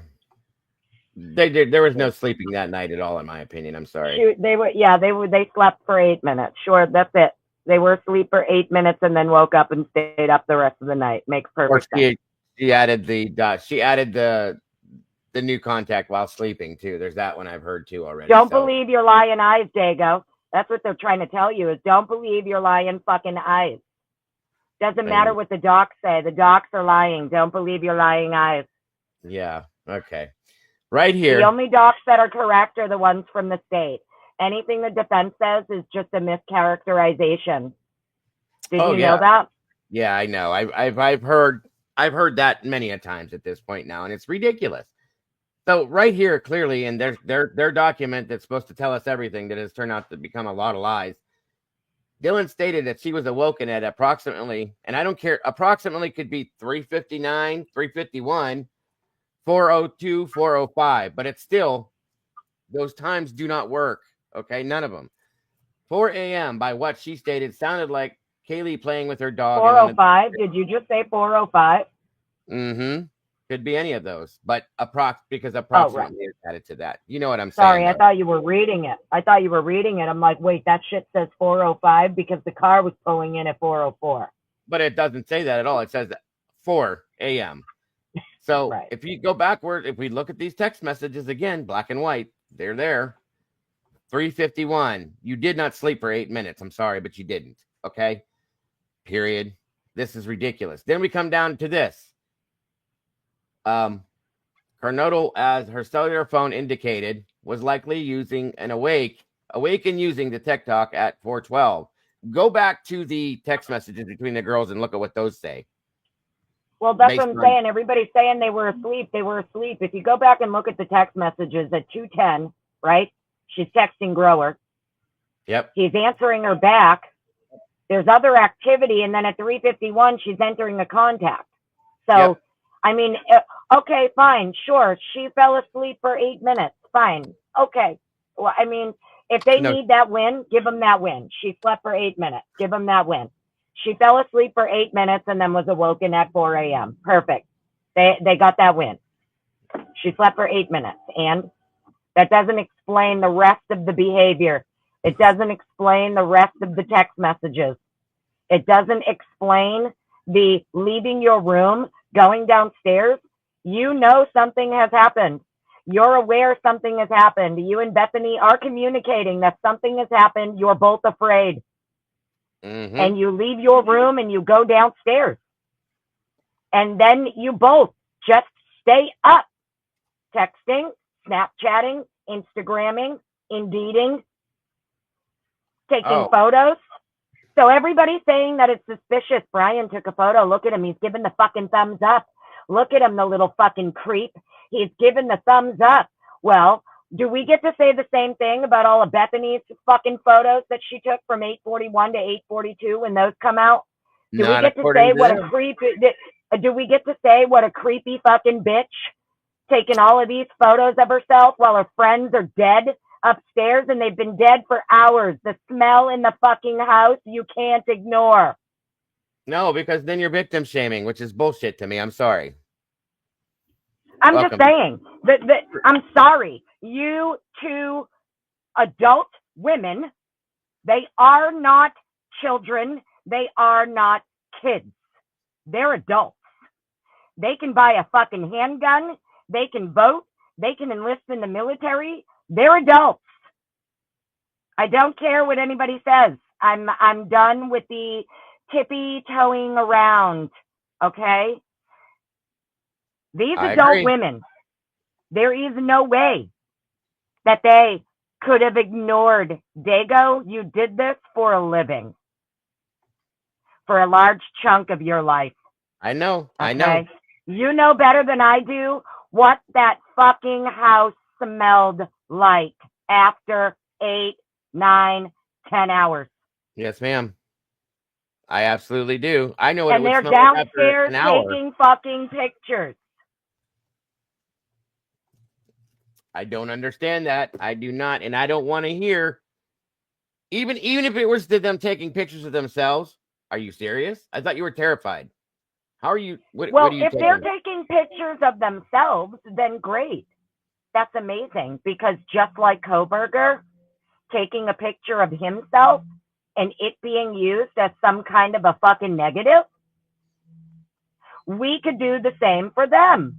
But that's the problem. You're not allowed to, allegedly, right? No. How dare you? How dare you Exactly. question these girls? Exactly. And let me hold on, Annie. Jeff, no, I can't go with the prank theory. I'm sorry. That's ridiculous to me. Not hearing Bethany's voice on the phone when she calls 911, not seeing what the text message Jeff only started talking about a prank because of Steve. I know that. And I said when Steve, guys, for those of you that were here with me when we watched Steve in that interview say that, I don't mean this with any disrespect whatsoever, but I said as soon as he said that there are a certain handful of people that are going to run with that till the very end, until they hit the finish line, and that's what's happening. Yeah, because now they have to make excuses for the behavior, because they have bootlicked for these two girls for so long and made so many excuses and tried to say, no, don't, you can't. These girls, they're just girls, Annie. They're just girls. Yeah, who were wide awake, knew what happened, heard the commotion, absolutely knew what was going on. They were both afraid, and then they just went downstairs and stayed downstairs. And there's no way they couldn't smell what was going on. And I'm sorry, Dago, you and I both know. I do know. I do. Listen, not even 8 hours, Annie. An hour, 2 hours. I know. I know that you're not like me. I'm very blunt and I'm very matter of fact, and you are very sensitive to other people's feelings, and I'm not. And I know that you are going to tiptoe around how bad the smell would have been. No. Not at this point. Not at this point. You're right. I may have before, but at this point, it's horrific, you guys. Okay. This was 8 hours. Tell them how bad. Tell them how bad it actually would be. Oh, hold on 1 second. My wife's asking me a question. 1 sec. I'll let Dago tell you guys. Know what I mean? Definitely nobody's business what I do or what I have done or any of the work that I've done. Dago knows. And he will tell you. I know he's very doesn't like to, I'm the opposite. So what I can tell you is that crime scene. Let me read some things. Okay. Give me a quick second here. This goes along with this. Okay. Now I'm going to give you, there's variations of this. That's what my wife was just doing. Yeah. Based on what we both know. She works in the medical field as well. Okay. Now, Okay. Perfect. under normal circumstances, okay, normal. Say if it was outside, okay. Mm-hmm. It's called autolysis, okay. Gases and discoloration begin, leading to the characteristic odor. Now, an explanation and details, okay. Internal organs begin to decompose, bloating, and I hate to say this about, and this is very respectfully victims being talked about, okay. Body starts to bloat, blood containing foam may leak from the mouth and nose, blah, blah, blah, so on and so forth. Putrefaction, full putrefaction will take full effect within 4 to 10 days. Okay, that's after the fact. Later stages, bodies will change color, so on and so forth. And a lot of these situations are based on bodies being found outdoors, so on and so forth. But I'm telling you right now, when a body expires, okay, they relieve themselves. There's 4 of them, which you will have other body fluids, including urine, as well as fecal matter, will completely relieve. Okay. The smells that come from that are horrific. Not to mention the smell that blood leaves, which is a copper. It's got a copper. It's hard to explain, like a sour copper smell to it. After it starts to completely decompose, there's a bit of a sweet smell that comes to it at some point. There's that. Now, also with the bodies themselves, a lot of people know what it's slipping my mind here. When the body starts to stiffen up, hold on. Rigor mortis. Okay, so the body will go into rigor mortis and come right back out of it, and then the body will start to pose, as it's stated. Okay, and all of that stuff will take place within an 8-hour period of time. So at that point, okay, the bodies have been through and out of rigor mortis. They're posing at this point now, so on and so forth. There's complete and total body leakage, the fluids that have leaked out, the blood in the house, so on and so forth, within the different rooms per se. As to mention, like I said, the expelling of the body fluid, so on and so forth. There's that as well. There's going to be a horrible smell in the house, yes. Or both. Well, the whole point of me even asking you to explain to people kind of how bad it would have been in there is because it's horrible. After the 8 hours, it just goes to, okay, so starting at 8:41 in the morning, one of these people is taking photos inside of this house, downstairs. These 2 girls are downstairs. It's been approximately 4 hours now that Dylan has gone downstairs with Bethany. Mm-hmm. We're hitting the 5-hour mark where she's taking photos. So the point of me even bringing that up is because once you hit the 5, 6, 7-hour mark, you're not missing the smell. No. Period.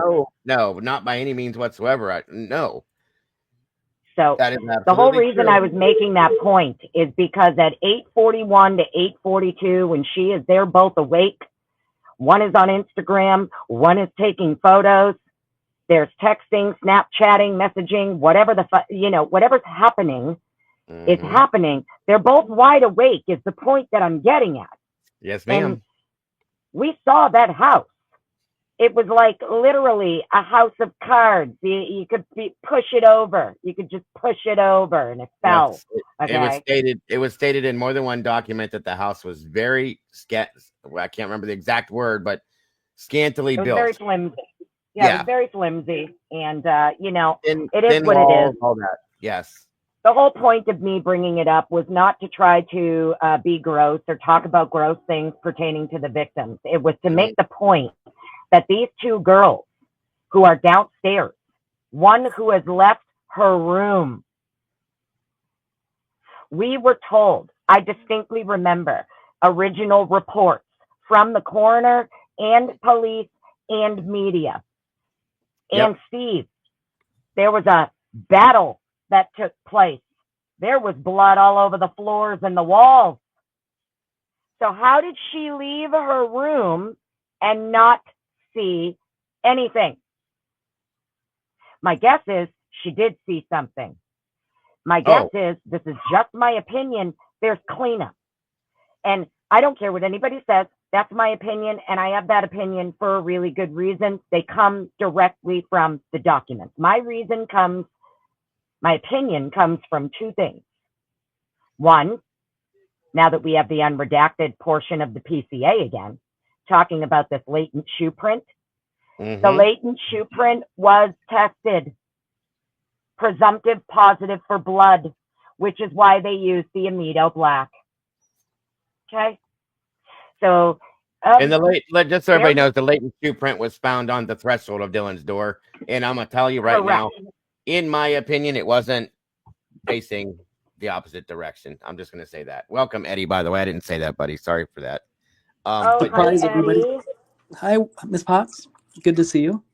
And let me read this real quick. Here. I'm looking at chat, so I can't see who's on panel.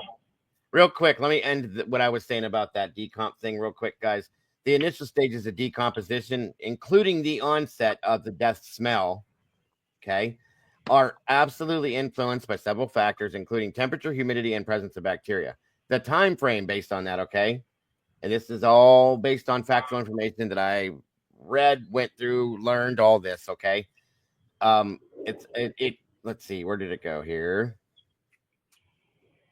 Becomes noticeable, very noticeable within a few hours, 2 to 3 hours after death, with the intensity increasing as time passes. Hour by hour by hour by hour by hour, not to mention getting worse and worse. Yes, but not to mention the expulsion, where it says that the fluids compound. Fecal matter, urine, and blood, they compound together and make a very nasty mixture, and it gets stronger as we go. So you know as well as I do, if you add one chemical to another, the smell changes and gets worse and worse and worse. Boom. That's all I'm saying about that. I'm done with it. Go ahead. Yeah. Just wanted to make sure you're not going to miss that. And two young girls that are. That's the only reason I brought it up, was to make the point relevant that there are two people literally right downstairs, wide awake, taking photos, when just 4 hours earlier, they were both fucking terrified that something was happening in their house. And there's no way they didn't smell it. I'm sorry. And that could have been, in my opinion, I still feel like there's a very good possibility, Annie, that they left that house. That could be why they left the house, because they couldn't stand the smell. That's my opinion. According to Ann Taylor, the filings from the defense, these two girls, after Dylan left her room, she went downstairs with Bethany, and that is where they stayed for the rest of the morning, and neither one of them left that house. Well, then there it is. Just saying. That was just my opinion. That's the defense. That's the defense saying that. Whether or not that may come out different later, I don't know. But there's two reasons why I think Dylan did see. Not only did she see what happened, she stepped in blood. And this is why I think there's cleanup. I think the reason that footprint is at the threshold of her door. That's a great point. Yep. Is she went back into her room for stuff to go downstairs with Bethany. Remember, she's saying my phone's going to die. I'm of the opinion she went back in her room to get like her charger, her shit, a hoodie, a blanket. I don't know. Know what I mean? And then when the cleanup happens, whoever did the cleanup, there was cleanup. There's three reasons why I think that. The latent shoe print tested presumptive positive for blood and was recovered in the second sweep with the Amido black. That's number one. Number two, the shoe print, okay? It was alleged to be in the hallway, going in the direction of the slider. We find out it's literally at the threshold of her door, not going in the direction of the slider. Nope, going back into her bedroom. Right. Number three, the defense brings on Barbara Wolf. This was a declaration, a disclosure. Her CV was attached months back. Barbara Wolf is the chief medical examiner out of Florida District 5 with a background and specialty in none other than recognizing staged crime scenes. Why would they bring somebody like that in, I wonder? The defense hired her. Right. Again, why would you bring somebody like that in, you guys? That's interesting. I mean, I don't know if she's being brought in specifically for that. I do know she is the chief medical examiner for Florida District 5, and she has taught and wrote books. So she teaches lawyers and police officers and detectives, as well as, she writes books about it, how to recognize a staged crime scene. Like, what are your red flags? Right. Let me say something real quick, Annie, real quick. I'm sorry to interrupt you, but Harlot, saying that was probably an EMT or LE footprint, I have to disagree with you, because an EMT, we're trained as well as law enforcement to not step in blood because it's a crime scene. Why would they be walking into Dylan's room, stepping in blood and carrying that with them, and then it gets cleaned up? When? And who cleaned it up then? If the cop left his own bloody shoe print on her door, did the cop clean it up? That makes no sense, Harlot. I'm no disrespect intended, but no, I can't go with that. I'm sorry. Anyway, go ahead, Annie. I'm sorry. No, shut me up. Go, Eddie. Yes, go ahead, Eddie. Yeah, I wanted to make sure we're done with this line of discussion, but a couple thoughts on where you guys were talking. Mm-hmm. Thank you, Andy, for saying it. It needed to be said. What the state is doing is asking us to believe the absurd. Amen. They're coming out with this selfie photograph and presenting it as, a trophy is beyond reasonable. That's even more, Eddie. They expect us to believe the absurd. Thank you, sir. Go ahead. Yeah, it's crossing a line. That's not a sincere way to bring a case. No. And it looks like the photograph has been manipulated with. I can't believe his eyebrows are authentically like that. I haven't seen them like that in any other. No other photographs they look that way. No. That's right. And it's a poor quality picture. I mean, everybody's phone takes a better quality than that. If you took a picture like that and you looked at it, you'd do a retake. Yep. And improve it. Yep. On the spot. So it's been manipulated with, my opinion. Yep. Thank you, Carrie, for the 5 memberships gifted. I appreciate that. So very generous. I can't see who got them. Welcome to the sauce, all you new meatballs. We appreciate you. And Carrie, God bless. Thank you again. Sorry, Eddie. Go ahead, bud. It is interesting that Ms. Potts points out that in the document, Ms. Taylor is agreeing to the fact that they were both downstairs in their bedroom. Whether or not Ms. Taylor believes that is a question that I have. Maybe it's just the way that she's going to have to roll with this thing. If you follow what I'm saying, I mean, if that's what the state is going with, even though it's not true, then she's ready to go at it that way too. It feels like they weren't there, but she would have to have the ability to prove that. So if she cannot prove it, if they've denied her any video cameras of them being out and about elsewhere, then it is what it is. She's got to roll with it that they were both, play along like they were both downstairs. Yeah.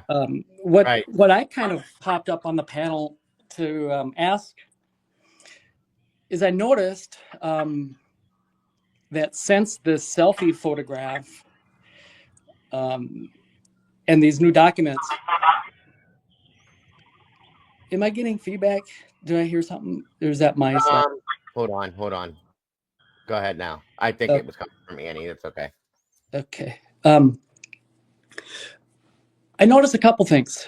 Because of that selfie photograph, people have been stating it as a matter of fact that when law enforcement went into his apartment, he did not have a shower curtain after the arrest. Where is that? I don't have that. I've never seen it. Never seen it, Eddie. Never seen it. Yeah, I've never seen that anywhere. That's interesting to me. They don't have it listed as part of the items discovered. They don't. In that search warrant. Nope. By the way, that document is no longer up. I had to go and review someone else's live that covered it item by item to see the search warrant apartment items that they took into custody, because that's a January 17th document and it's no longer up, and I wasn't able to find it in the court record.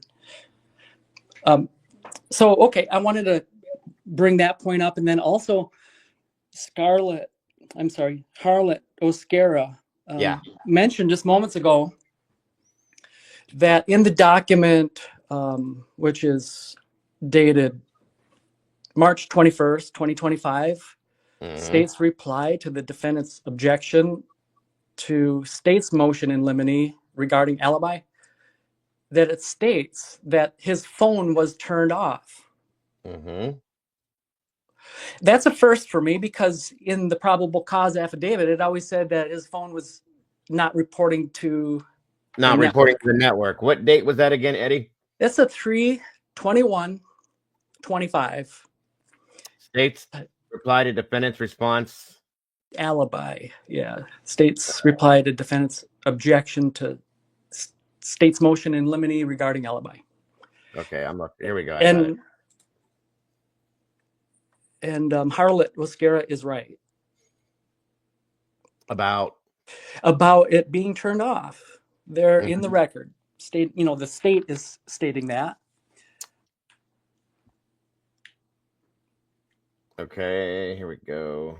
Down here. Hold on. Sorry.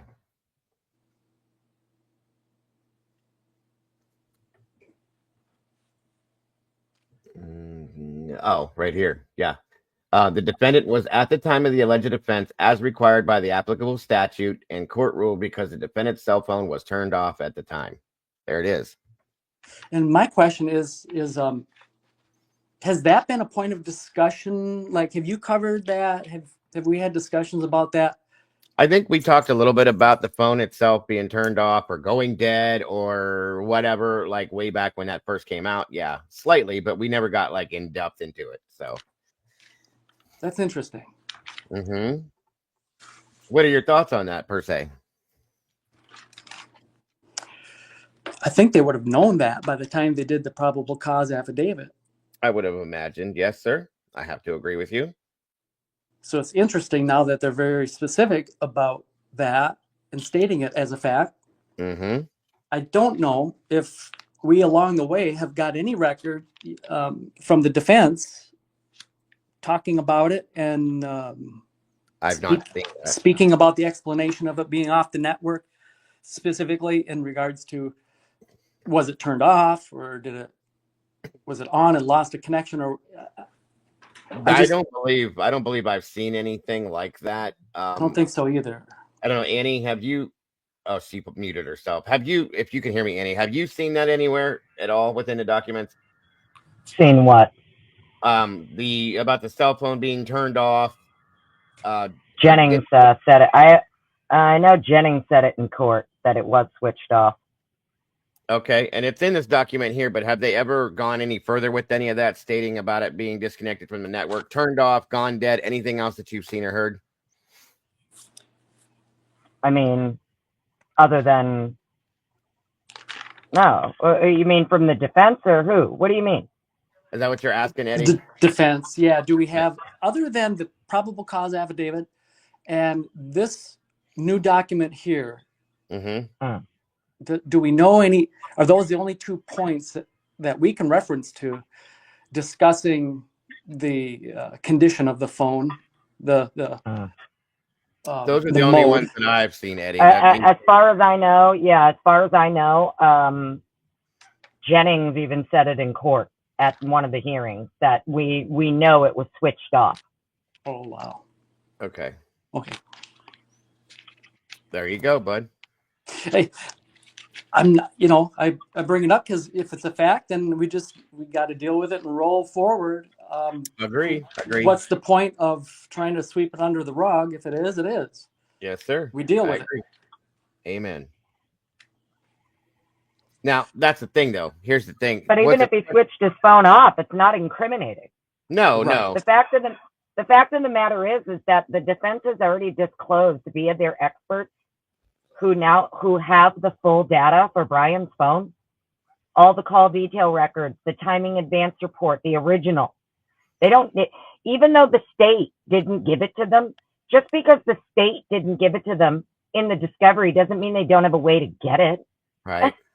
Right. And here, so and they did everything. They did all of this with the timing advance reports to get it on record for the court that even though the state disclosed the timing advance reports for 2 victims, a different suspect, and 3,800 other people on the tower, the only one they were withholding was Brian's.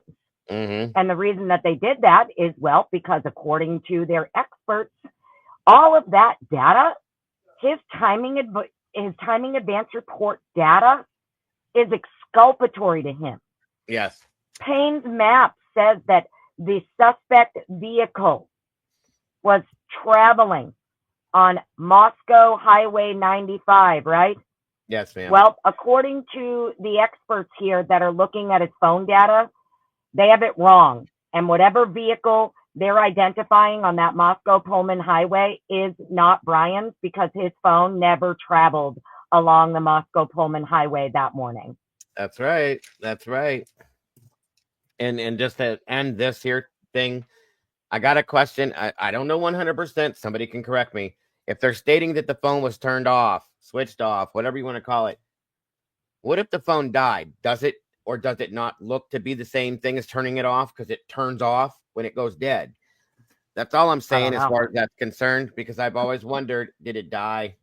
It's possible. That's all I'm saying. I don't know. I just know that the experts, so when you look at the experts disclosed by the state, mm-hmm. and then you look at the experts disclosed by the defense, mm-hmm. It's interesting.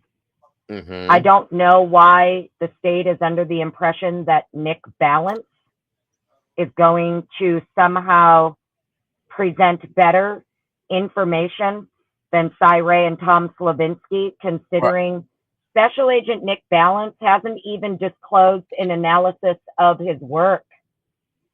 And what was disclosed was 2 castings, one's a draft, and there's no final analysis or report on any of it. That's true. Nothing final on it. That's fact. So I don't know how you're going to, right? Like you're going to have Cy Ray here coming with this PowerPoint presentation. He's going to show you literally phones traveling together. Mm-hmm. He can show you phones literally moving together when they separate, how long they were separated for, when they come back together. You understand? Yes, ma'am. I do. Absolutely. And all of Brian's data shows that he did not even go into Idaho. Right. That's the big thing right there. Yep. Yep. Absolutely. Twiz told me that a long time ago. Explained all that long time ago. I want to know why and how they're going to prove different than that.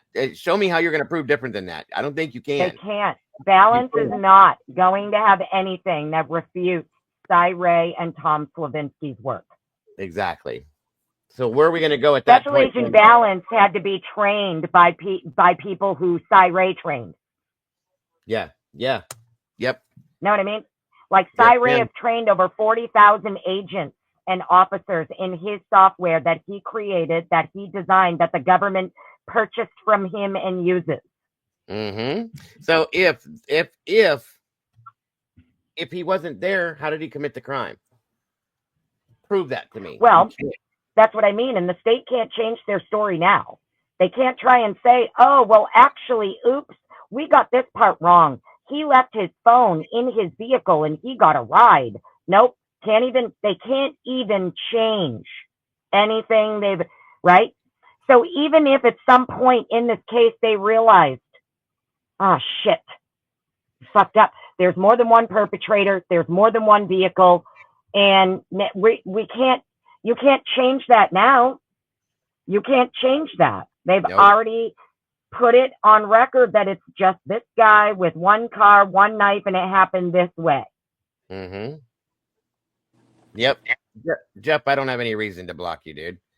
It's just you have opinions, other people have other opinions, but blocking you is not going to answer that. You have the right to feel how you do, just as much as the rest of everybody else does. So I'm not blocking you. I don't block people unless somebody's being nasty. Like I just feel like, you know, there's when it comes down to, you know, at this point, it doesn't matter what anybody else think happens in the house, right? It doesn't really matter what we think. No. What matters is that what they're going to be able to show, what's going to be presented in front of a jury. And Yes, if we ma'am. find out, if like, think about it, right? We have the defense here claiming many alternate suspects can Yes. be connected to the crime. Yep. They have alternate suspect DNA, Mhm. and it came from the state's own lab reports. That's true. There is DNA of alternate suspects that came from the ISP lab themselves. This didn't come from the defense. Right. So I don't know how people ignore that. I don't know how people ignore the fact that within the discovery. That's because they don't want to admit to it, Annie. That's the only thing that looks to me. They can't let go of the fact that this is the only one that did it, the only one that could have done it. He's the only one, period. That's the sad part of this, because there's proof that there's other suspects, possibly. Yeah. There's other people. The defense is bringing that. There's other DNA. All the things you just said. Why is that not acceptable? But him being the only one that did it is. Right. I mean, you have Hitler even stating to Anne. Hitler is telling Anne, right? What did he tell her? Well, just because other people's DNA was there doesn't mean it excludes him. Yeah. Just means maybe there's other people they should have been looking at. Yep. Even Hitler. Yep. Even Hitler has accepted, okay, fuck, you guys. There was alternate perpetrator evidence here, huh? Really? Other men's blood that you didn't run through CODIS? Yep. Mind you, they knew about this blood. The lab was aware of the male blood B and male blood D by December 17th. They didn't get the trash from Daddy fucking Koberger until December 27th. Right. So for 10 days, they sat on 2 other men's blood and did nothing with it because they were waiting to go get their trash. Yes, ma'am. They were waiting to track him across the country to steal the trash. Which is ridiculous to me. 100%. Ignoring all other options except for that one. It blows my mind. Think about that. It's They crazy. sat on male blood B and male blood D, the lab. ISP made law enforcement aware of 2 other men's blood at this crime scene. They never did anything with it and just left it and waited another 10 days to track him across the country. Trash. And in your opinion, both of you, and Annie and Eddie, what are your opinions as to why they did it that way? What The only thing that could explain why the investigators would refuse to look into those 2 or 3 other male DNAs is because they already had the crime solved. In the way they wanted to, in my opinion. Yes.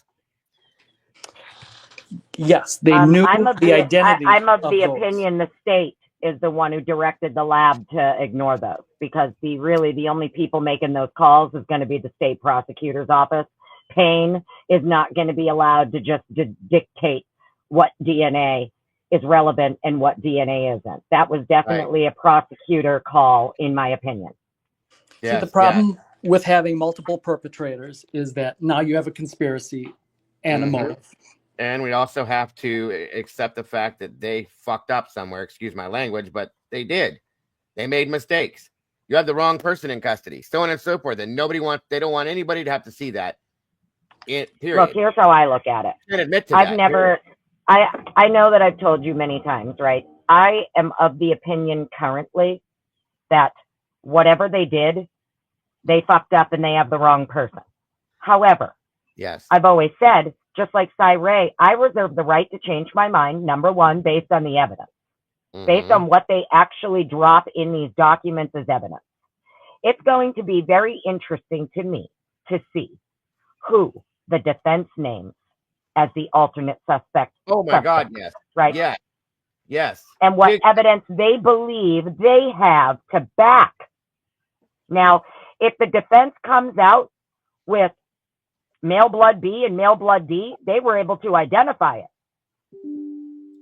Just because the state never did anything with it.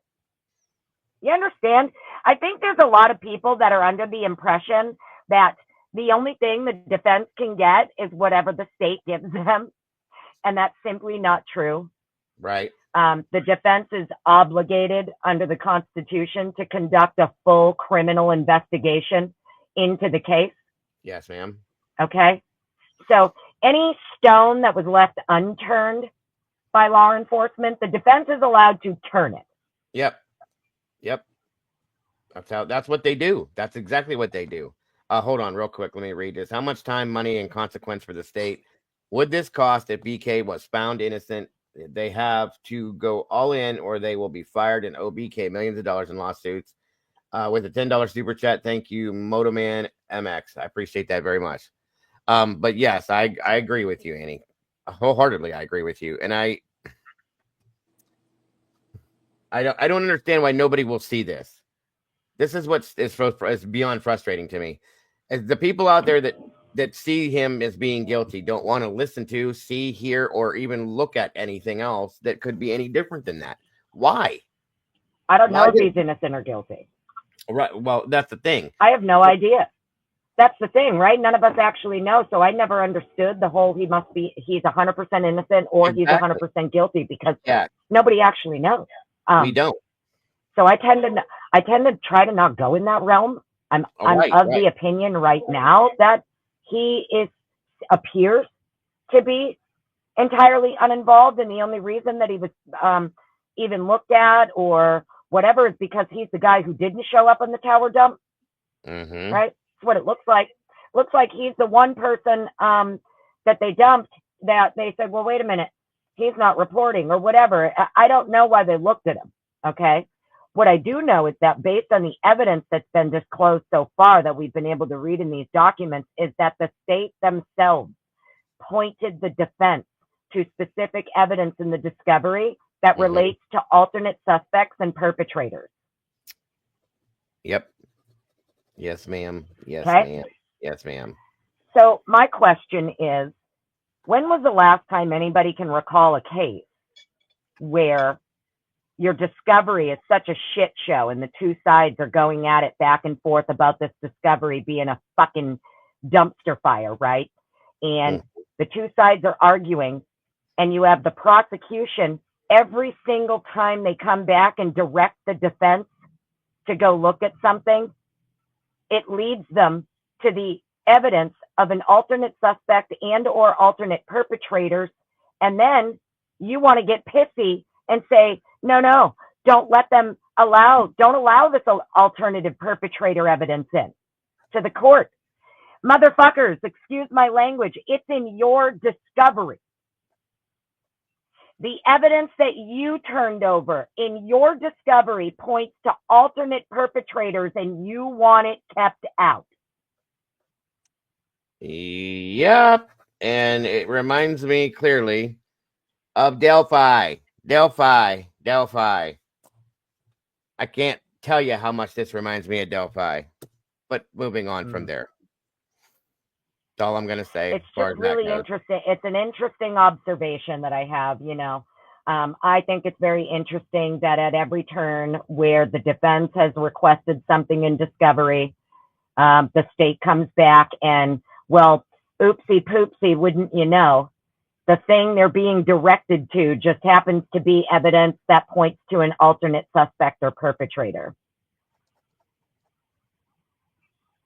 And like somebody said here just a few minutes ago, I lost the comment here. I get what you're saying as well, Beckles. I agree with you.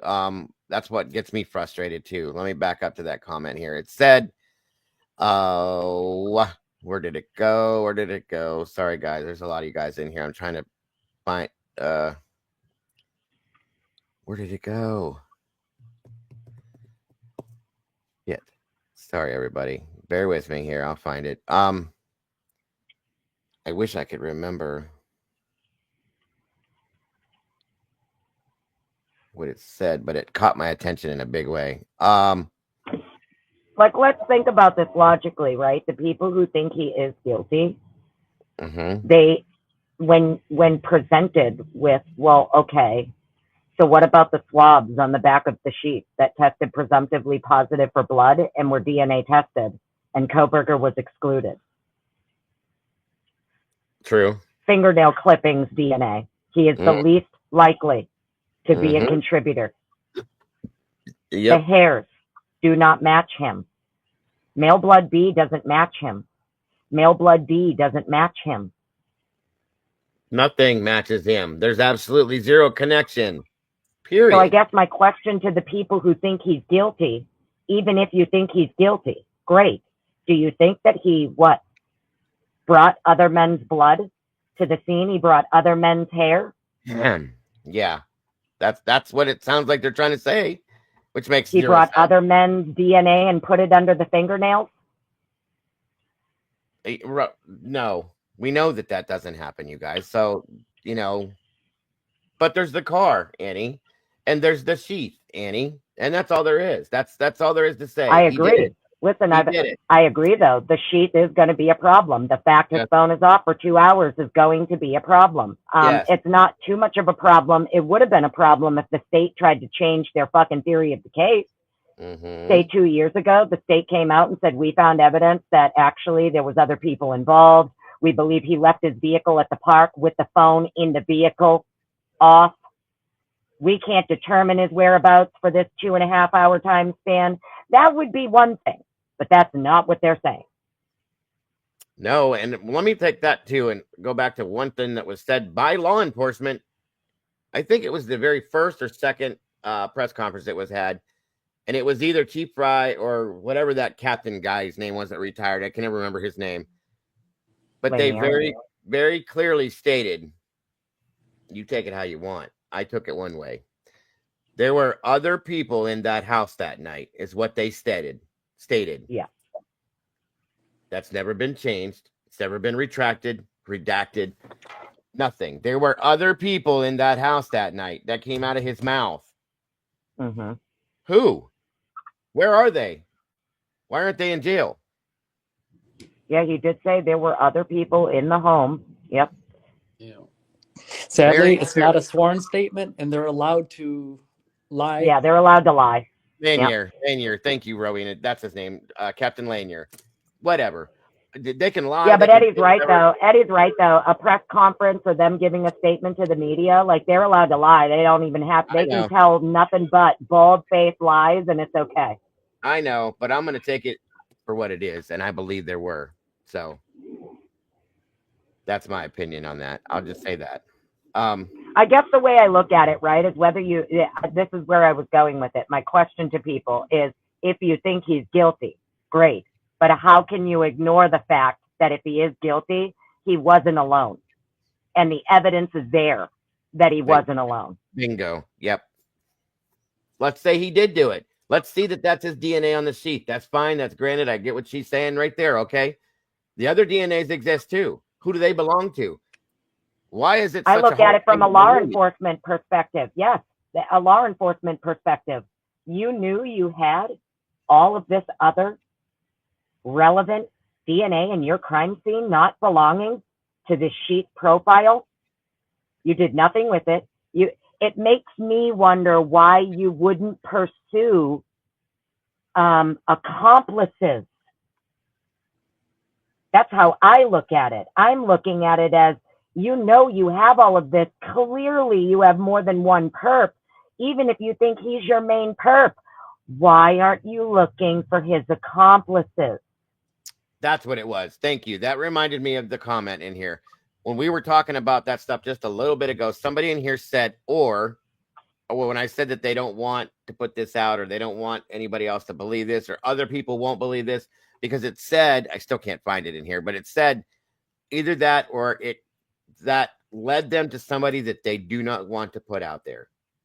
Rather than framing him or anything else, the other DNA led to somebody they do not want to implicate. And I am No, sorry. it didn't, because they never did anything with it. They never even put it into CODIS or ran it through IGG.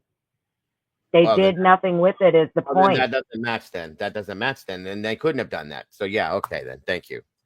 You get what I'm saying, though? So you're the cop. I do get. You put the lab. You're Detective Payne. We'll just play role playing here. You're Detective Payne. I'm Riley Nolan at the lab. Ring, ring. Hello. Hello, Detective Payne. Yes. Yes, this is Riley Nolan with the Idaho State Police DNA lab. Yes. What can I do for you? We're calling to let you know that the lab has been made aware that we have a couple of other unknown male bloods here from your crime scene. We have an unknown male blood B and an unknown male blood D. Okay. Okay. Well, that's interesting. I don't know what to do with that, Annie, honestly. I'm just saying, so if you're law enforcement, where do you go from there? You're Detective Payne, you're whoever. And I feel like that's exactly what just happened. Like, okay. What did he do at that point then? So you get that information. Mm-hmm. Under normal circumstance, the team, your law enforcement team, your collaborative team here, your living document team is going to logically say, oh, well, fuck, we've got some accomplices. I mean, that's just logic, basic logic, right? Of course, yeah. And for some reason, even though they're all aware, they've all been made aware by December 17th, law enforcement and the lab are aware of these other men's blood. They are never, ever put into CODIS or subjected to IGG. And there is no explanation from the state as to why those two were never pursued, other than because we already had Brian Koberger's name. And that's what I'm going to say. In any other case, if that call would have came through, oh, we have accomplices, they would automatically go investigate those other people, bring them into the circle. Right, but here's the rub, Dago. Here's the rub.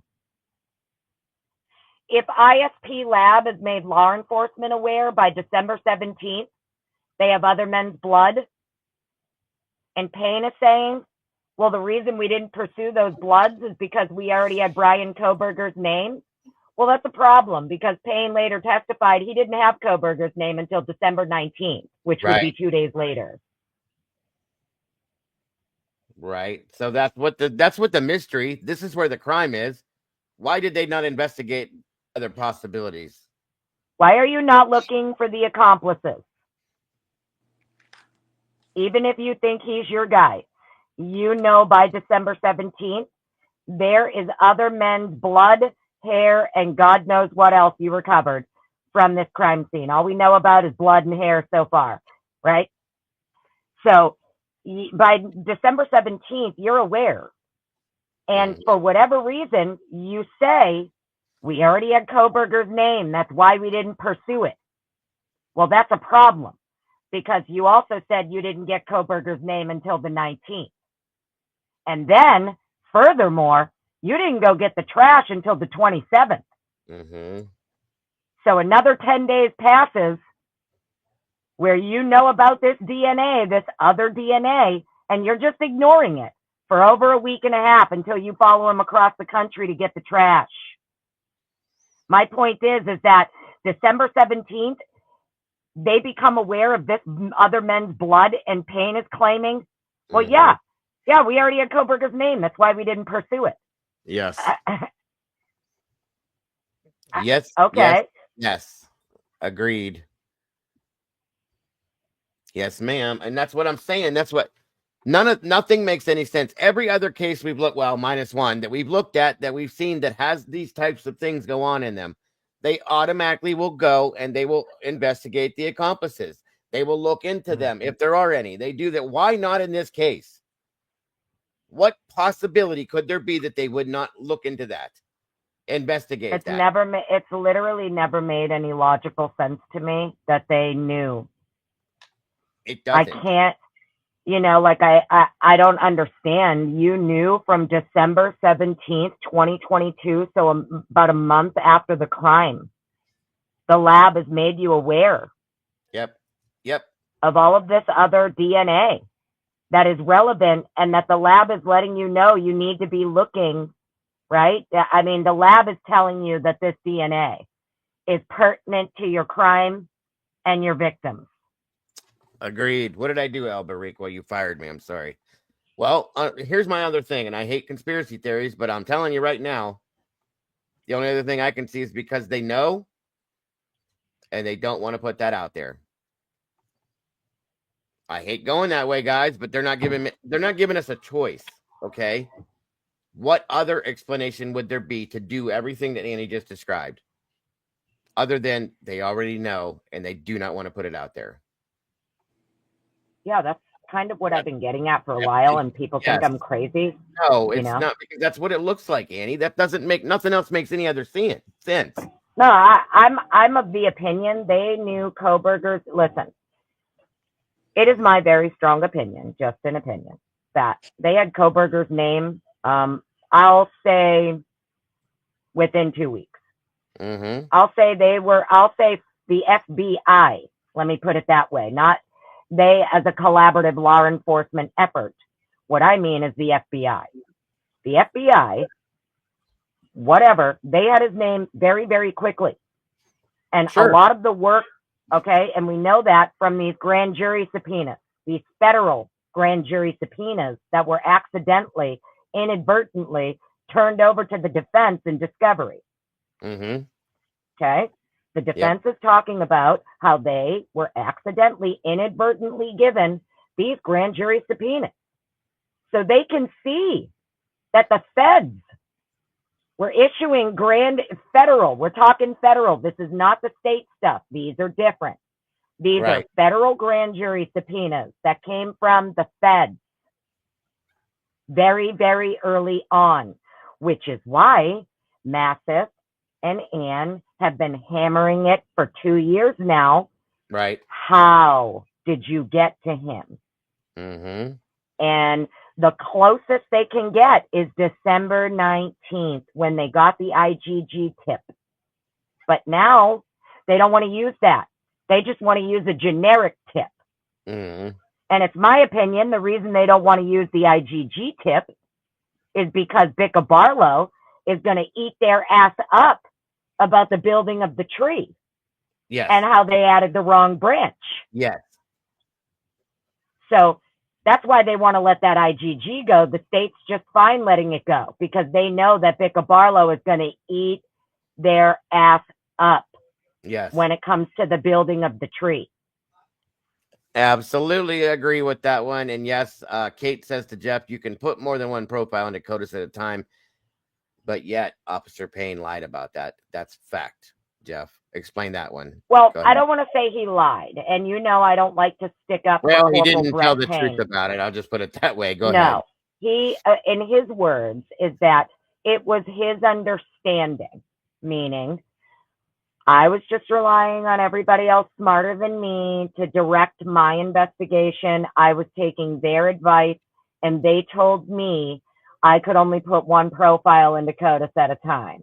And if we put another one in, it would kick out the first. Mm-hmm. So he put it in this way that, like, I don't know, that's just wasn't me. That's just what I was under the impression of based on what everybody else told me. And the fact of the matter is, a real investigator would have just done a basic Google search and saw that whoever informed him of that was misleading him.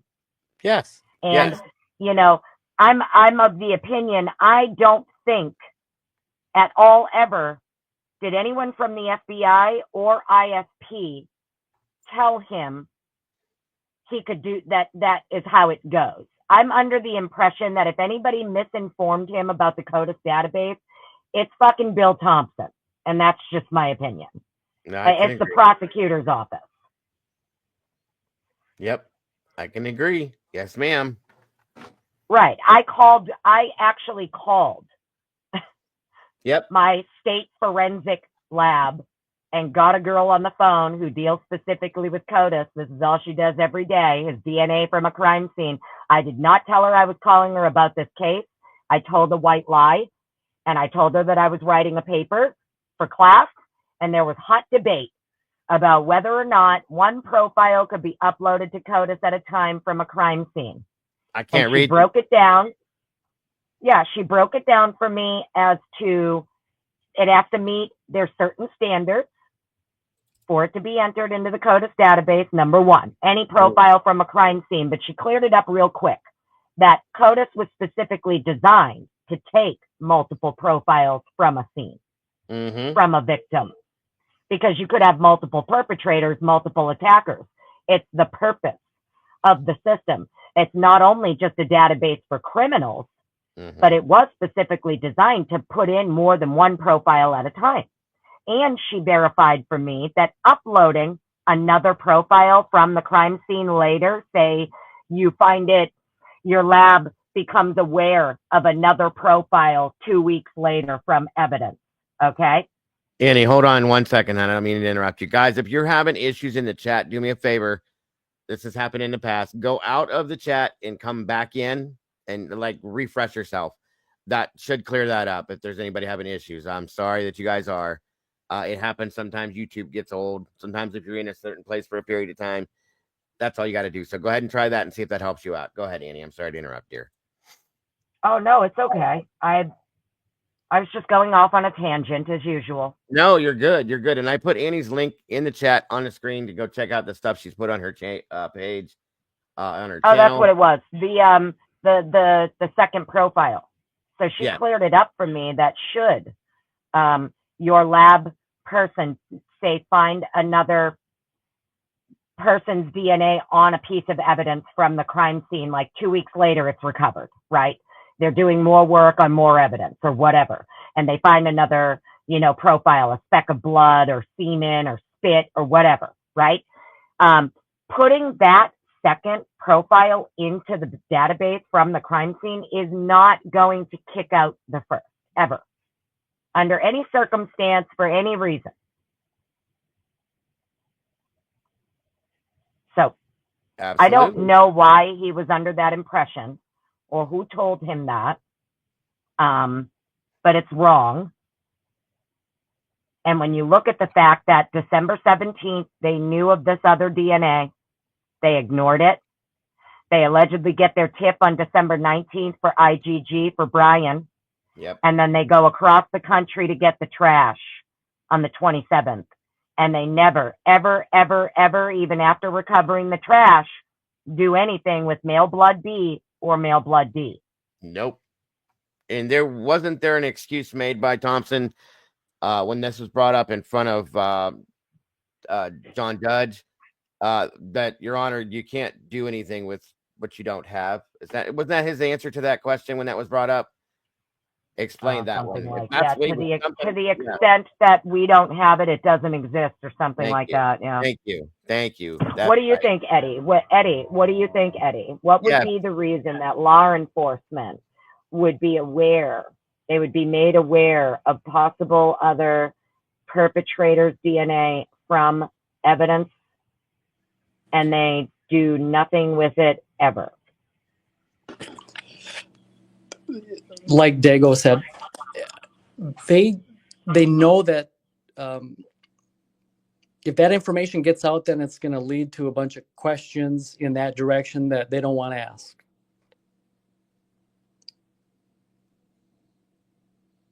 It's also going to prove that Brian is innocent, number two. Anybody that thinks that there's multiple perpetrators here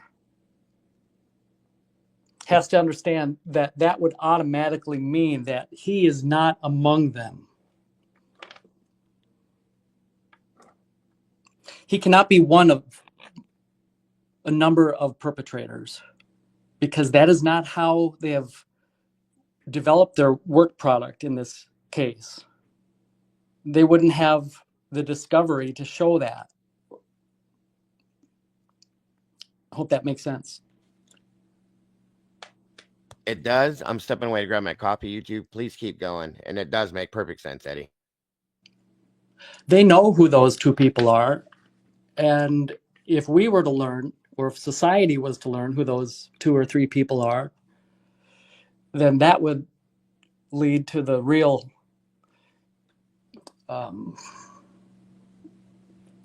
whatever happened that night.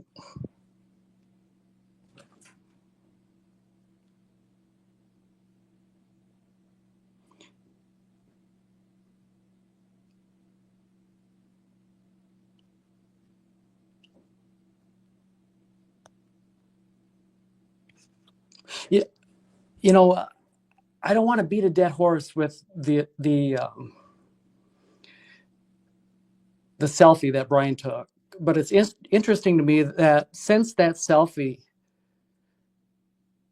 people have been saying for a fact that law enforcement did not find in his apartment, when they went and searched it, a shower curtain. And I'm wondering if that is a result of the list of items in the search warrant, because it does not list a shower curtain in that apartment search warrant. So what I'm getting at is, if that is the reason why people think that, and then they're associating this selfie photograph that shows a shower curtain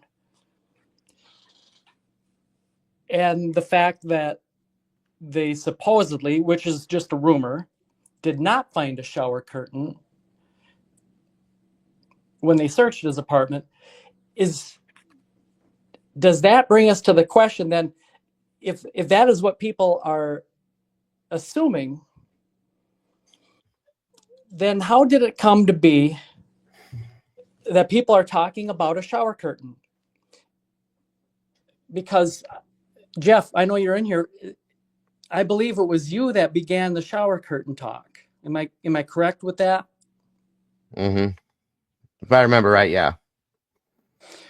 So right now, if it is not in any of this new discovery, that it is in fact in the case file that no shower curtain was found in his apartment, and it has just been a rumor since Jeff began it way back in the day, that means that every morning since this selfie photo has been released, somewhere around some water cooler, people in these agencies are having a good laugh at the power of suggestion, because we are running around here talking about a shower curtain because of some ridiculous rumor. That's a fact. And Jeff, you can pat yourself on the back, but it has become this ridiculous. The amount of times that something can be repeated over and over and it becomes a truth. How many people do you think are standing out there in law enforcement watching this going, watch this, guys? I'm going to throw a rumor on the internet and see how far it goes. How many times do you think that's been done in this case? I first heard it a couple nights ago on a live at around 7 p.m. And I was absolutely in the chat derailed because I didn't know the mindset of the person who was talking about it. And I thought they were talking about their mindset was that there was no shower curtain in the photograph. And of course, there absolutely is. So I was absolutely stunned and lost, but then I keep hearing it over and over since that live, where people are talking about it as a fact that there was no shower curtain found by the investigators when they searched his apartment at WSU. Right. And I'm like, where are they getting this? And I have to track this down until I get it. And I finally just put it together today. And I'm like, this is because of everybody somehow believes it in their mind that it's a truth due to Jeff's silly shower curtain business. It's happened in more times than you can probably even put together, Eddie. Many times it's happened. Okay, let's go, for instance, real quick. The newest one, and I told you guys, it's going to be carried all the way to the finish line now because Steve Gonsalves made one comment about the prank theory. Now you watch.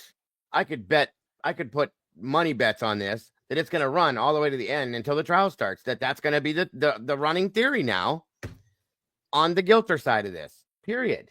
Okay. Now I'm not saying it's not true, but look how fast that happened, how fast that grew, how fast that went into play like that.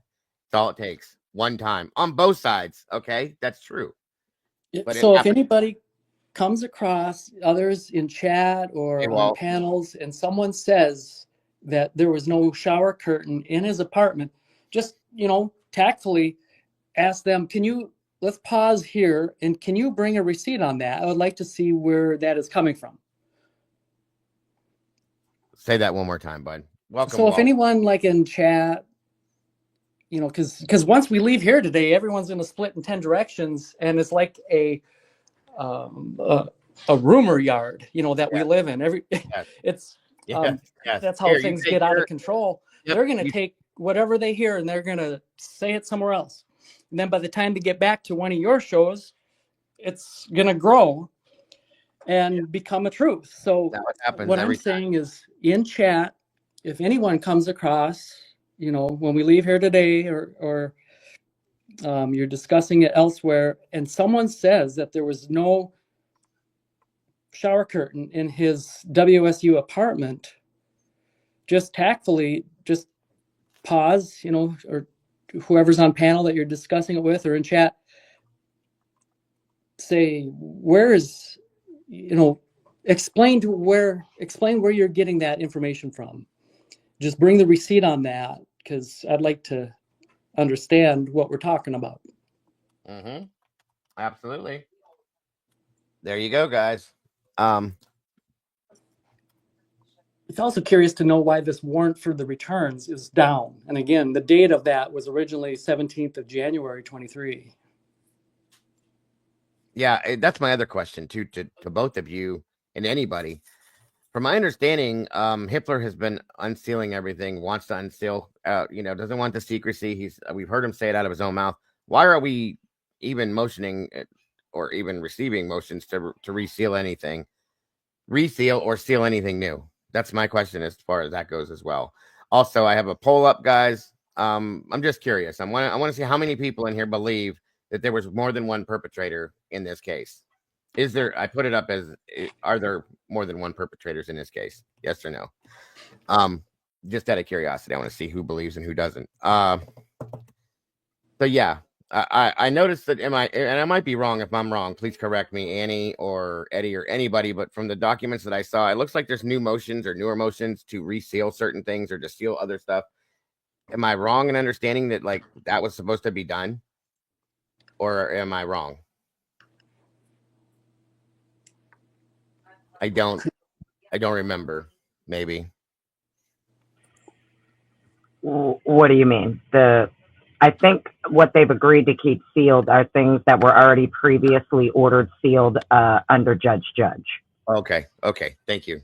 I just wanted to clarify. That's what I was wondering. I could be wrong. I'm not sure what new documents you're talking about. I saw something in the newer documents that were dropped over the past week, I think. From the 21st on, I think that it looked like there was something in it, maybe a motion to seal or something. I could have just read it wrong. I'm sorry. Okay. It may be the things that both sides have stipulated, agreed to keep sealed because these are things that were already previously sealed under Judge. I could be wrong, but I think that was like the agreement from both sides a few months back. Gotcha. Thank you. That was my own little personal thing. I was wondering as I was looking at the docs this morning. Rose says they sealed the text in the 911. So that's been sealed after it was released? Are you serious? Wait. They sealed it? Are you sure, Ro? I'm not trying to be disrespectful, but that wouldn't make sense because that's everywhere now. Right. Well, I know it was redacted, so it may show up as sealed or redacted, but it's a redacted version of the Oh, do you mean the transcript of the 911 call and the text messages? I think the transcript was sealed. That I do believe, yeah. I think, because I can't find that now. Cassie said yes, they took it down. Shit. Okay. Oh, see, That's good quite thing good thing I save all of them, man. That's bullshit. Well, whatever. Everybody's got shit screenshotted anyway, so it is what it is. Are you sure? Where's that at, Cass? Did you find? Because that's. Hold on. Let me pull this back up here real quick. Up, move that. Where's me link? Where's me link? There it is. Was it a motion or did they actually seal it? Okay, hold on here. Let me check this real quick, you guys. Okay, and boom. Okay, so we got order sealing exhibit states 1 to state's response to defendant 7th. Order granting state leave to exceed, no.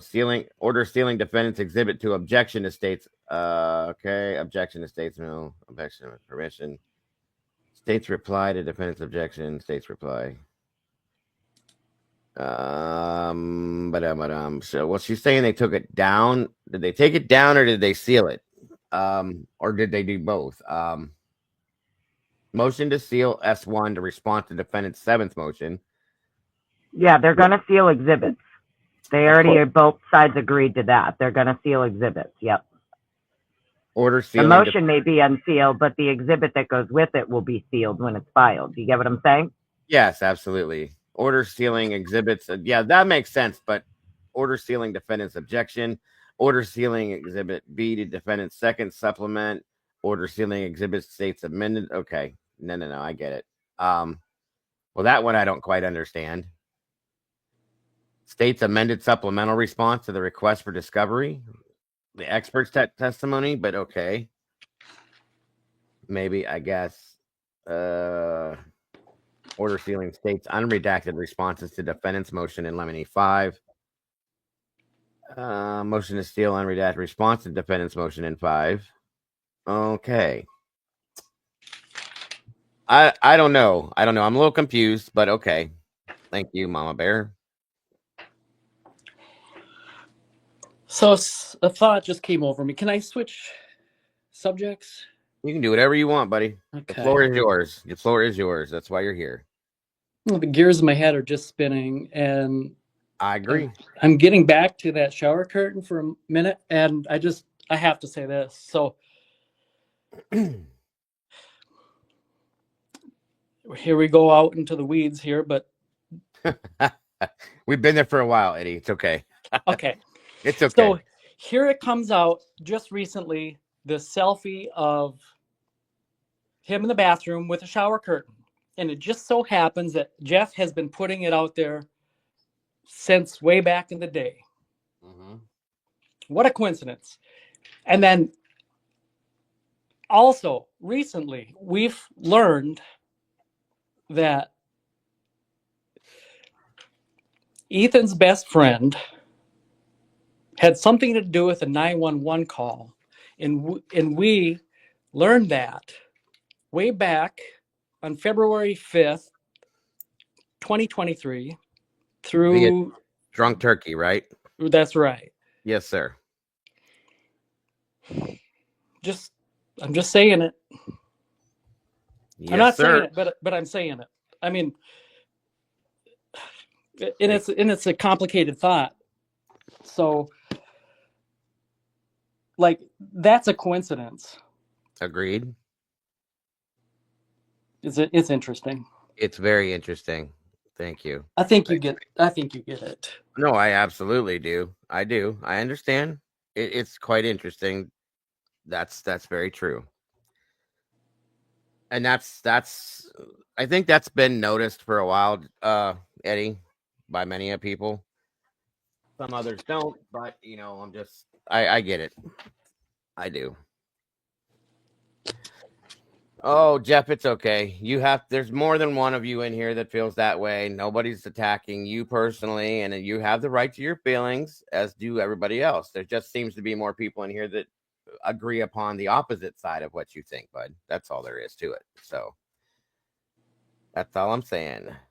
Yvonne just asked a question. So you saying that Drunk Turkey had some info back then? Well, yeah. I mean, Mm-hmm. he did. He did.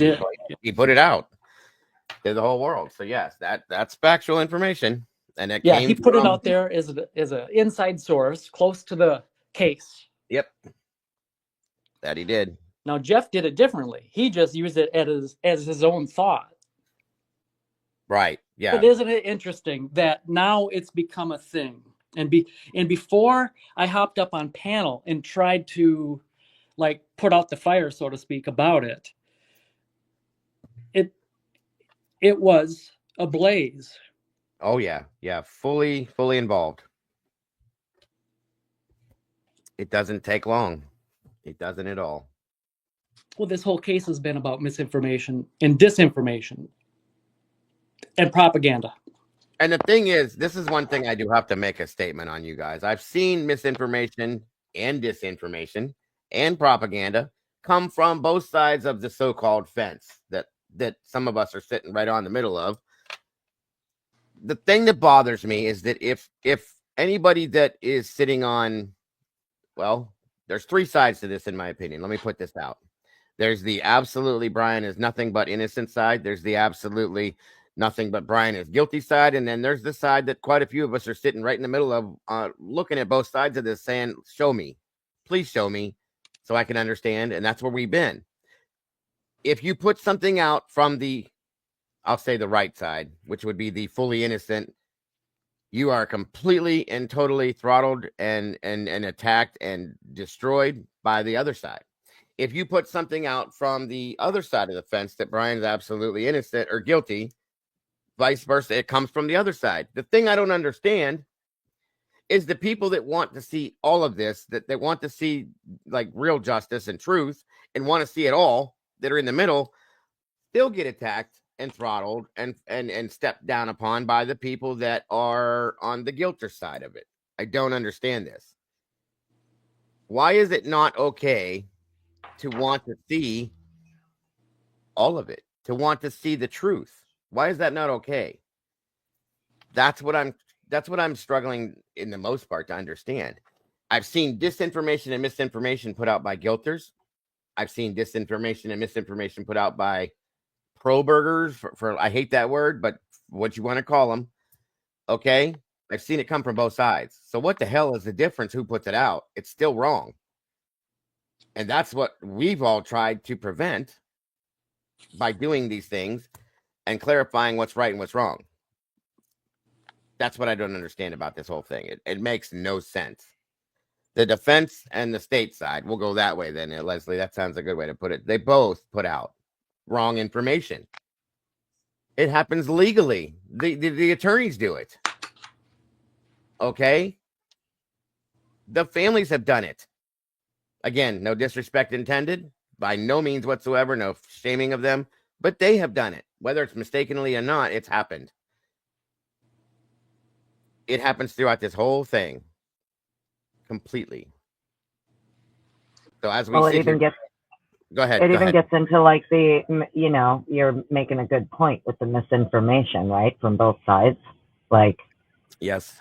They've gone on the media to say that, I mean, they've had psychiatrists who've gone up to give interviews. These people have never met him, never diagnosed him, never spoken to him, talking about he could be a cannibal, things like that, right? So ridiculous. That he was separating his trash.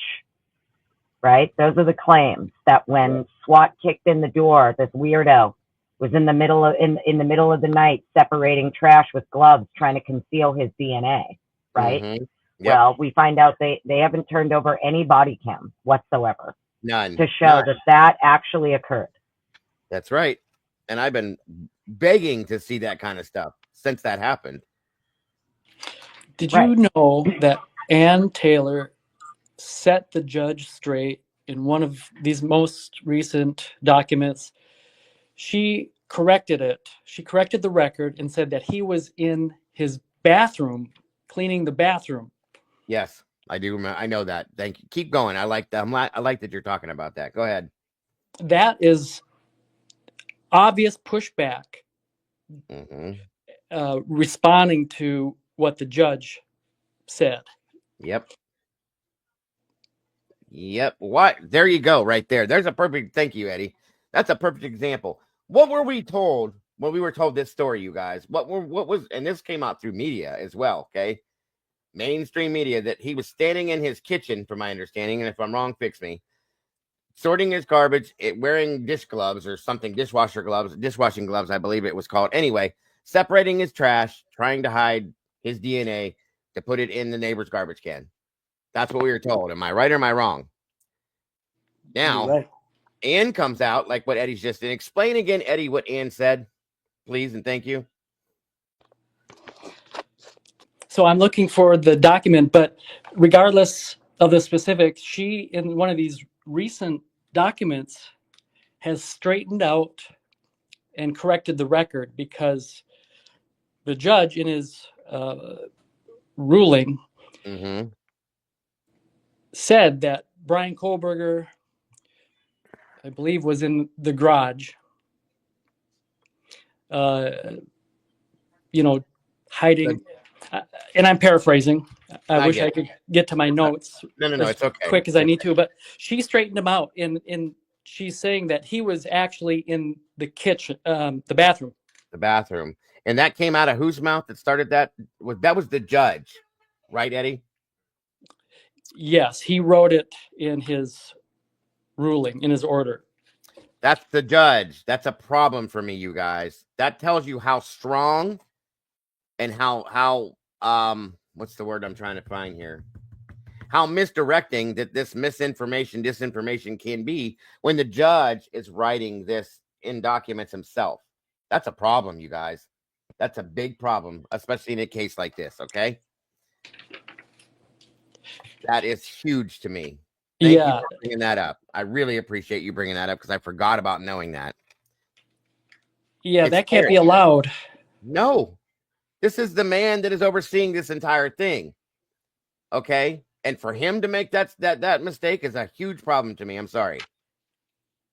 Anyway, thank you for putting that out there. That has happened, folks. It's a fact. So, well, didn't Hitler also say in one of his rulings as well that he saw no evidence that the state or law enforcement relied on 1125 Ridge Road?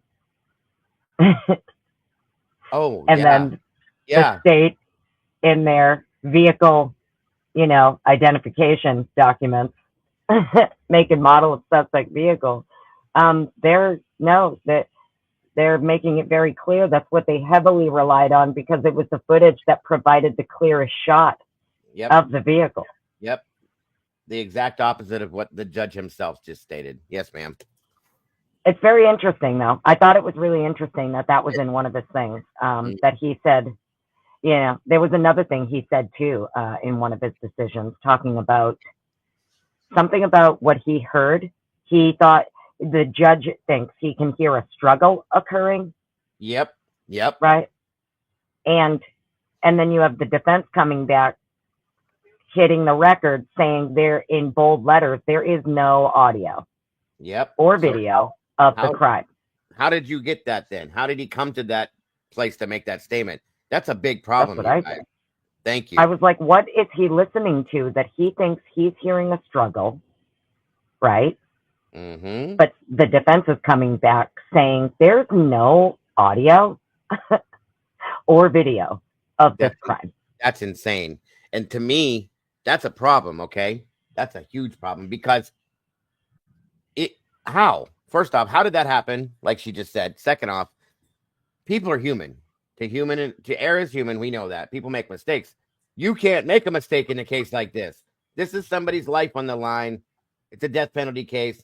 Also, we have 4 people who lost their lives that there needs to be true justice brought to. You can't make those mistakes in a case like this. I'm sorry, but you can't. So, big problems. Big problems. This is insane. I just thought it was interesting, It was just one of those little intricacies in the language that I, pick up on. And I'm like, well, that's interesting. So he's claiming whatever he listened to, he could hear a struggle. Well, I'd like They're saying well, like Jeff is saying here, the light bulb camera picked up the voices with the whimpering and a loud thud, right? Yeah, right. Okay. And the judge is saying he thinks he hears a struggle. That's in one of his decisions. Okay. That's the language he uses. So whatever it is he's listening to, I don't know what it is. I have no clue what they're talking about. But it's interesting that one side is saying, basically, we don't know what the fuck you heard or where you heard it from because there's no audio. Yep. And so, it actually, that hurt. It's kind of funny to me. I'm sorry, but like for me, it's comical because I read it and I'm like, okay, so wait a minute. Yeah, you're right. It is absolutely comical, but at the same time, Annie, that's scary because what the hell are you listening to, Judge? And if we don't know what you're listening to, do you know what you're listening to? Because that don't make no sense. What's up, Willie? The link is pinned at the top. What's up, Willie? If you want to jump up, buddy, it's up there. The link's pinned at the top of the chat, Will. But yeah, that's what I'm saying. Like, if we don't know what you're listening to, if the defense don't know what you're listening to, what the hell are you listening to? Explain it, sir, please and thank you. That's what I mean. I don't know. I just picked up on like a couple of little things that caught my attention. They're important though, Annie. Those are big. They're little, but they're big deals. You know what I'm saying? Especially when I'm just looking at it like I don't understand what's happening here. How can three, right? I guess you know how they say there's like three sides to the truth, right? I mean, it's like the perfect example of it because the judge thinks he's hearing one thing, the state's claiming they're hearing one thing, and Anne's saying, there's not even any audio. What are you talking about? What the hell are you talking about? Thank you. It's weird. It's crazy weird. Yes. I still would like to have that explained now that you brought that up. Really would like to have that explained. It's not going to happen, but I would like to know. I don't know. I think she's going to explain it. I think we're going to get a lot of explanation very soon. Mm-hmm. Yeah, there's new stuff every week. There's going to be other stuff that comes. Well, we got the motions in limine hearing soon, and it looks like they've booked out for 2 days for that one. There's a chance here we may go into 3. But it looks like so far the 9th and the 10th. Is it 9th, 10th, or 8th, 9th, and 10th? I think it's going to be 9th. So far it's 9th and 10th. Okay. All right. I need to write that down. What's up, Willard? Hey, guys. How you doing, brother? Good. How are you guys? Hey, Willie. What up? Long time no talk. Where you been, bro? Who, me? Yeah, I did one of these the other day, and I thought it was 8 hours, too. I really thought you'd have been here. But I was a little tired. It's all good. Good to have you here. It's a little tired. No, seriously, though, sometimes I have like real life shit going on. I'm like, how is everybody be able to be there all the time? You know, because like I get it. I do. You know, I would have loved to be there though. I saw it was a pretty good conversation. I watched it back. Oh yeah, it was a good one.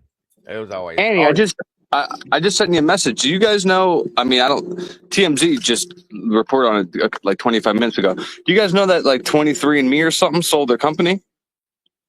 What? And now there's like a whole thing about like all of our data. That let's see. Let me read this article. I sent it to everybody. You can get your I sent it to you, Annie. But yeah. Oh shit! 23andMe goes bankrupt. Steps you can. Oh, sorry, bankrupt.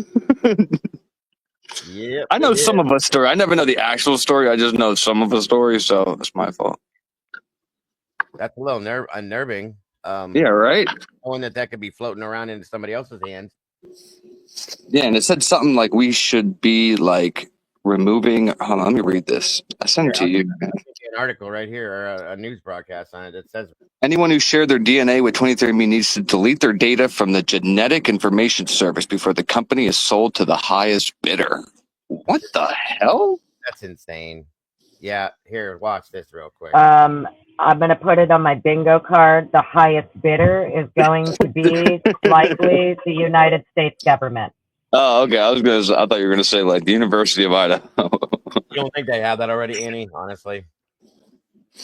Oh, they got all their shit. No, they want the no. You're not. They want the database. Oh yeah. Got you. Okay. Or Elon. Elon might get it. Elon will get it. Yeah. Here, this is what it says to do. I just thought that was pretty interesting. It says what could happen to users' genetic data. So here's this real quick.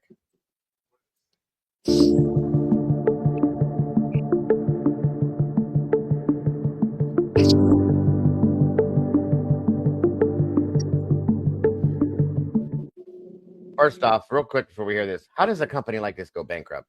I just hold on to that thought for a minute. True.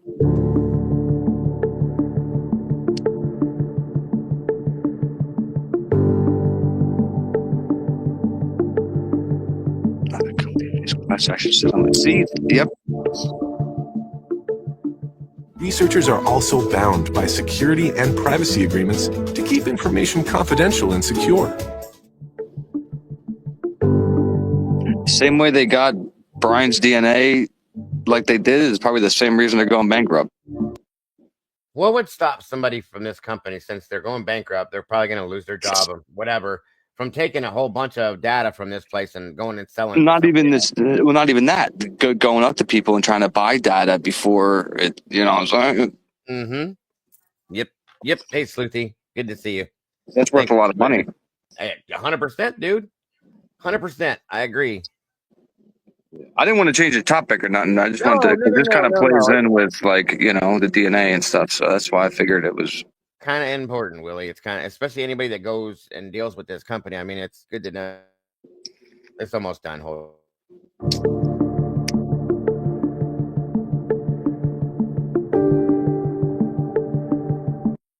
Tonka.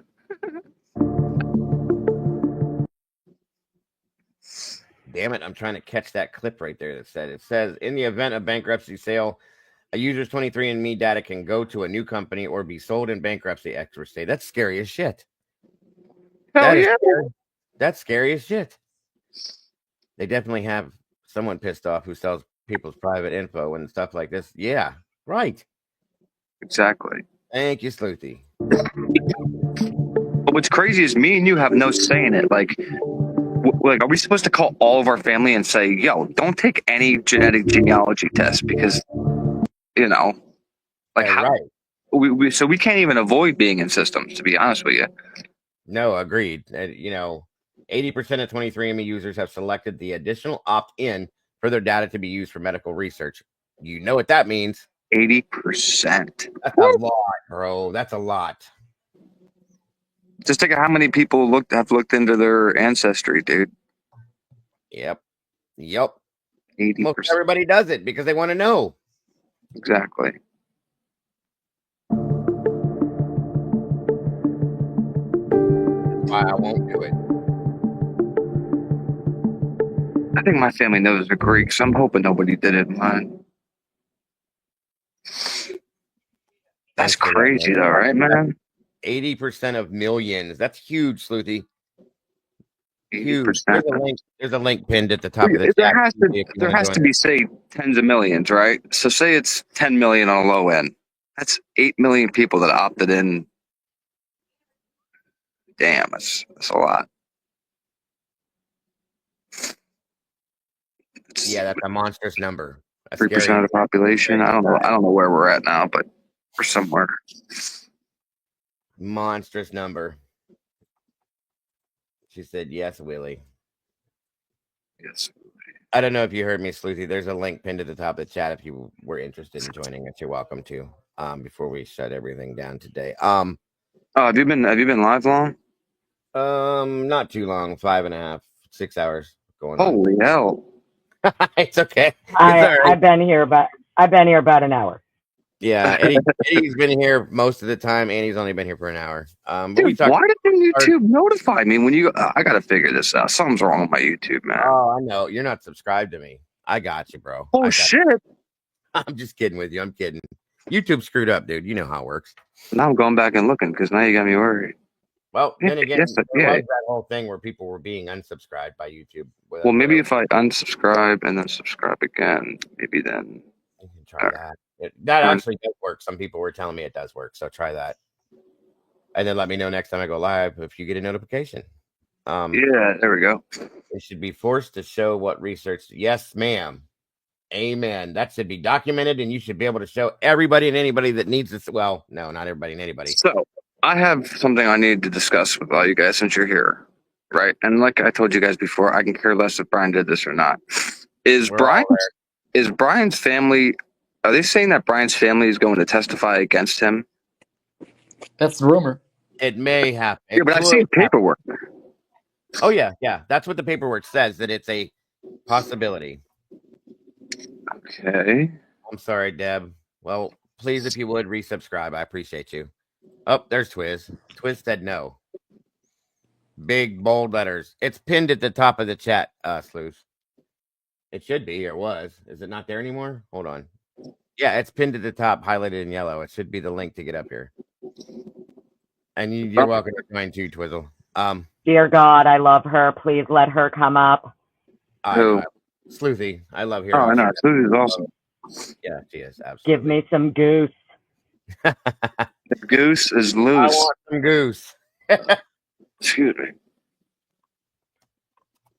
But yeah, so I'm looking into that a little further because remember conversation I had with Rich Pasqua. He's really good friends with Brian's sisters, and he's pissed off about this whole thing. So I was like, dude, I asked him yesterday. I'm like, you want to help me? I'm like, do you honestly want to help me? I was like, we got to figure this out about, if his sisters turned him in or nothing like that. So I kind of got him on a goose chase to figure out, what's going on in that aspect. And I want to see if they reply to him and what happens, because I ain't buying it. Mm-hmm. But we'll see. I mean, who knows? When was the last time you talked to Rich? Yes, actually this morning. Oh, okay. And he said, say that again, Willie? Well, no, I reached out to him because because we've been like back and forth about the case, everything. Every time something comes out, he'll write to me, be like, "Yo, this is fucked up," and then we kind of go back and forth. But then when I saw this whole thing about like his sister turned him in and this, that, and the third, I reached out to him and I'm like, dude, do you really want to do you give a shit that Brian's in there and is possibly innocent? He's like, hell yeah. I'm like, all right, then if you want to help me, maybe you can try to talk to his sisters and figure out. Did one of them actually turn him in? Or are they backing him 100%? See, I've heard it both directions now. I've heard that, where the hell did I see it at? That his family is supporting him and they believe he's innocent 100%. But that just might be his mom and dad. Who I don't know about his sisters. You know what I mean? Well, but there's that rumor floating right now. I'm going to call it a rumor because I don't have any proof yet, that one of the sisters could be testifying because they have a family Amazon account that he bought the knife, blah, blah, blah, so on and so forth. Who knows? I've never seen anywhere in any documents, even though somebody did claim that early on in the chat, that they're going to testify against him to his character. I don't believe that. I've not seen that. And until you show me that, I won't believe that. So that's a little wild, bro. Because if I'm found not guilty and you fucking testified against me, we're going to have problems in the household. Right. Lucy just said there was only one sister not included. There was only one sister not included. Hey, hold on a minute. It's in pieces. Let me back up to find the other part of it. What that means. Willie, I have a quick question for you. What's up, brother? How long have you been lurking today?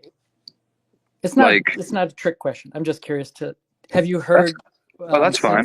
You mean like on the whole YouTube streets or just here? Oh, just here. When I was talking about something. I got in like a couple seconds after I said hello.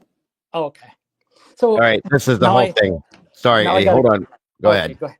I was just going to say what she said is, please remember that they put way more people on witness lists so that they can call them if they want to. It doesn't mean that they will. And that's what we read on that document. Sorry, go ahead, Eddie. I did not mean to interrupt you, bud. Okay. No, I just have one quick question for Willie.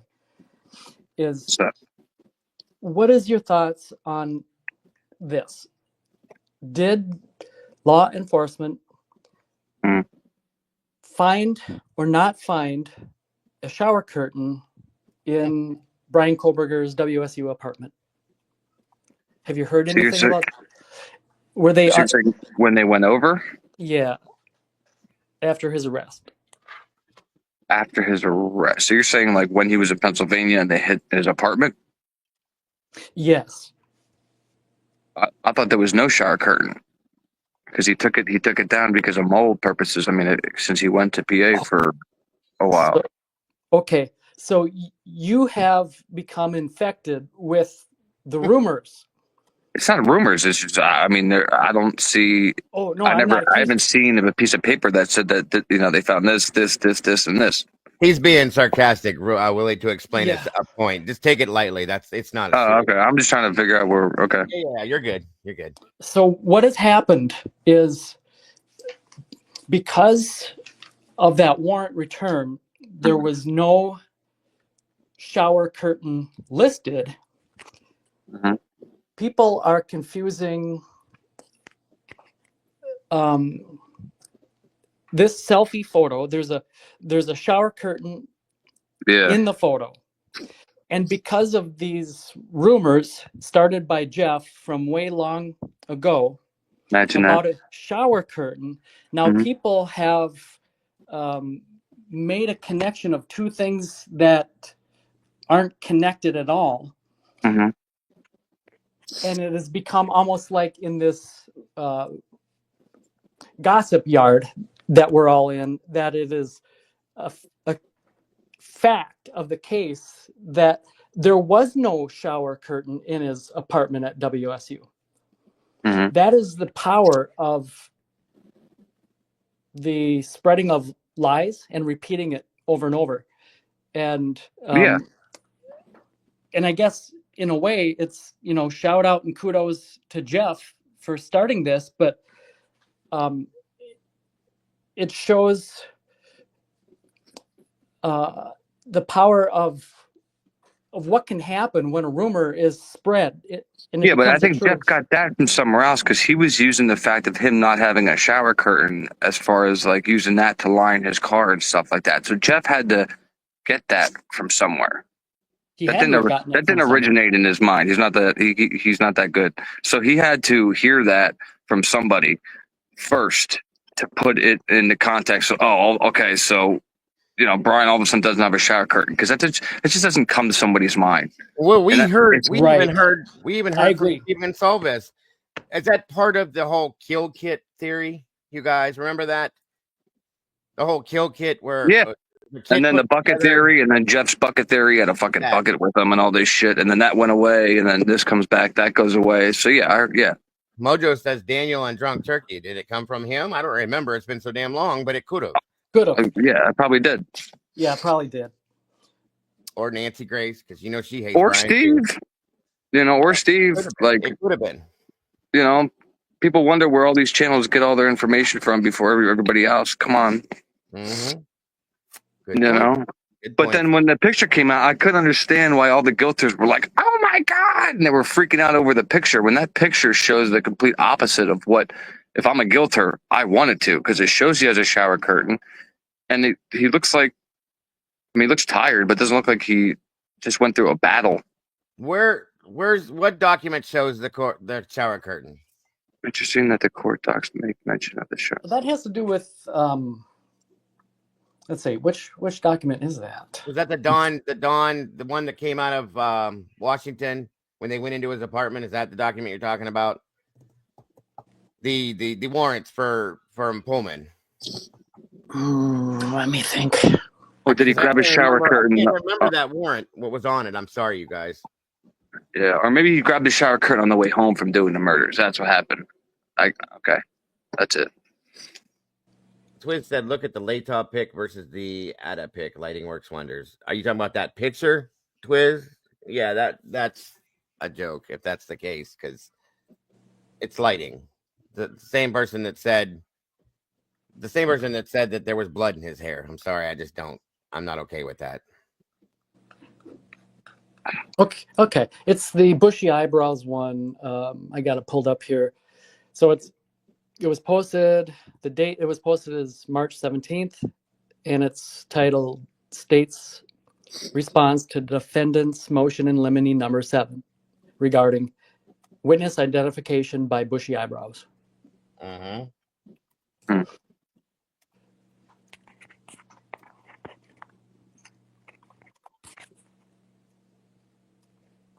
Gotcha. Okay. Yeah. See, a lot of this stuff, we just saw proof of how it happens. Like I said, as soon as Steve came out and said that it was a prank, the whole world's going to say this is a prank, an 8-hour prank, you guys, that went on for 8 hours. Yeah.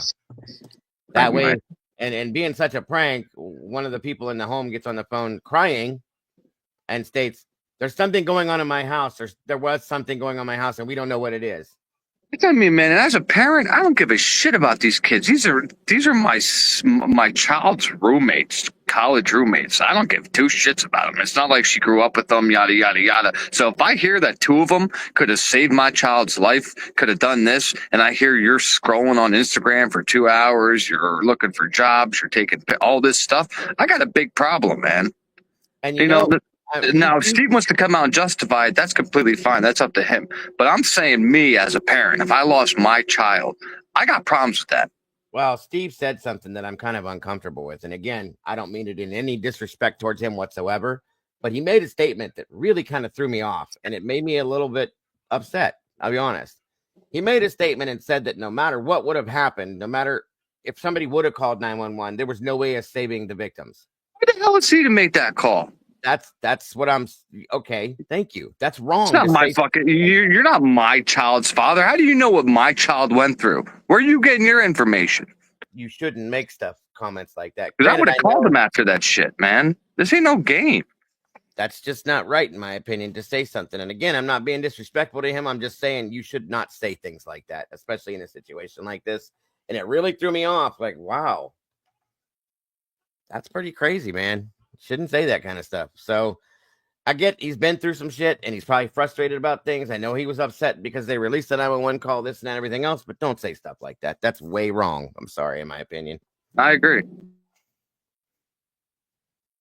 Let me see.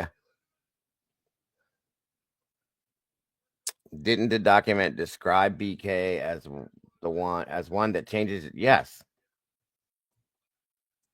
As most other people did defending that. But as soon as that statement come out about the damn shower curtain, that was the answer. It was over. He used it in the commission of the crime. Yep, that's how good he is. He used a shower curtain that would basically the blood would run off of. How absorbent. First off, if it's a dollar store shower curtain, you're going to tell me that that's what I mean, dude. Like all that together, get out of here with that. I'm sorry. So dumb. Even Dexter would use a shower curtain. Like that's a terrible. No, at least he used the good plastic. Yes, I agree. The selfie was sent to Brian in November 24th, 2024 after 3 a.m. What are we talking about? Walking in. Annie, you alive? Say again. It says Annie alive. Where you at? She's here somewhere. Yeah, I'm right here. What's up? You just you haven't said nothing. Oh, she's been saying stuff. I was just letting y'all chit chat. Well, but your 2 cents. Somebody in the chat earlier told me I talk too much. Well, so fuck them. I just stay quiet. Yeah, whoever said that, don't say things like that to people here. If you'd like to talk that way, walk somewhere else. You don't belong here. Somebody commented early and they're like, "Oh, why are you letting Eddie talk now? You haven't taken a breath for 30 minutes." I was like, "Oh, all right. Well, then fuck you too." So I muted. All these same people would come on here and not know what to say. They get up here. The person that said that, why don't you come up here and say something? That's what I'm saying. If you guys, think you can make conversation so much better, get up here. I don't like rude people. I'm sorry, but we're not going to do that in here. You do not. Yeah, me neither. Here or my moderators with disrespect. Especially when it affects, especially when they don't feel comfortable talking. Then screw you guys. Thank you. I like when Annie talks. Agreed. I've learned a lot from Annie, over a long period of time, and I'm very grateful for her. So I want to hear her talk as much as I want to hear her talk. Anybody else? Pissed off? Sorry. But this is how we learn shit, like bouncing stuff. Again, if this all made sense to all of us, we wouldn't be here. We wouldn't be talking about this case. We'd be talking about something else. Thank you. So even the people that think they believe he's guilty still go to all these channels and, in my opinion, because, dude, if I 100% believe somebody does a crime, right, I stop looking into that crime. I'm like, okay, he did it, whatever. I move on. I look into other shit. So I just can't understand if there's this many people that think he did it, why they keep coming around to every single goddamn show anybody has and want to give their 2 cents. If you truly think he did it, then sit back and shut up. Yep, come on up, Twiz. You don't have to ask, or there are links pinned up there, dude. I told you when you first came in. Come up here. Unless you need a different link. You want By the way, I saw you called me, Twiz. I was sleeping. You want me to leave you a special link, Twiz? Just a Twiz link? I texted Twiz like 7:30 this morning, thinking he would text me back, and I'm like, wait, it's 4:30 where he's. I always screw up the time thing. Always. Me too. Did you say Twiz called you? Yeah, Twiz called me. All right, let's end the poll. Sorry. Why is that a problem? All right, so is there more than one perpetrator in the Idaho 4 case? 83% said yes, and 16 said no. Kind of my thoughts too. Polls down. So anybody wants to hit that link if you want to jump, come on. Said he can't. Well, Twiz said he can't come up at the moment. Oh, well, Leslie said he wanted to. What the hell are you talking about? I'm lost. Whatever. I forget what I was trying to send Twiz. Oh yeah, I was trying to send him a thing about the whole whatever Grubhub, DoorDash, whatever.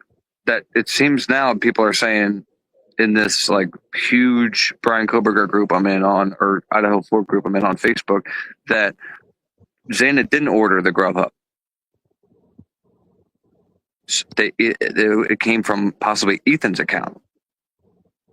So if Ethan ordered it, which is a possibility, that means Ethan's awake.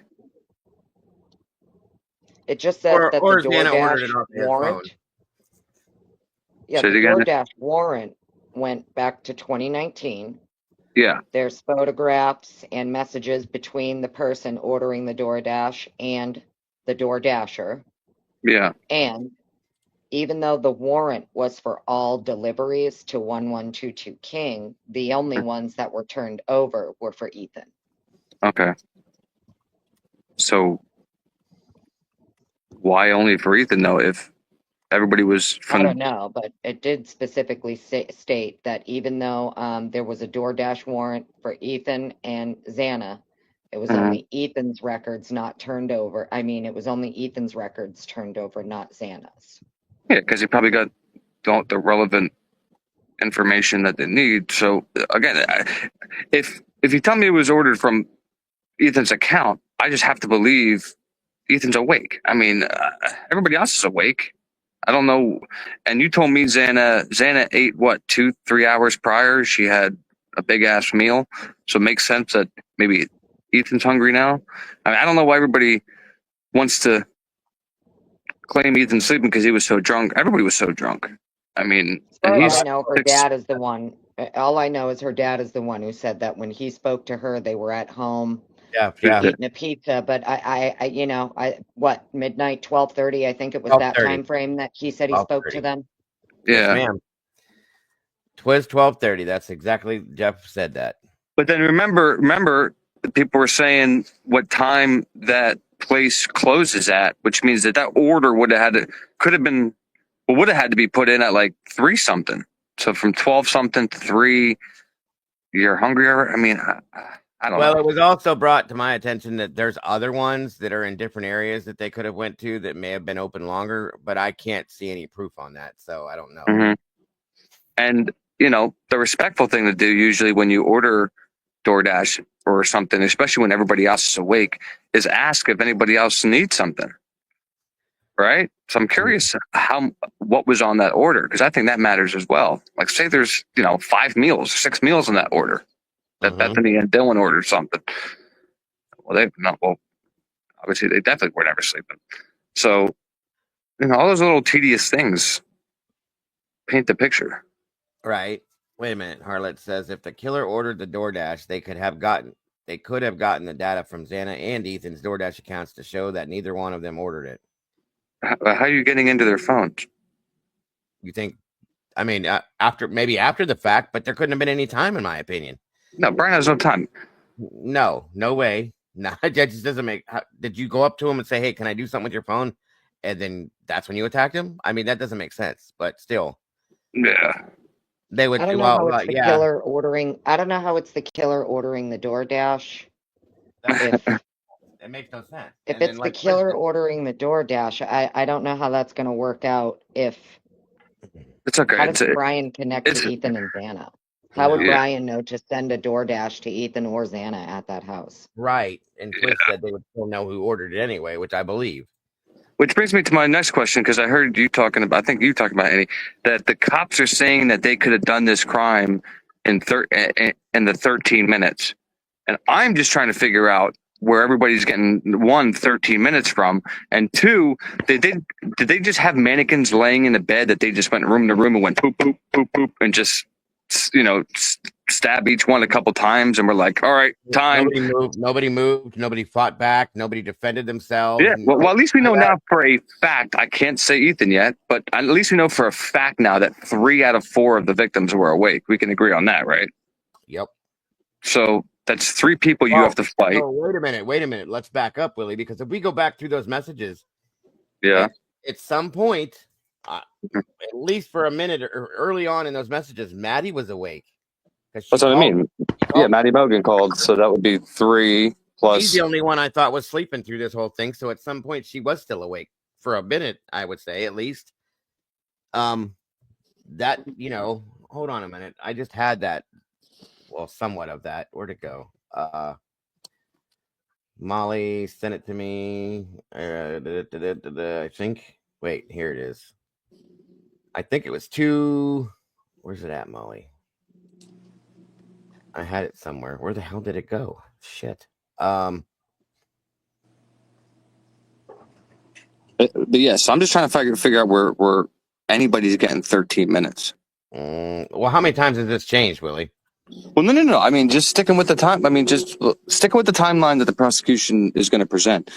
If I just want to know that if people are saying that and believing that Xana is on her phone and there's stuff going on in the house that she's not hearing, and she's just posting at 4:12, 4:13, whatever it is, on her TikTok. So is she then laying in? But then she's also eating. Like what's going on in there where she's not going to be aware of somebody sneaking in the kitchen area where all the plates and shit are? She's probably getting for her DoorDash she just got, and she's not going to notice somebody creep past her and go up the steps. I can't understand that part where we get the 13 minutes. Right. I don't either. I don't have. That's not the right one. Hey, Tandy. Anyway, somebody has to know, because that's what's going on. Because 13 minutes is what law enforcement is saying. Law enforcement is saying he had to do this. Where'd they come up with that number? Right. Oh, wait a minute. Did you fall out, Annie? Yeah. Okay. There we go. I got it now. Yvonne said her phone open to TikTok is not proof. No, I don't think it is either. It's not proof what? She commented. It's not proof. I don't know what the rest of it says. Her phone being open to TikTok is not proof. If Lumafi, I don't know exactly what that means. And she commented queen on somebody's proof of life. But well, when you make a comment, it is. Not if it was just open. Okay, I get it was just open, but when you're making a comment, that takes come on. Yeah, no, I agree. Tippy said, welcome, by the way. 13 minutes was the original time that law enforcement via PCA stated that the car entered the area and then left the area. Okay, so that's even with including driving her. Okay, I get it now. Thank you, Tippy. I appreciate it. And again, welcome. Peaky, good. Because I'm even given the benefit of the doubt that like she comments this and then something happens and she immediately drops her phone. Like I'll even, give that the benefit of the doubt. But that still puts you at 8 minutes. And then I give him a minute to get into the house without any hesitation, I guess. And then a minute to get to his car and up the road to Walenta. Mm-hmm. And that gives 6 minutes to do the crime. Mm-hmm. So by the way, 2 times that. The document that this can be referenced that you're discussing right now, Willie, about the state disclosing that they plan to provide evidence that law enforcement is going to testify that they did test runs at the King Road house to prove that it's possible to commit forced homicides, yada, yada, yada. That document, the date, if we're interested, is March 17th, and it's titled Defendant's Response to State's Motion in Limine Regarding Neuropsychological and Psychiatric Evidence. Page Wait, 7. wait, sorry, Eddie, I didn't hear you because I was pulling something up. Say the document again. The date, Okay, sorry. March 17th. Of this year? Yes. Yeah. Okay, and it's called what one more time? I'm sorry, It's bud. called the Defendant's Response to State's Motion in Limine Regarding Neuropsychological and Psychiatric Evidence. Oh my God, hold on. Okay. What's the last word on the title? Well, it has to do with his neuropsychological and psychiatric. So it says defendant's response to state's motion in limine re the neuropsychological and psychiatric, right? Yes. Okay. Yeah, I think sorry, so. Bud. I'm sorry. I didn't hear everything you were saying because I'm not good at multitasking. There we go. There's the document right there, I do believe. So scroll to page 7, the bottom of.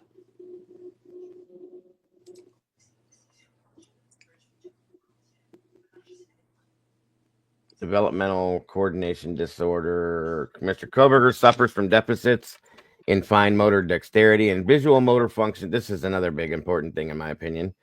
Motor function, clearly these are physical issues. He has experienced these physical impairments all of his life. The state has disclosed evidence that law enforcement will testify that they did test runs at 1122 King Road and that it is possible to commit 4 homicides in a time frame of only minutes, including walking to and from a car, removing clothing that would be covered in blood.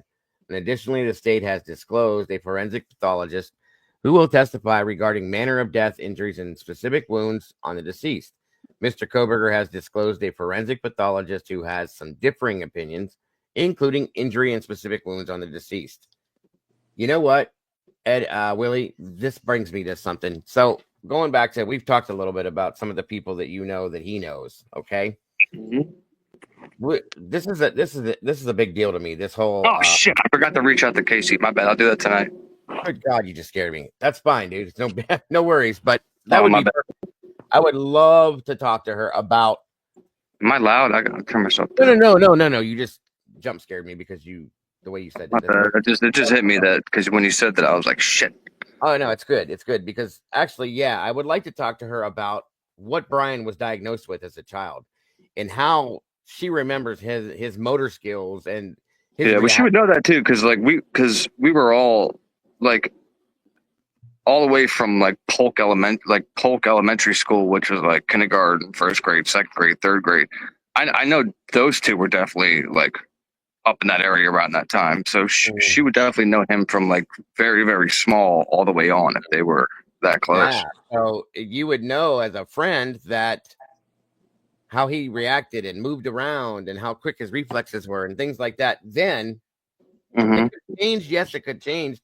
But the man was diagnosed with something he's had his whole life that would affect his agility, his motor, his sharp motor skills, all those kinds of things. And I would like to hear from somebody that knows him how that was with him back then, as compared to right now, possibly. What's crazy is they say that, but so I don't understand because they say that, but then he'll jog 7 miles. Is that different? That could be his own therapy. That could be why he does the running. But that's what I'm saying. It doesn't affect everybody the same way. But it would be nice to know how Brian was with things then, if it actually affected him. The visual snow, what the hell? I keep forgetting the word. How do you say that word again, you guys? Just not dyslexia, but it's shit. I'm not sure. Dyspraxia. Thank you, Tomboy. Anyway, and that's what she's saying right there, that the running helps with balance and the nerves from the dyspraxia. That's probably why he was a runner, because it helped. It's his own therapy. You know what I mean? So maybe that's he lost weight. He lost weight in high school. So he was running, and he was running with Skylar Jacobson, who was really, really good at track and field. Mm-hmm. So Skyler was an actual like PV athlete Right. when he Oh, ran.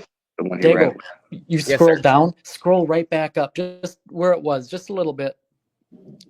Page 7. Right here. Yeah. Yeah, keep scrolling, and Just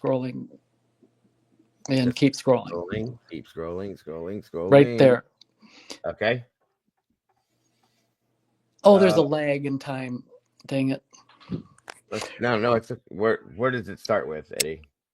It's going to be in the middle of page 7. Okay. So Mr. Koberger's actions as reflecting his state of mind No, or don't read other it. element. Don't read. Okay. Sorry. No. Okay, you have it on your screen. Don't move. It's the last sentence. It's the one I was talking about earlier. It says he was not cleaning his car on the night of his arrest. He was awake at night, as is typical for him, and he was cleaning his bathroom. Oh, there it is. Bingo. Yeah, that's the document. She's setting Judge Hippler straight. So he wasn't standing in his kitchen at his counter separating garbage with dishwashing gloves on, folks. There it is. Right. And in his ruling, let me find it here quick. On his order, defendant's motion to suppress arrest warrant, Pennsylvania, and that's on page 8, Hippler, and you don't have to pull it up. I'm just putting it out there. Okay. So his February 19th order, defendant's motion to suppress arrest warrant in Pennsylvania, he did state it as a fact that he's, well, like it said there that we just read, he's in by his car hiding DNA. Okay. Isn't that ridiculous? It absolutely. I've 100%. made a note of a couple times here, and we've all gone over all these, I know, but poor guy can't clean his car. Jesus. Yeah. When you put them together, it's more impactful. So there's 2 instances where Judge Hippler is citing that Brian Koberger is likely covering his tracks. And that is on the February 19th order on defendant's motion for Frank's hearing, and that's on page 28, by the way. And you don't have to go to them, but I can real quick. And the other one is on February 19th, order suppressing AT&T and Google and Apple, Amazon, USB, and that's on page 27. But I'll just read the 2 sentences real quick because you'll see how out of line this is. So the last sentence of the third to the last paragraph on page 28, it reads, "This is consistent with defendant returning to the scene of the crime."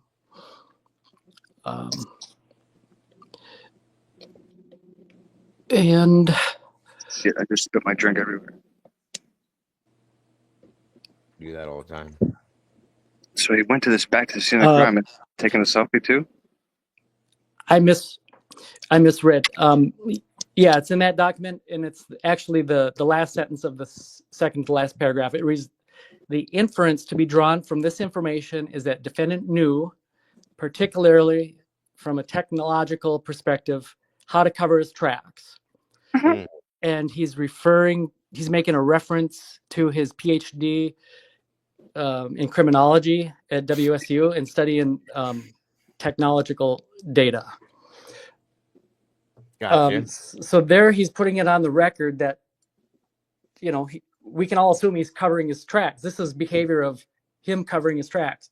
And that came from the judge. From the judge, yeah. And then on the bottom of page 27 on this other order, wow, also of the same date, defendant's motion for the AT&T, Google, Apple.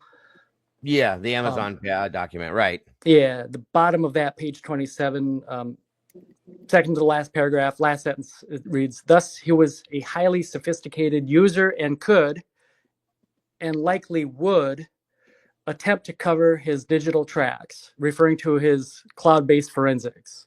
So there you go. So they say all that about Brian, that he's this smart, yada yada yada. But then I'm supposed to sit here and believe that he bought the knife that he used on Amazon and then looked for a replacement of that knife when he got home. Really? Yeah, you can be that smart and that dumb at the same time, right? Right, Willie? I guess. That's what I was trying to say the other day, you guys. That makes zero sense to me. I do want to read this piece of this real quick too, because this is important in my opinion. Think about this too. It will be relevant for the jury to know Mr. Koberger has a developmental coordination disorder that impacts his fine motor dexterity and visual motor function. Such as speed and coordination are not possible for him. Such speed and coordination. That's kind of important considering that he's being accused of committing a quadruple homicide by himself. The jury definitely needs to know that. That's all I'm saying. Yeah. And yeah, what Eddie just said, this is what I'm talking about. All of these things that have been talked about today, guys, the things that Annie brought up, the fact that they knew, like she said, that there was more DNA and didn't even remotely think about investigating it. To me, that's the craziest part of this whole crime. It absolutely is. In my opinion, that I've watched a lot since I've gotten to true crime. 3 years ago now, dude? I've watched a lot of documentaries and cases and shit. Maybe too many, and I fall asleep to this shit. And I have not once seen anything remotely like this, to where they disregarded any DNA, let alone multiple blood samples. That is unheard of. I've seen one other case kind of like this, Willie, and it's Delphi. That's the only. Well, that's what I mean. Unless we're talking about recent crazy shit, I'm talking about the norm, man. Not Delphi, Karen Reed in this case, and a dude from Making of a Murderer. I'm talking about all the regular cases and shit. It just doesn't happen. You don't. So that's where I say it's not a question of if they disregarded the DNA. To me, it's a question of why. Why? There has to be a motive behind it. Why they didn't fully investigate. Even if Brian did it, why not also get his accomplices he did it with? Those are exactly the same things that get full justice for my kid. I'd be screaming every fucking day going down to the courthouse. I want everybody arrested. You're telling me there's other suspects? And with everything that Steve has said on this, why is he not pushing that? Why has he not said a word about that? I guess they're content with killing one dude, and that's going to be their, way of. I don't. But what I don't get is that's one family's opinion. What about the other three? They don't. They don't have. I don't really know how they feel. I mean, they come out and say shit here and there, but I'm just saying. Normally, you want full justice, right? Agreed. Ethan's family has nothing to do with it anymore. They've clarified that. That's fine. And from what we've heard, Steve is the spokesperson for everybody else. And I don't know how I feel about that.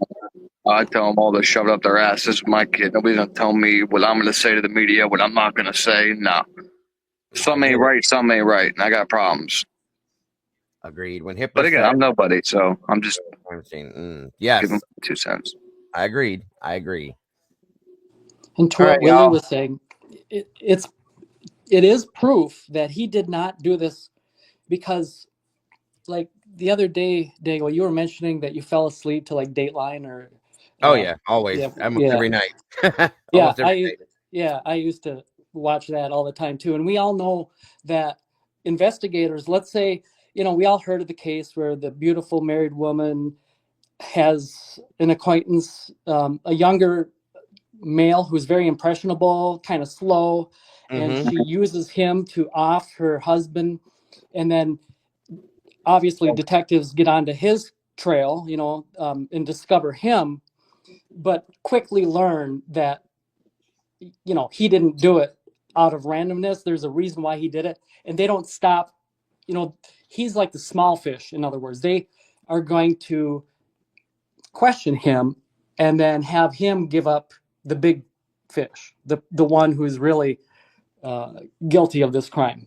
Okay. So likewise, the multiple perpetrator does not include Brian Koberger, because let's say that he had a minor role in this. You don't stop with the one on the very bottom of this, Right.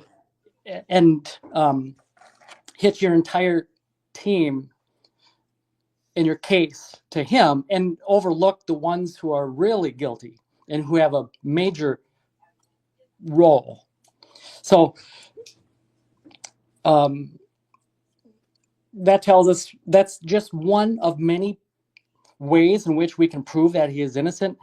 I know it's my opinion, but the facts are out there that lay out that he is truly innocent. And briefly, and before I hop off, I'll just end with this one is, we've all heard the adage, show me, don't tell me, or actions, not words. Actions speak louder than words. Yes, sir. Right. So the only thing that would require it to be necessary for the prosecution to have this unscientific experiment attempting to demonstrate that one lone perpetrator could perform the crime is that the defendant is truly innocent. You wouldn't have to do that if you could prove your case through traditional means. They're going through the trouble of this exhibit. They're trying to suggest to the jury that it could be done. And that is going to be a consistent theme. So I'll leave it at that. And thanks for having me up, as always. Oh, always. You never have to thank me, brother. It's my honor to have you. Finally got in. Yes, welcome, Donnie. I appreciate you, Eddie, at every cost, brother. Always love listening to what you have to say, and I'm always grateful to have you here, Eddie. It's an honor to me. So thank you again, as always, my friend. Hi, Eddie. Bye, Eddie. I didn't even know he was leaving. Oh yeah, I think we're about done here for the day. I hate that because Donnie just got up here, but okay. I figured out the problem, and we won't have that problem again. Okay. But yeah, this show for today is done because we've been here 6.5 hours, and I don't want to take to a whole other 8-hour show again. My moderators are getting burnt out, and it's crazy. Mr. Girl said I sent you a video where the reporter states that there were 2 other people inside the white launcher. Wait, what? Say it again. She said she sent me. Do we know, this is one thing that's got me puzzled too. Do we know on the back end of his car where the license plate is? Ain't there usually a light or LED right where it would show on the license plate? Usually. Most cars have the license. That's what usually they have a light there, if you right? don't have it, if you don't have it, you get pulled over. I got a ticket for not having one time because the light burnt out. Yeah. Okay, she asked me to play this real quick, so let me play this, you guys. Hang on. All those LPRs, they don't have his plate. Bullshit. Breaking news in the murders of 4 college students in Moscow, Idaho on November 13th, stabbed to death in their beds in a crime that has horrified and Let me first say I don't trust this guy. His eyes are too close together. Just leave that there. Mystified the nation. Law enforcement. Is this breaking news or never mind. No, this came out December 30th of 22. Sorry, I should have said that. Yeah, it's right after they already had him in custody. Right. A 28-year-old man, Brian Koberger, is now under arrest in connection with the killings. We're told authorities arrested Koberger thousands of miles from Idaho in Monroe County, Pennsylvania, and that a SWAT team entered the location where he was staying and took him into custody this morning. This comes Monroe 6 weeks after investigators at University of Idaho roommates Kaylee Gonsalves, Madison Mogan, Zena Coronado, as well as Coronado's boyfriend, Ethan Chapin, were all stabbed to death in the girl's off-campus house. With me now for more is ABC's Kana Whitworth, live in Moscow, Idaho, and former chief for the San Bernardino Police Department and ABC News contributor Jared Bergwan. So, Kana, we're now learning there was this arrest warrant, obviously for murder in the first degree. So this is the guy they think did it. He appeared before a judge today, ordered his extradition. What can you tell us? So, Terry, what we know so far is that this arrest resulted from this criminal homicide investigation that was happening here in Moscow, Idaho. Now, Moscow PD remains the lead on this, and they, at this point, are not confirming this arrest. But our sources within the FBI are saying that Brian Koberger, again, 28 years old, He was highly educated, Terry. In fact, he had a master's degree in criminology from DeSales University there in Pennsylvania, but also attended Washington State University in Pullman, Washington, which is just less than 10 miles away here from Moscow, Idaho. So he will be extradited back here to Idaho to face charges for the most heinous crime that this city has ever seen. We're also told that the SWAT team knew what they were looking for and that he was arrested inside a house there in rural Pennsylvania. All right, a long way, as you point out, Kana, from Moscow, Idaho. Jared, we now have the suspect. We've got the arrest warrant. What do you make of this? What happens next? Hang on, Raquel, I got it, and thank you very much, dear. It does Hey, help. Dago, I gotta go get the little one from her friends, but I appreciate you having me up, man. It's been a pleasure. Dude, hopefully you get notifications now. Yeah. I'm kind of pissed that I came in so late, but hey, it was a good convo. Yes, sir. I appreciate you as always. All right, Don, have a good day. Annie, I'll talk to you in probably a little while. Bye. I gotta go too. Yeah, see you, Chet. Have a good night. Be careful, bro. Thanks. I'm gonna dip out too. I know you're ending soon, but I'll be listening. Okay, Annie. Thank you, hon, for everything as always. I absolutely. Yeah, I'll stay up here with you, Dago, till it ends. It was good talking to you. Absolutely. Always a pleasure for me and an honor. Bye. Bye. So he's going to be on his way back to Idaho before long, and we will start to see the court proceedings begin from there, from a preliminary hearing to presumably a trial. I will point out it's interesting that he's Dago, I was thinking about this last night. Do you think they have a lot of unknown info that the public don't even know?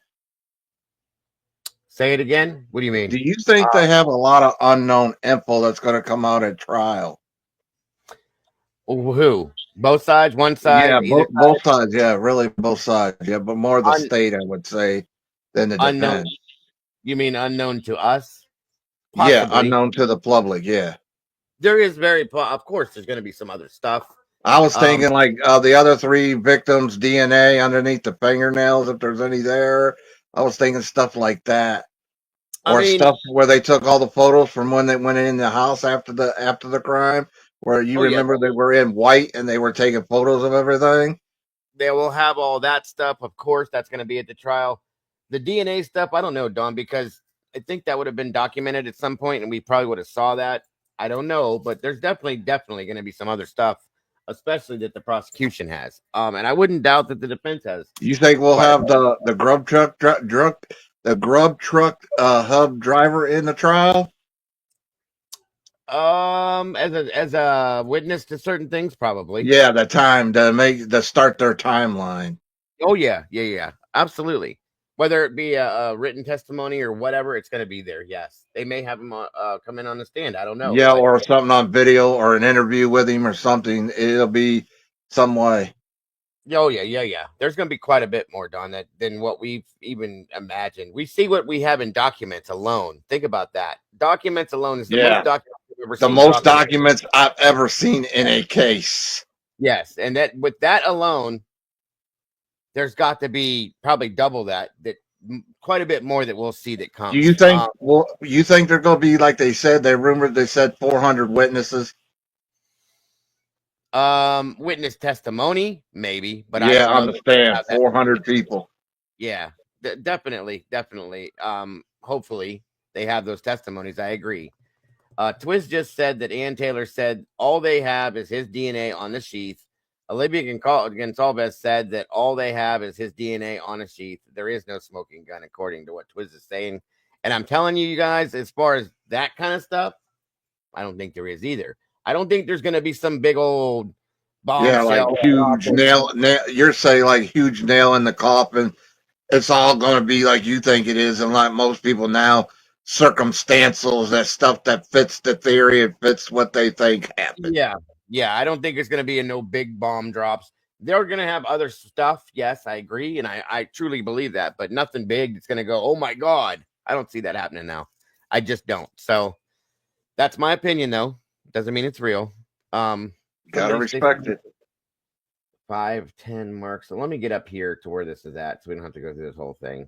about right there. I'll start it and we'll play it from No, there. we're not surprised that this suspect, the person that they now believe committed this crime, was highly educated. We're going to hear from authorities at a news conference at 4 p.m. Eastern Time. ABC News Live, ABC News is going to carry that live when it happens. So tell us what else you think we might learn there. What are you expecting to hear? What kind of questions might you have? Right. So as it goes with this case, Terry, every time we learn something, it really only creates more questions, right? So now the questions we have are, what's the deal with this white Elantra that authorities were looking for? You know, was Brian Koberger driving that white Elantra? There were also other people believed to be inside that car. Where are they? Wow. Let's hear that one more time. Driving that white Elantra. There were also other people believed to be inside that car. Where? That's interesting, isn't it? Yeah, Now, rumored saying other people in the same car. Now, I want that piece of information right there to be taken and held. And remember what I said about there being another car driving around the same time. I forgot all about that until just now. And it makes me wonder. Two different cars. So many theories, man. It makes your head spin. Oh, 360 done. Now on top of that, you guys, I know for a fact because I've seen video and pictures of people that these kids knew that own cars just like that car. Well, wasn't there photos, Dago, of the neighbor right around in the surrounding area that had like white cars?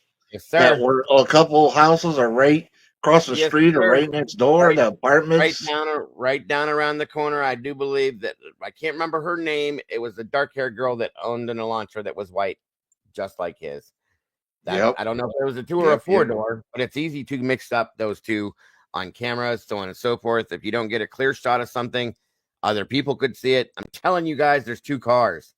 There's two cars. And one of these cars was probably misinterpreted as another car. Who's to know if this other car didn't have 4 people in it? What if that's the car that people were jumping out of and going into this house and doing stuff? Do you think there's rumor or they got some kind of camera or video of him leaving the house or coming in the house? No, because that would have been dropped already, Don. That would have been the smoking gun, the bomb, the big drop, and they'd have said, "Here he is, guys." Everybody would have shut up. And you would think with cell phones, with two females, with young girls with cell phones, if you have a phone like that and it was with you at the time or you heard it, you would be on alert. Why can't I get something on video? Yeah, agreed. I can agree. Are they getting ahead of Miss Taylor and starting the theory of multiple perps? So when she argues it in April hearing, it sort of defeats her. I mean, they could be. They could be. This is an old newscast, though, Eddie. So don't take it. But this is something we learned way back. I remember, and it completely blows my mind. I forgot about it. So tell us what else you think we might learn there. What are you expecting to hear? What kind of questions might you have? Right. So as it goes with this case, Terry, every time we learn something, it really only creates more questions, right? So now the questions we have are, what's the deal with this white Elantra that authorities were looking for? You know, was Brian Koberger driving that white Elantra? There were also other people believed to be inside that car. Where are they? What's going on with them? Also, police said from the get-go, this was an isolated and targeted attack.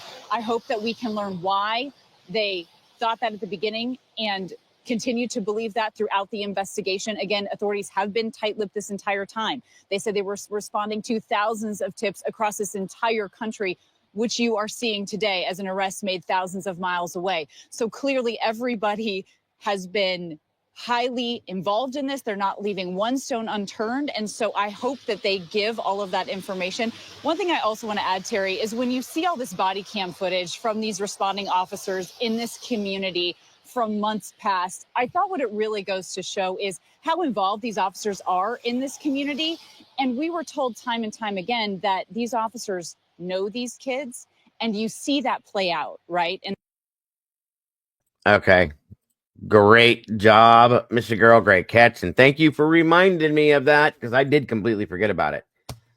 That's something that I think really needs to be looked at because I'm telling you, I've been saying this. Sarge said this.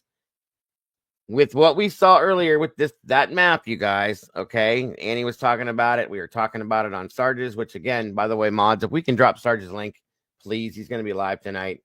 And invited everybody there. I would really appreciate seeing everybody jump over to support him because he's really been coming over here and giving us his input too. And I appreciate anybody that would be able to support him tonight. He goes live at 9 Eastern Standard Time. It's always a decent show, and he always brings up good points on what he talk about, just like he does here. Anyway, I just lost my complete train of thought. I'm sorry. What was I saying before I said that? Good God. You want more into the 2 cars thing with more Oh, than one yeah. applicant? Yeah. Right. Yvonne just said the Bolo said occupant or occupants. Yes, it did. They were looking for the car as witnesses in the beginning. Thank you, Yvonne. Very good point. Very good point.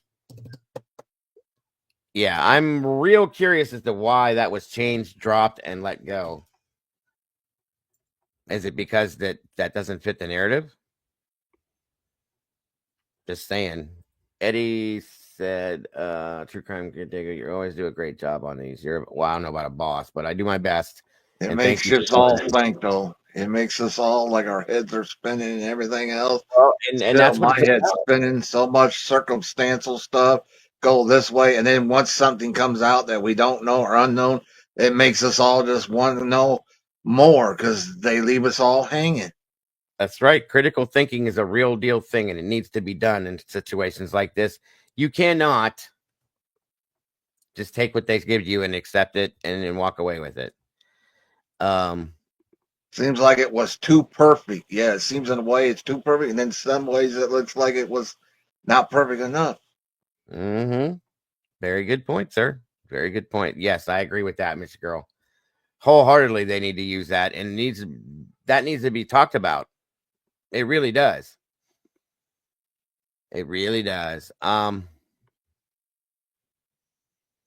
Let's see here. No, Walt, I wasn't acting like a news reporter. I know that they will sensationalize things, sir. I'm just saying, you know what I'm saying, Walt. Okay? Or horse, I'm sorry. Didn't mean to misname you that way, my friend. Yeah, but news sometimes like to use key phrases and word salad to draw you in so you'll watch something. Agreed. So I really appreciate. I'm sorry that you didn't get to get up here until the end, Donald. I appreciate it. Yeah, I was going back trying to find out in YouTube videos. It was the StreamYard. StreamYard Yeah. was bugging. StreamYard was bugging. Sorry, SRB, I had to do it. Okay. And I found it finally as I was looking. I had time to. And that's what it was. So I know where to look next time something like that happens. But next time we do it, which will be soon, I'm sure. You're welcome to join us up here again, Don. I appreciate it. I always love to hear what one of you guys has to say. That's very important to me. Yeah, because everybody's input should be allowed to be spoken. Amen. And I want to thank once again.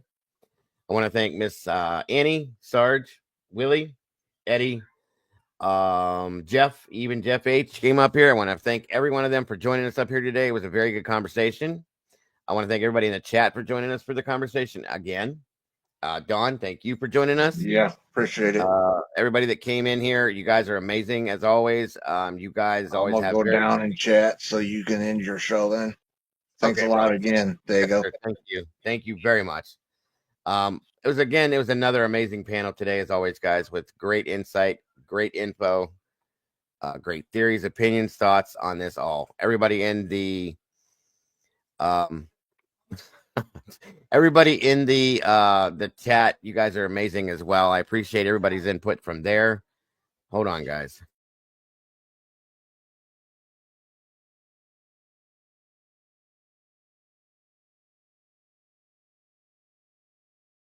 Okay. So, no problem, Jeff. Anyway, Mojo, it's good to see again all these amazing faces that I haven't seen in a while. I appreciate you all joining us as always. I don't know what's going to happen tonight, guys. This one ran later than I want, and I'm sorry it was so late again, but there's so much to talk about, so many different things. for people to put out there and to work out. It's great to see it all. Still, I really, really, once again, want to tell you guys how much appreciated it is. I want to say again, this is coming up again soon, guys, because every time they drop more stuff, we have stuff to talk about. And it's going to be again and again and again until we get the trial. I'm sure. That being said, guys, don't forget to love yourselves and love each other, and don't change a thing. You guys are the beautiful people. You guys are why I'm here. I want to thank my blue crew. You guys are amazing. You guys do such hard work. You do amazing things for this channel. I couldn't do this without you, and I appreciate each and every one of you guys. Yeah, I see we are about to hit 10K, I think. Let me double check something, guys. Give me 1 second here, and I want to thank all of you for doing that as well and getting me back up here to this. 1 second. I want to double check it because I owe that to all of you. That's a fact. I owe every bit of that to you. We are at 99.54, guys. That's crazy. We're about to hit 10,000. So if you know anybody that would be interested in this channel, that would be interested in what we're doing, bring them in, please. And thank you so very much. Mr. Girl, thank you. And thank you for what you brought into this. It's grateful. It's great to see you back here, by the way. Again, every one of you guys, much love to you all, guys. God bless. I will see you guys soon. Have an amazing night, folks. Bye-bye.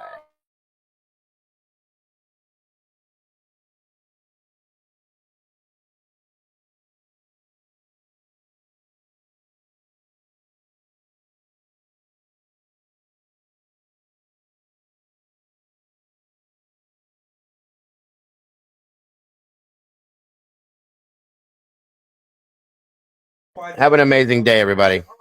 Love you all. Bye-bye.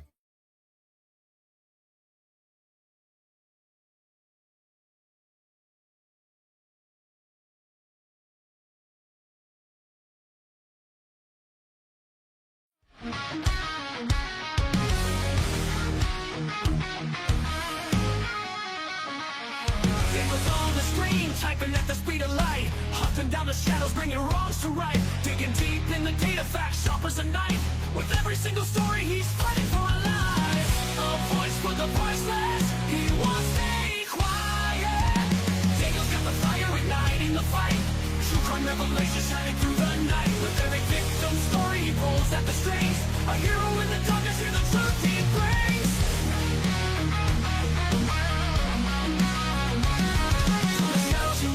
Streaming loud and clear, cracking cases, open hearts filled with fear. His channel's a beacon in a world gone wrong. He guides us through the chaos, a soldier so strong. The flakes and the lights, they follow his lead. With every new case, he plants a new seed. Sharing their stories, giving hope where it fades. Daniel's a warrior through the trials he waves. In a world of silence, he shouts out their names. Daniel's got the fire igniting the fight. True crime revelation shining through the night. With every victim story, he pulls at the strings. A hero in the darkness, hear the truth he brings. From the shadows you rise, are streaming loud and clear. True crime revelation shining through the night. With every victim story, he pulls at the strings. A hero in the darkness, hear the truth he brings.